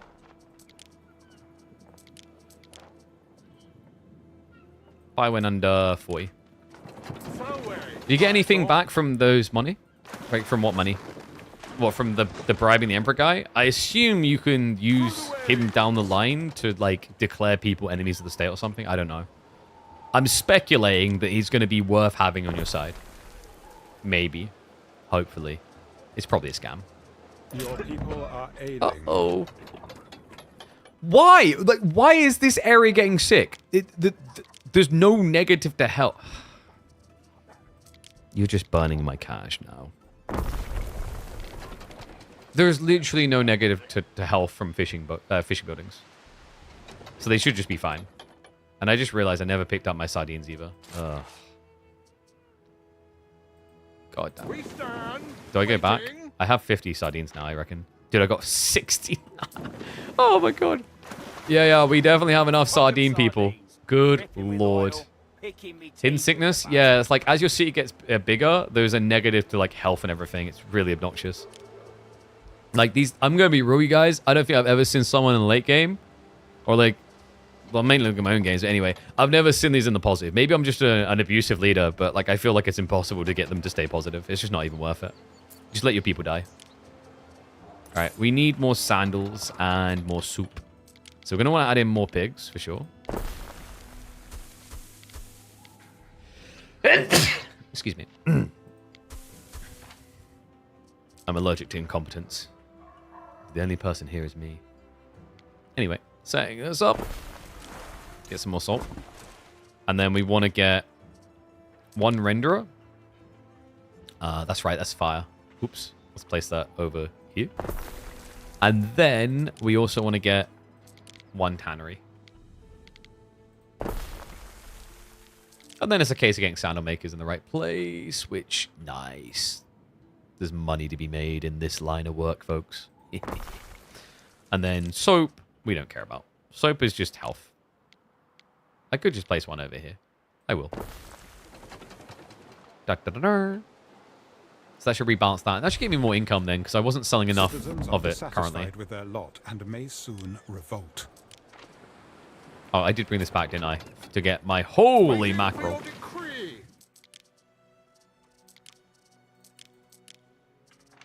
Is that enough? Oh, it's 56. I don't even need that much. I'll do. Not even doing perfect numbers. I'll just throw it overboard. We said about this island, didn't we? It's a pretty big island, actually, so it's a nice one to have. And we even have 1, 2, 3, 4, 5? Okay, 4. 4 river points, 2 mountain points. The mountain points I think you need for mineral deposits. I don't think the river point's going to have any use, though. So, yeah. Whatevs. It's a good island. And I need it.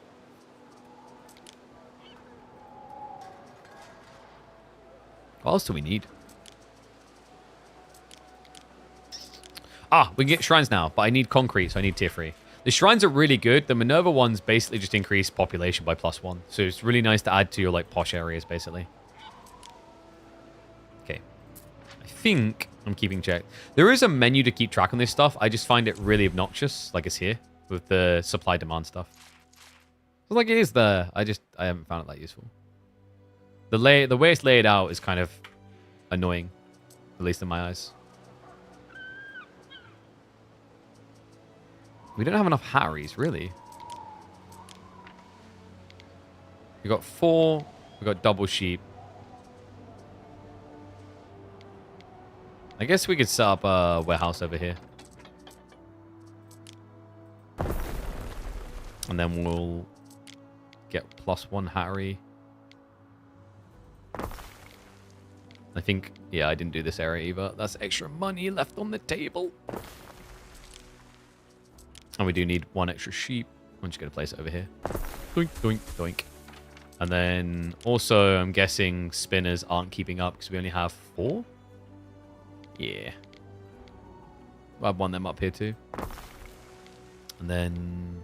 Oh, wait, no. 1, 2, 3, 4, 5. Yeah, okay. So we're actually at 6. And then we need to add in another hemp. Yeah, so I was kind of keeping track of that. Nice. Just use the area as best you can. Nice.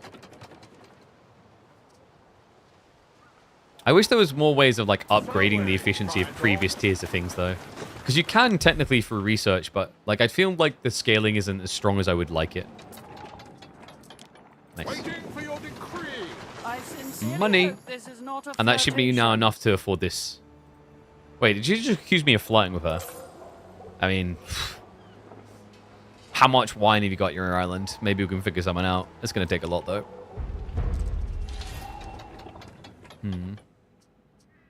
Oh, I need more peasants, don't I? Oops. Hoopla.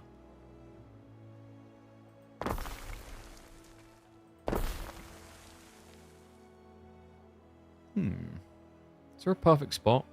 There is. Nice. And I don't know if all of you are in range of stuff you need. Oh, you mostly are. That's not bad. It's decent coverage. Better than what I was expecting out of myself. I think I'll set one of these up here. Tavern there. Okay, nice. All my alcoholics are able to be alcoholics. We've done it. Now the funnel thing. Let's get it set up. Did I buy any of the stuff? I did! Yes! I knew someone would trade with me. Someone would look at me and pity me enough to give me stuff. The eques have arrived. The equite. An aqueduct could provide Oh, what do you water, want? naturally, Oh, and prove a stupendous it's site. Albion time. We can now go to Albion, guys. So this is where the game gets really interesting, is you have different regions. So I'm just going to hit save because I know what this game is like. I don't trust it. So if I go in here, I can actually change province. We can go Albion. And there's clearly already Egypt coming. I wouldn't be surprised to see other ones additionally as well. This place is weird. It's because it is weird. Alright, so we start off over here. We need to find an island. I can buy some extra stuff from him as well, which isn't a bad idea. I think I'm going to load up on tiles, because there might be stuff I eventually need that for anyway. Yeah, we'll do that. Alright. I believe this has the same spawn pattern as Thingy. Procurator. So there's going to be corner checks. You must be the newest governor. Mars knows we need help. Waiting for your decree. I feel like you can mostly ignore Albion if you really want to focus on Latium. You just need it for a few key things like cheese and whatever. I don't think you need it for everything. Have sighted new land. It would optimize you. Okay, so this is Big Island. It's all the hubs. I don't know if you need the hubs. We need to go back. This is where it does get annoying with the load in betweens. Signs of public unrest. But I think they've optimized it. Before it was really bad for it could crash your game. Like we were doing speed runs on the early access and it would just crash our game all the time. Very Our scouts obnoxious. have sighted new land. Oh, we need more tiles actually. More tilers.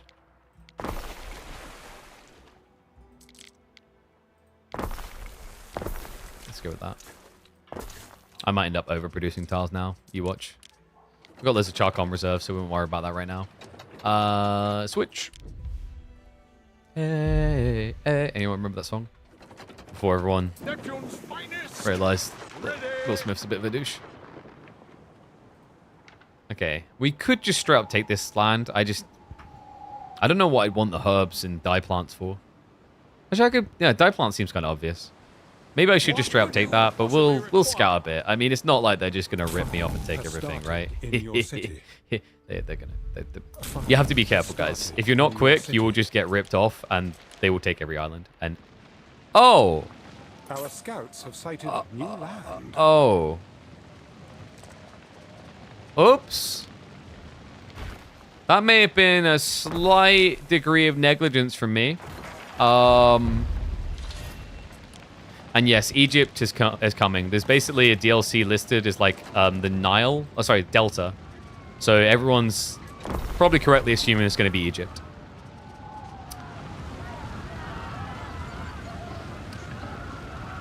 So that's how you saved on gas bills back in this time.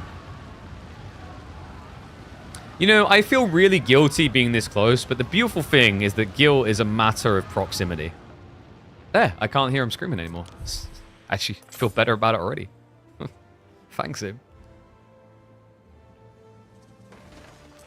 Let's go for this. What else do we want? Our scouts have sighted new land. I guess I'll do fishing to get a little bit of money. Bear cranes is usually pretty nice to get early on.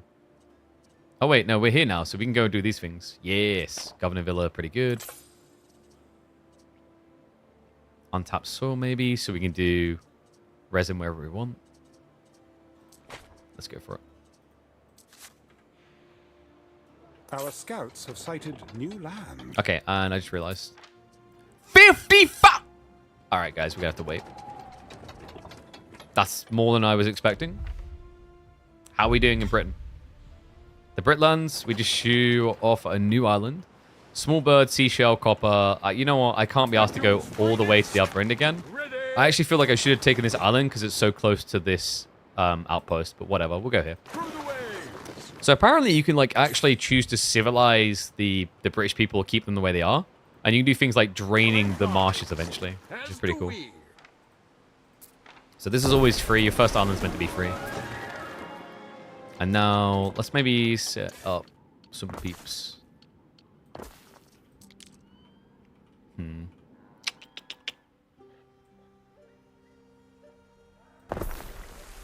I'm going to have them live in squares too. I'm going to normify them. I probably shouldn't be deforesting this area because it'd be really nice for lumber camps, but we've still got enough room near the coast. Oh, not as much as I thought. Oh, but it's fine. We can do this. Do this. And then we'll go like this too. Remember, you can just like set up one teensy road and then bring it in. Nice. There is a shortage of workforce in one of your cities. We haven't got enough wadders. We need more waziks. I mean wadders. Too much Warhammer. God, waziks is such a good word.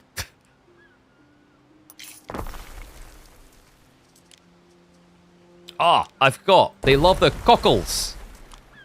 Get them lots of cockle. And then they need eels too. Which I guess we could set up straight away. Probably put a warehouse over here anyway.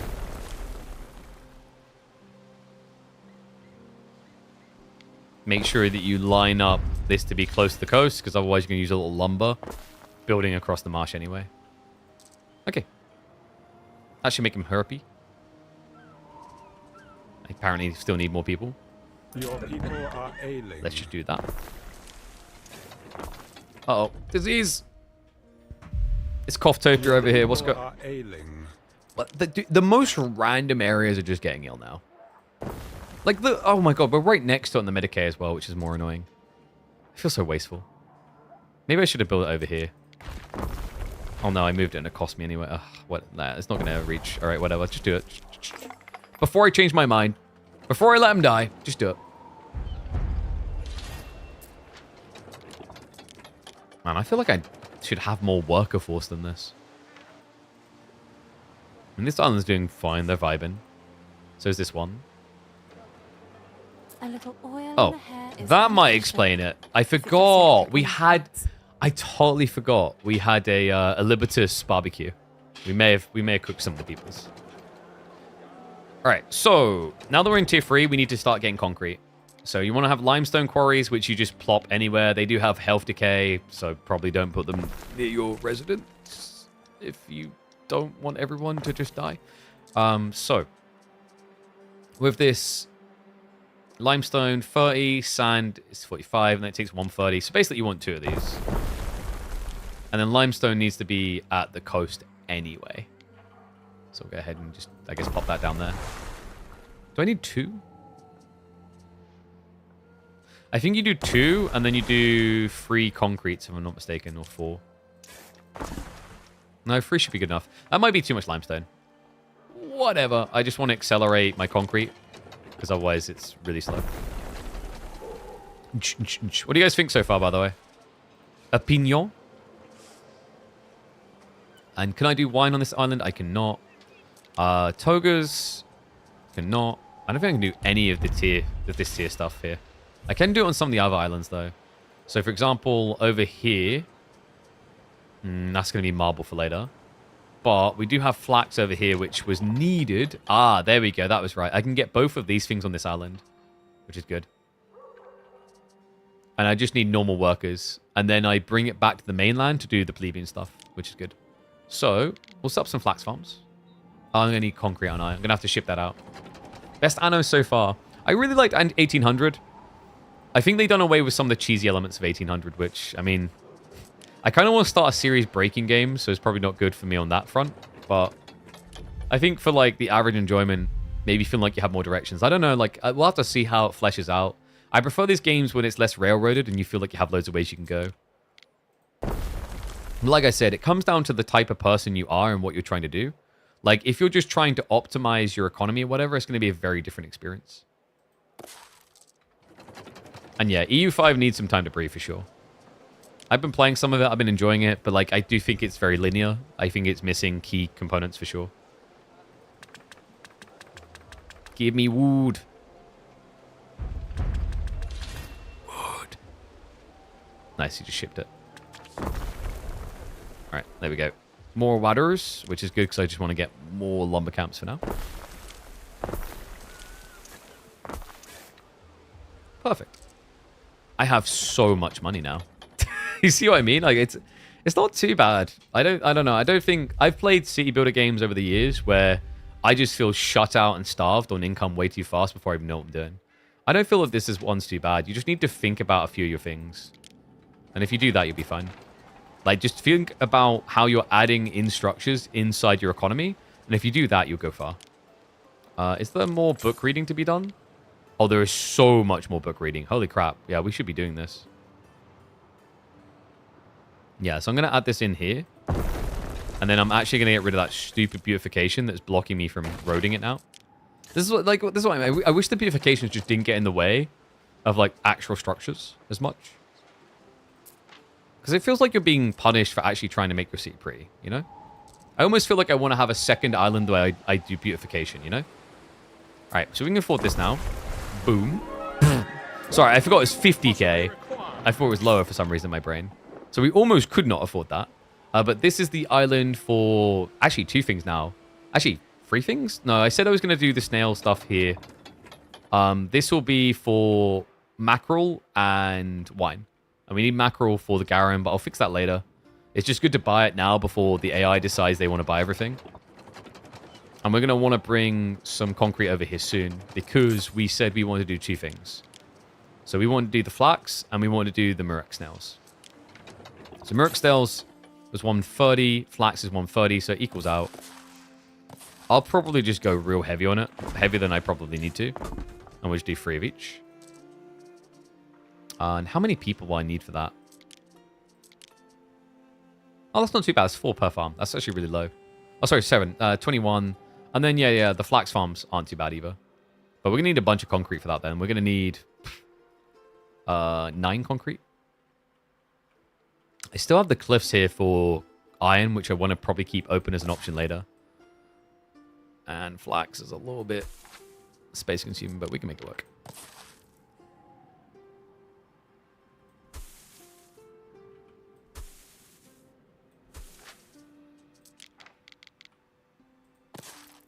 There we go. All right, nice. Great. Now I want to build a warehouse, won't I? Yerp, yerp.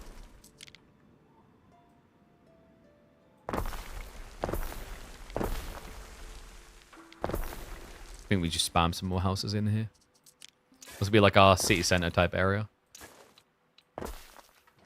That'd definitely give us enough people. And then how much concrete? We're on 5 already. Nice!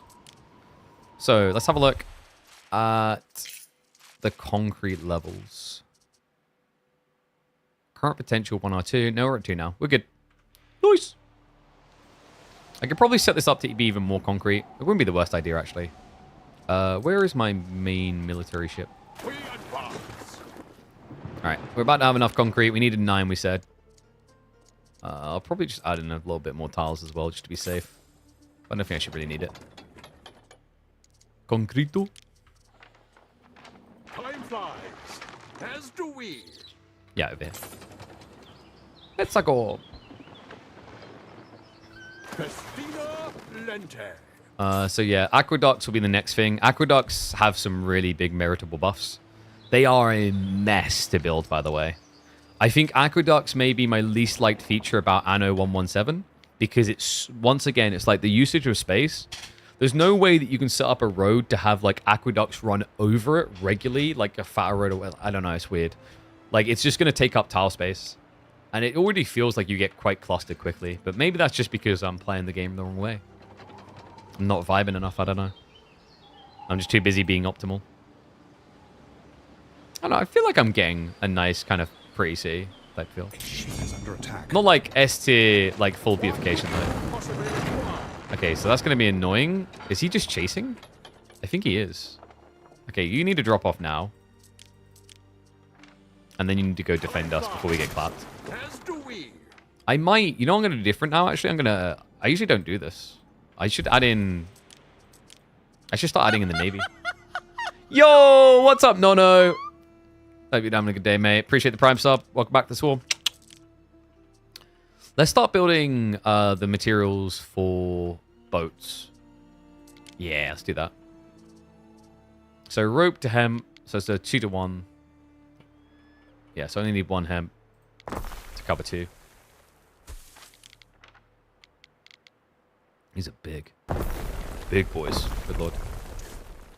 Alright, we'll set them up. So we're slowly progressing to more boats, basically. And then sails is... Ooh, 1 to 3. Okay. Get some more ship. All the sail makers. Perfect. And then we said we wanted to build this all up, so let's do that now. So they can start collecting and returning the goodies anyway. Beautiful. All right. So that's going to give us all the stuff to make just togas, which took about a lot of effort. You do get population increase off of it, though. Wine is going to be the big one, by the way. We want to set up wine ASAP because got to get the people drunk. Yeah. I'll probably do the Apri. Is it Apri or Apri? I don't know how to pronounce that thing. A-P-I-A-R-Y. You want to build them, honestly, back on the mainland, in my opinion. Because you're going to, like, otherwise you're going to have to ship an extra good because you can't make wine here unless you've got the Equite. So it's just not worth adding that in my opinion. All right, let's go ahead and start copying pasturing. Doink.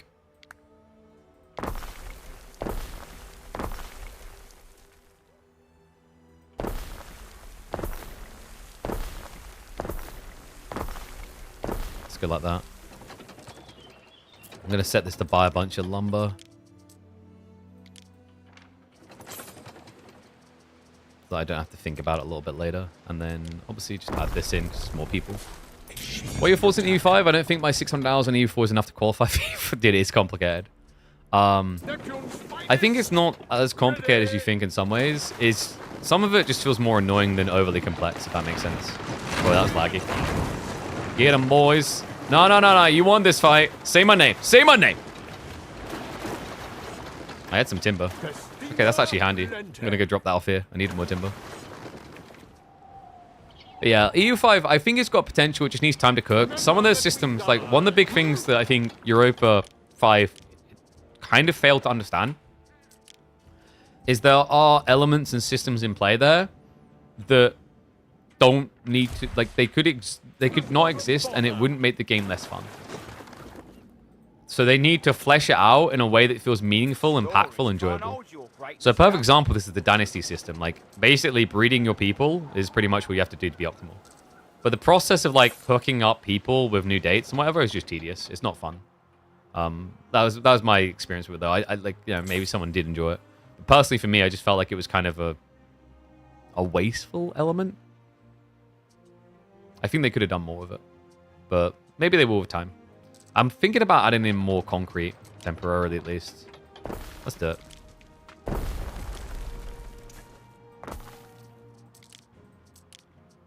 And then we'll definitely want more sand refineries. Set up another one down here. Wait, what? Did it place? Oh dear, the stores are Doesn't seem like it wanted to place there. Okay, there we go. It's being very buggy. I can assure you, it is so neat and tidy here. Oh, we're missing lavender? Are we really out of lavender or is it just overloaded?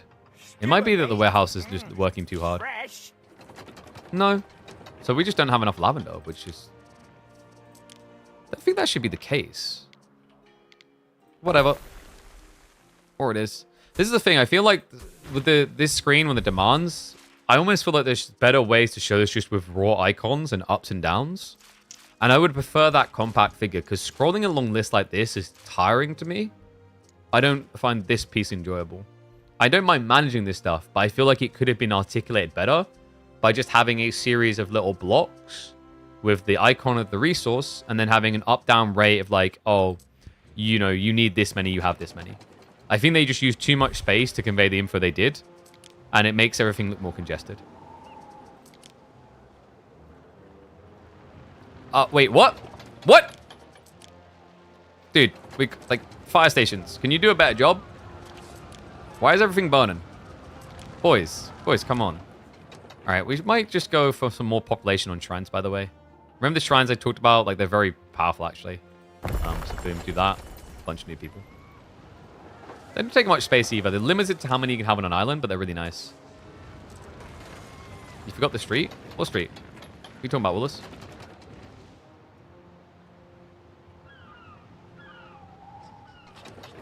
Oh, for this? Oh, for the lavender. You're right. Yeah. Oops. I'm sure they can figure out a basic walk. Okay. No. They're a bit stupid. I mean, they're willing to listen to me. They can't be that smart. Okay, so now we want to get to the reefs.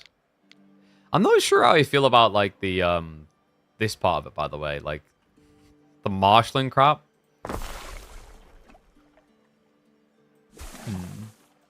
This is not too bad. It's a different challenge to tackle for sure. Okay, and we want to build these in the city, remember, because we'll get extra resources. And then hemp farm is just a hemp farm. We'll build that here too.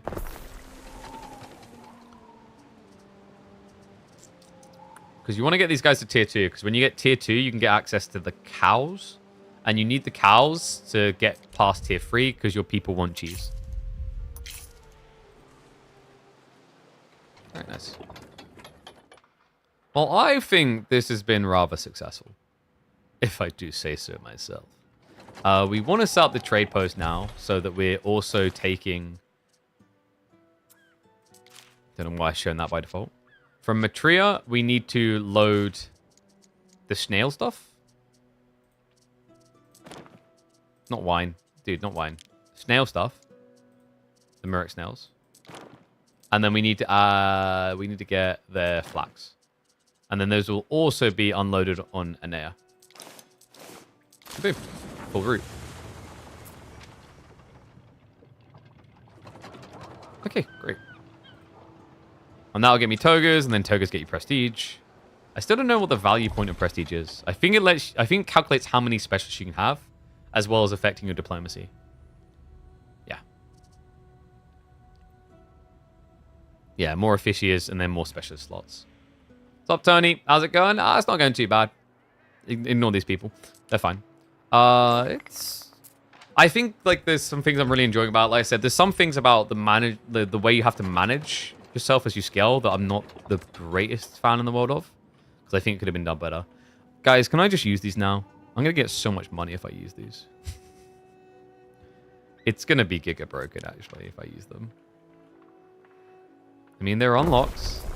They should be allowed to.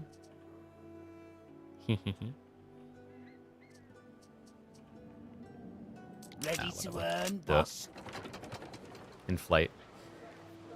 You get them from the Hall of Fame thing. So actually, I can show you that. Let me show you that to you now, guys. Because like this is an interesting thing. Actually, is like you have progress outside of your individual sessions. So if you come in here, Hall of Fame here, and it's based on region as well, by the way. You can come in and you can use these points you accrue by just playing the game and doing quests and challenges and whatever to unlock things in the tiers. Some of them are cosmetic, but funnily enough, some of them are actual just buffs to your gameplay. So for example, you can find some specialists which you'll start with at the start of the game. There's also this one, the Roman Material Packs, that just accelerates you into the mid-game straight away by giving you a bunch of timber, tile, and concretes. And then higher up tiers, you get extra guys here, like this one's for military workforce. You can get cool skins as well along the way. But like along the way, there are specialists they will just give you. Like, yeah, you can get this Roman goods pack in the final tier that just starts you off with sardines, porridge, tunics, and pilius. So you just race past tier 1. So yeah, they're pretty strong. But guys, I think I might call it there because we have been live for like 7.5 hours. But you got a little bit of a preview into the game. Obviously, there's still more. We might revisit this. We might go back and play some more of it and do like tier 3 into tier 4. And then try to get the combat. But we'll see how it goes. I'm seeing multiple people ask about Europa, so maybe we try and figure someone out there. I kind of need to figure out like a new content direction because like this is cool, but I want to find a way of projecting this into a YouTube channel. Otherwise, like you're just streaming for the sake of doing streams, and it's like that's a negative, not a positive, because like you're not thinking about your content. But it's been fun, guys. What I'm gonna do now, YouTube, Kick, TikTok. I'm gonna stop the streams there. Twitch, hang around. We're gonna find someone to raid. But I will be back tomorrow, and we'll be back with more Age of Empires 4, and we'll maybe see about switching into some other game. We'll figure out what. But big shout out again to Ubisoft for sending me that lofty, amazing Governor's Edition. At some point, I'm going to have to build the amphitheater, and I'll probably stick it behind me. But yeah.